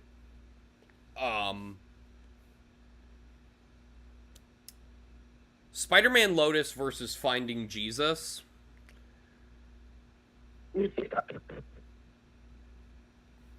I mean,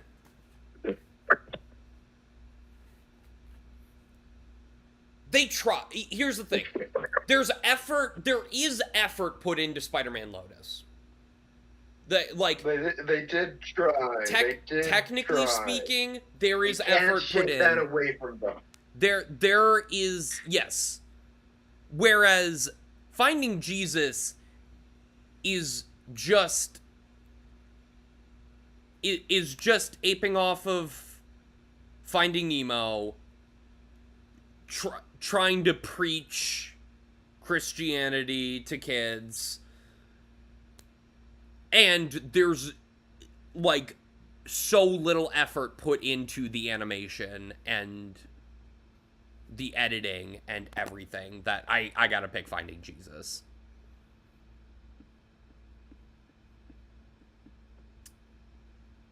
Big Shark versus Blonde.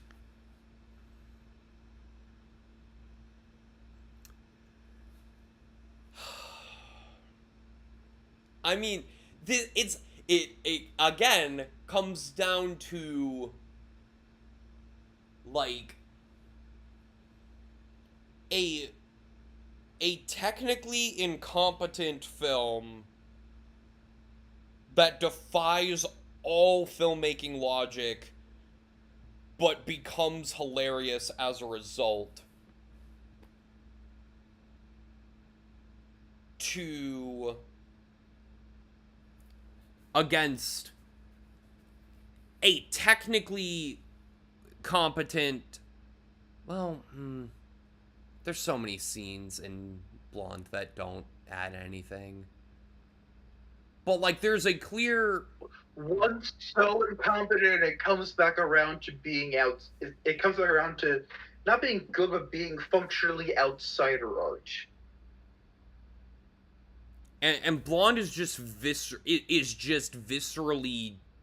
appalling. Yeah. Like...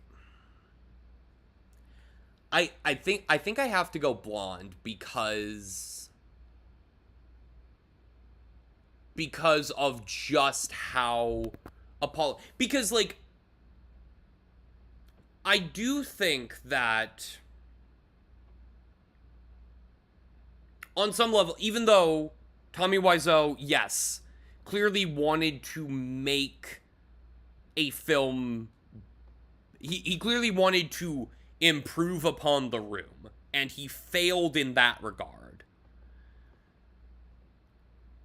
With him deliberately choosing cheesier subject matter, I think he is also, on a subconscious level, trying to tap into that so bad it's good appeal. And he does succeed in that regard, just not in the way he intended. Whereas It's a track failed successfully kind of situation. Blonde fundamentally goes against what it is allegedly trying to do, because allegedly it is trying to because it does feel like it is trying to comment on the exploitation of Marilyn Monroe throughout her life. But it is executed in such a way where it fundamentally exploits Marilyn Monroe in some of the most, like, in arguably a more, well, I don't know. I mean, in arguably a more appalling way even than she was when she was alive.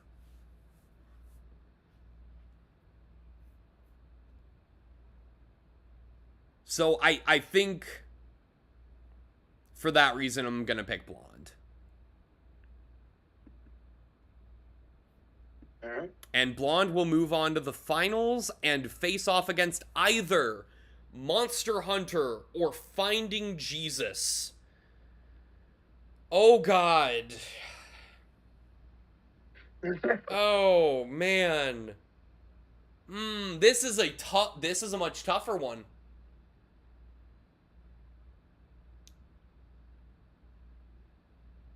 Because is it like,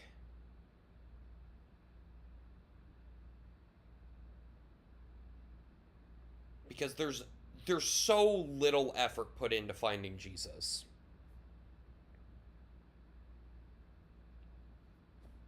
Like, it is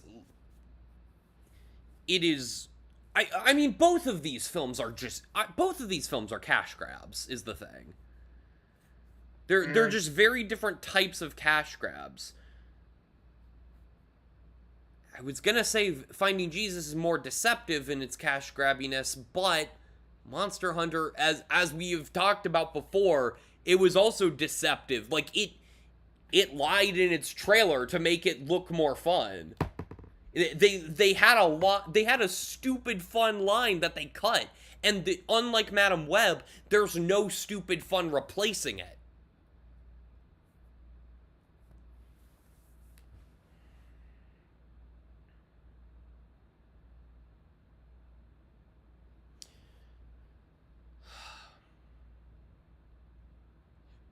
Another issue I'm having with this is that, admittedly, Stan and I barely paid attention to Finding Jesus because it was so bad.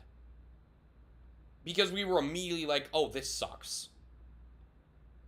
So, there's also a point where, like, in Finding Jesus, let me look up how long it is again. Because it's short. It's like, how short is Finding Jesus? It is 1 hour and 9 minutes. Because of how nothing the visuals are and how they give 59 minutes. they give zero indicate. I didn't even realize that. Nice. It gives zero indication of any plot progression.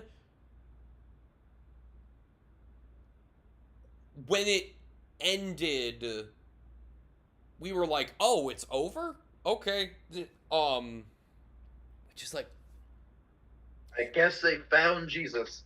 these movies have way more similarities than I would have thought, because Finding Jesus, now granted, the ending might work a little better if we were actually paying attention to it, but like, the ending of Finding Jesus feels anticlimactic, whereas the ending of Monster Hunter deliberate, and I know I'm making a criticism that also applies to one of my favorite Spider-Man movies. Just ignore that. Monster Hunter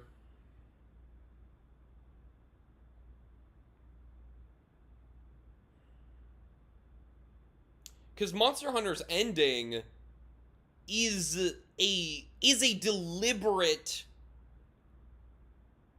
like, tease of the audience, because, like, they know Rathalos is the most popular monster in Monster Hunter. They know that. And to tease...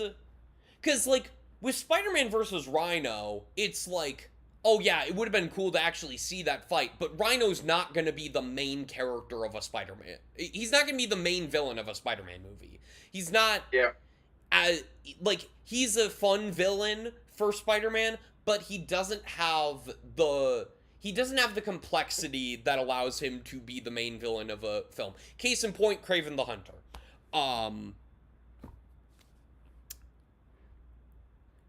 Because I guess I would consider him the main villain of Kraven the Hunter, and is that, granted, they butcher the character, but whatever. But, like, Rathalos is, I mean, I don't know if you could carry being a villain He's for an so entire film. he's so iconic to the series that to tease Rathalos instead of doing anything with Rathalos, let alone doing an actual fight with Rathalos, Yeah. it feels like you've missed the point And- almost. The fact that I Like, got the point upset. of Monster Hunter isn't to fight Rathalos specifically, but if you're going to put Rathalos in something and not have you fight it, Mhm. you've gone like in Smash Brothers Ultimate. The one Monster Hunter thing was a boss fight with Rathalos. Yeah. Because they understood that if you're going to do one thing, it should probably be that. Yeah. And I've never played any of the Monster Hunter games, but, like, I know Rathalos. I think I knew Rathalos even before Smash Ultimate. So the fact that I got upset about that ending, when I don't even care that much about the franchise. Like, I don't have any emotional connection to the franchise.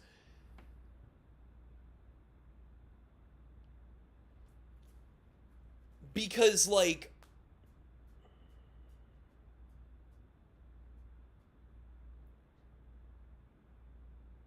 yeah, oh man. I'm trying to, because it's like, you're not, because with Monster Hunter, when you're adapting a video game for a film, hey Benny,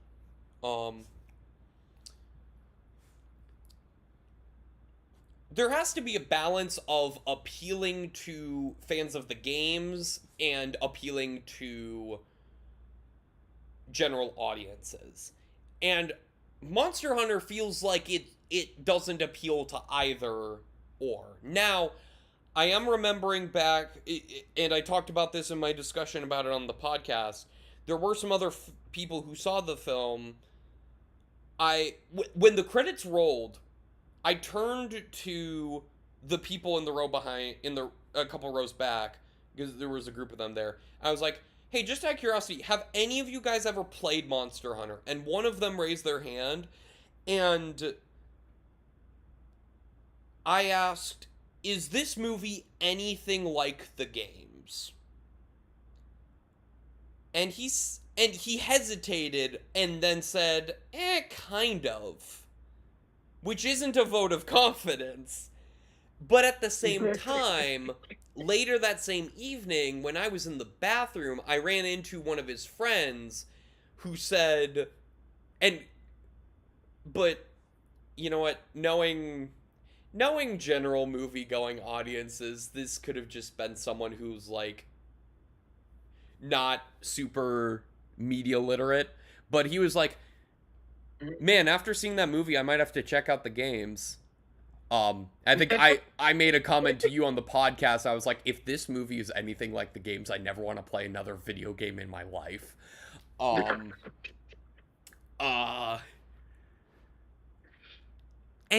with Finding Jesus, as sad as it is, like, as sad as it is and how little effort there is put into that movie. You could put that movie in front of a baby and they would be entertained by the colorful fish.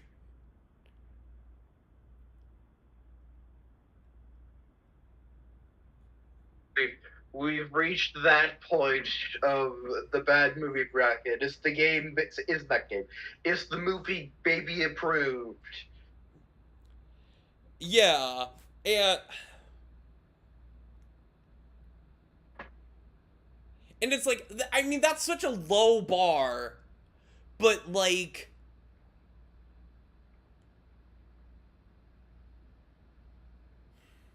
and, I'm I'm comparing a guy who was probably in like his 20s or something and didn't know the games but went with his friend who liked the games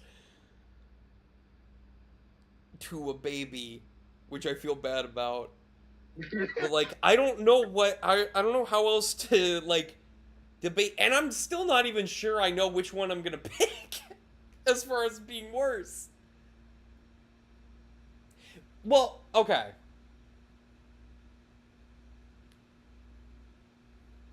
Other benefits for Finding Jesus.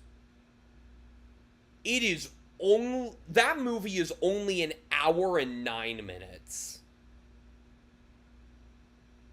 Which is like, again, you can put that on for a baby and they'll be entertained for that period of time, and that, you know, it's long enough to keep a baby entertained, and not long enough where like you're not suffering for, like, if you are watching it with media literacy, you're not suffering for an extended period of time. Monster Hunter is an hour 44 minutes.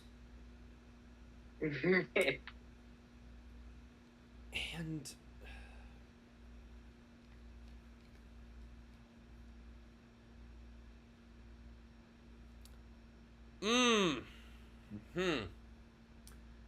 I don't know, based on what I've told you.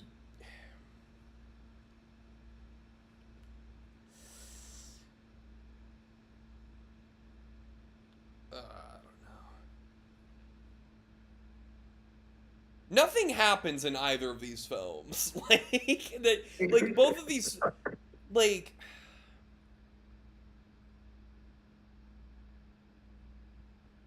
I don't know what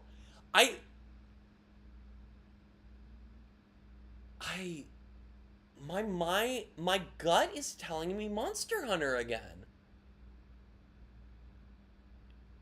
And I'm like surprised by that, but like,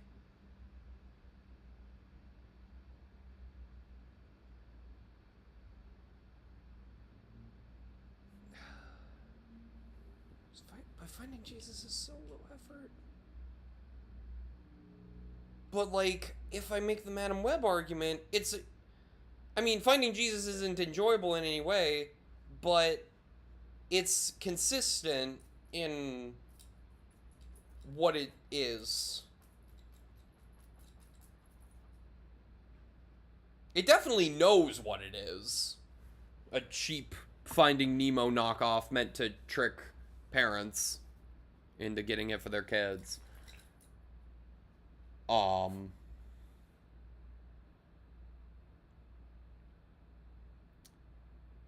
And the other thing, which, I mean, do you, like, not to get meta, but, like, without Finding Jesus, Development: would not exist. And I know we've made the argument for Development: being a bad film, but that was... The making of Development: was an interesting artistic experiment that I did, where I was like, okay, Stan made the argument that you could re-edit this film together and make it better, but what if I tried to make a worse film instead of a better one? And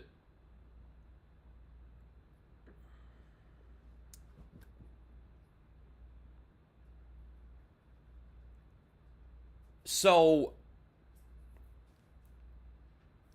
by that logic, I do have some, like, positive feelings towards Finding Jesus in a weird, rudimentary way, because it inspired this creative experiment of mine.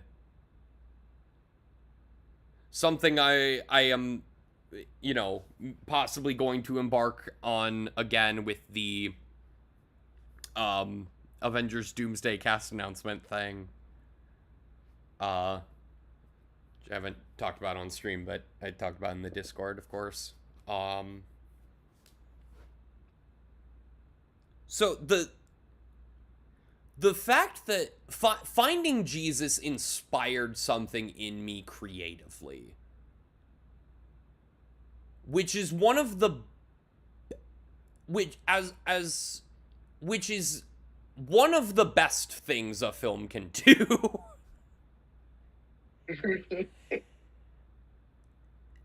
And I got nothing good out of Monster Hunter.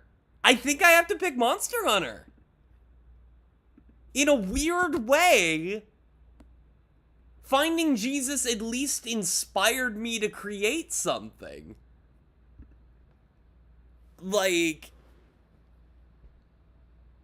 And now we have Blonde versus Monster Hunter.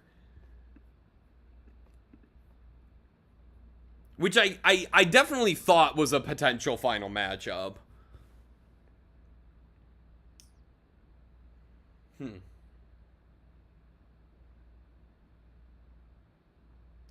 So, now we run into a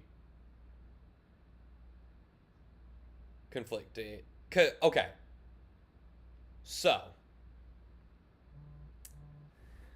it's worth noting, you know, I just mentioned that Monster Hunter is an hour and 44 minutes. Point in Monster Hunter's favor, Blonde is 2 hours and 46 minutes long. That movie is almost 3 hours long.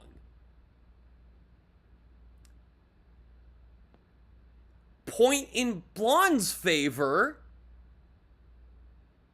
Ana de Armas's performance.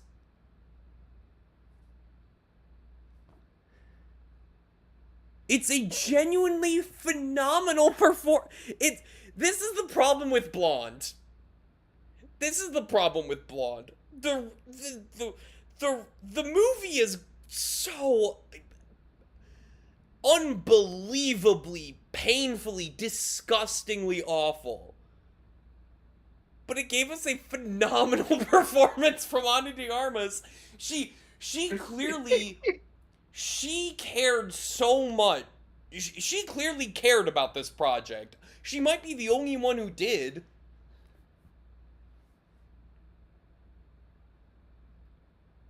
And... But again, it's like... It's the dissonance, it's the paradox of pain.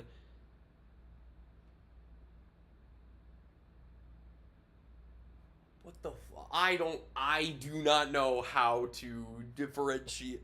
I don't know how to pick between these two. This is so tough. Because again, Blonde is such a conflict, and I'm like, okay, but...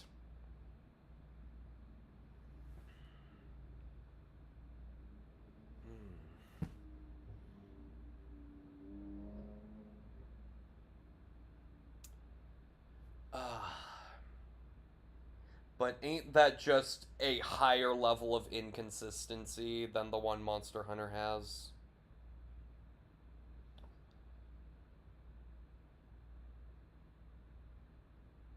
Oh, man.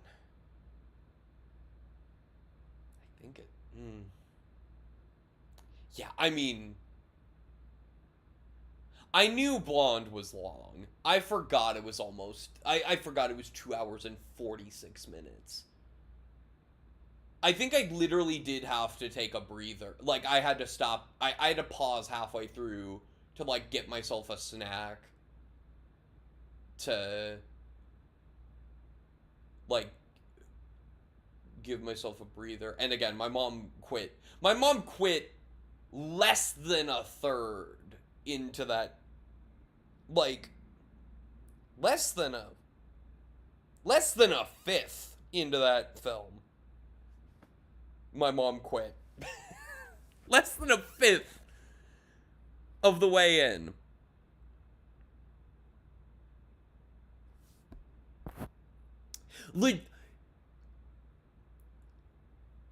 Back when those Oscars happened, I obviously didn't predict Ana de Armas to win. But I put her as the person I wanted to win. Not because I thought she gave the best performance of the group. I would argue that, I mean, Michelle Yeoh deserved the Oscar for Everything Everywhere All at Once. That was a well-deserved win, for sure. I think, because I said I wanted Ana de Armas to win the Oscar because it would make the film worth something, at least. Because you have this really charming actress who has had some duds here and there. I mean, this is one of 3 Ana de Armas starring films on this bracket, because Deepwater and Ghosted both also star her. You have this really charming actress who has such great screen presence, and it's not just because of her looks. That's a big part of it, but it's not the whole picture. She has a genuine charm to her. Because I think a perfect example of the idea that it's not just about her looks, that is why she is such a great screen presence, is Knives Out. Because she's playing a maid. Is or not a maid, but like she's playing like just a helper character to Christopher Plummer's character.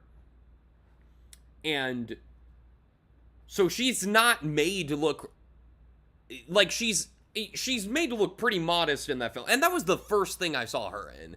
And I'm like, this is an actress with amazing screen presence. She is going to have a bright career ahead of her. And the reason I said I wanted her to win the Oscar for Blonde is because it would make the film worth something, because at least it would be the film that got Ana de Armas an Oscar. So I think if we did this exact same bracket in an alternate universe where she did win an Oscar for Blonde somehow, and we had the same final 2, I think I would pick Monster Hunter.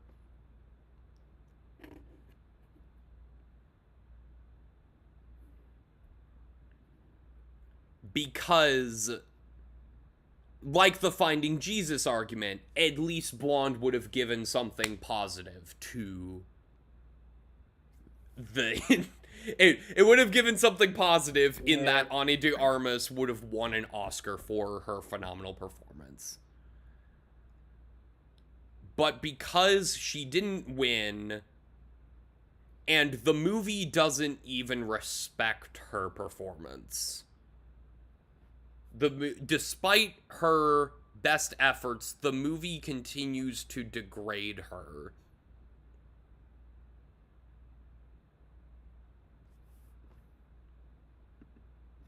I'm picking Blonde.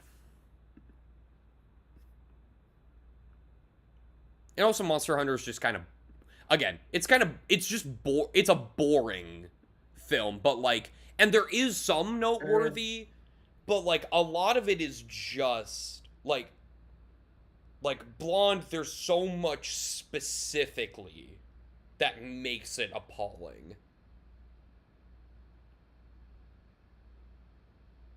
Yeah, I think that's right.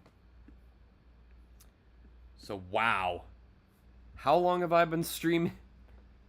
Almost 5.5 hours today.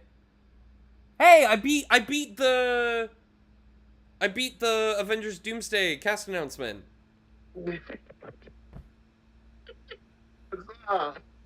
Yeah.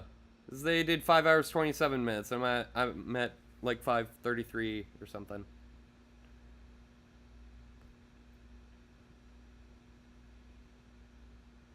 Well,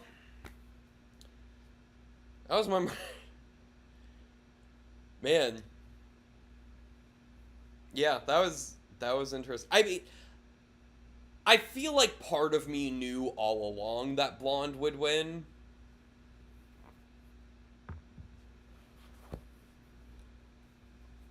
But I did have to think about it. Like, what makes I these will films say, terrible. Monster Hunter getting as far in as it did definitely surprises me.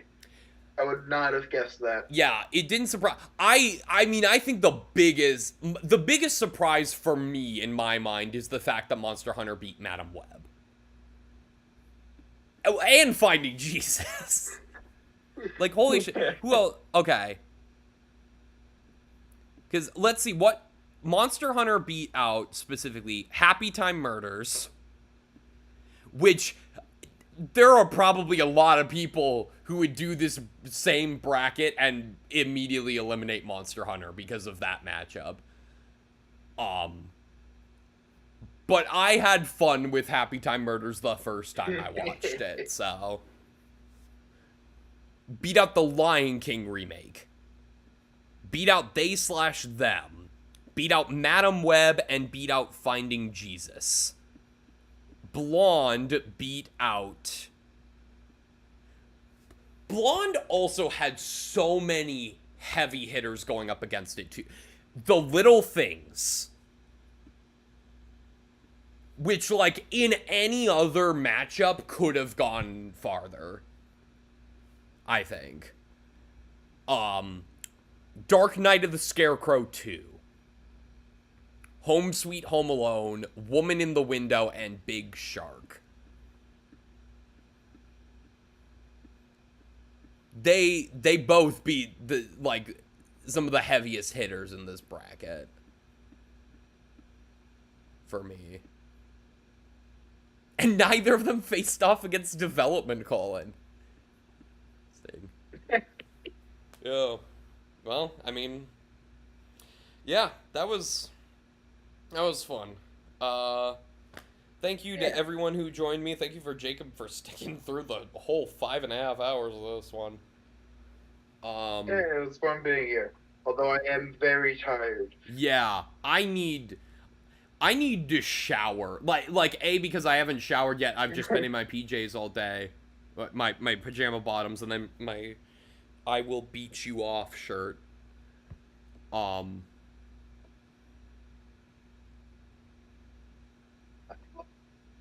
This time yesterday. But yeah.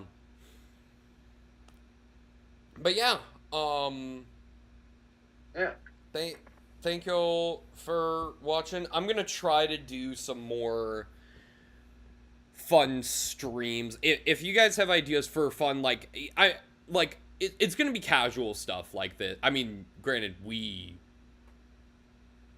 did a lot of. We did. I mean, this was a long stream, and I probably wouldn't do many streams that are much longer than this. Although, the Avengers Doomsday one will explicitly be about as long. But yeah. That's what we're gonna end things off here. Alright. Thank you guys for watching. Fuck Blonde.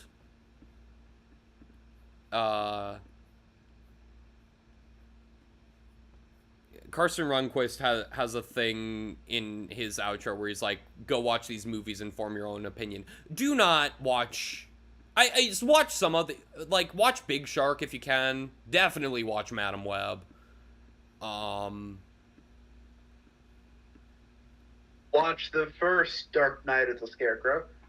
Yes, watch the original Dark Knight of the Scarecrow, which was not on this bracket. Yeah, man.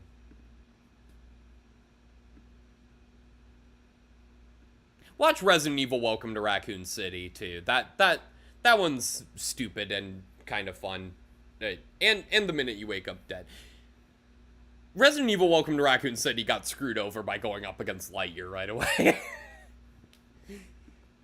But yeah. Anyway, as always, don't have a good day. Have a great day.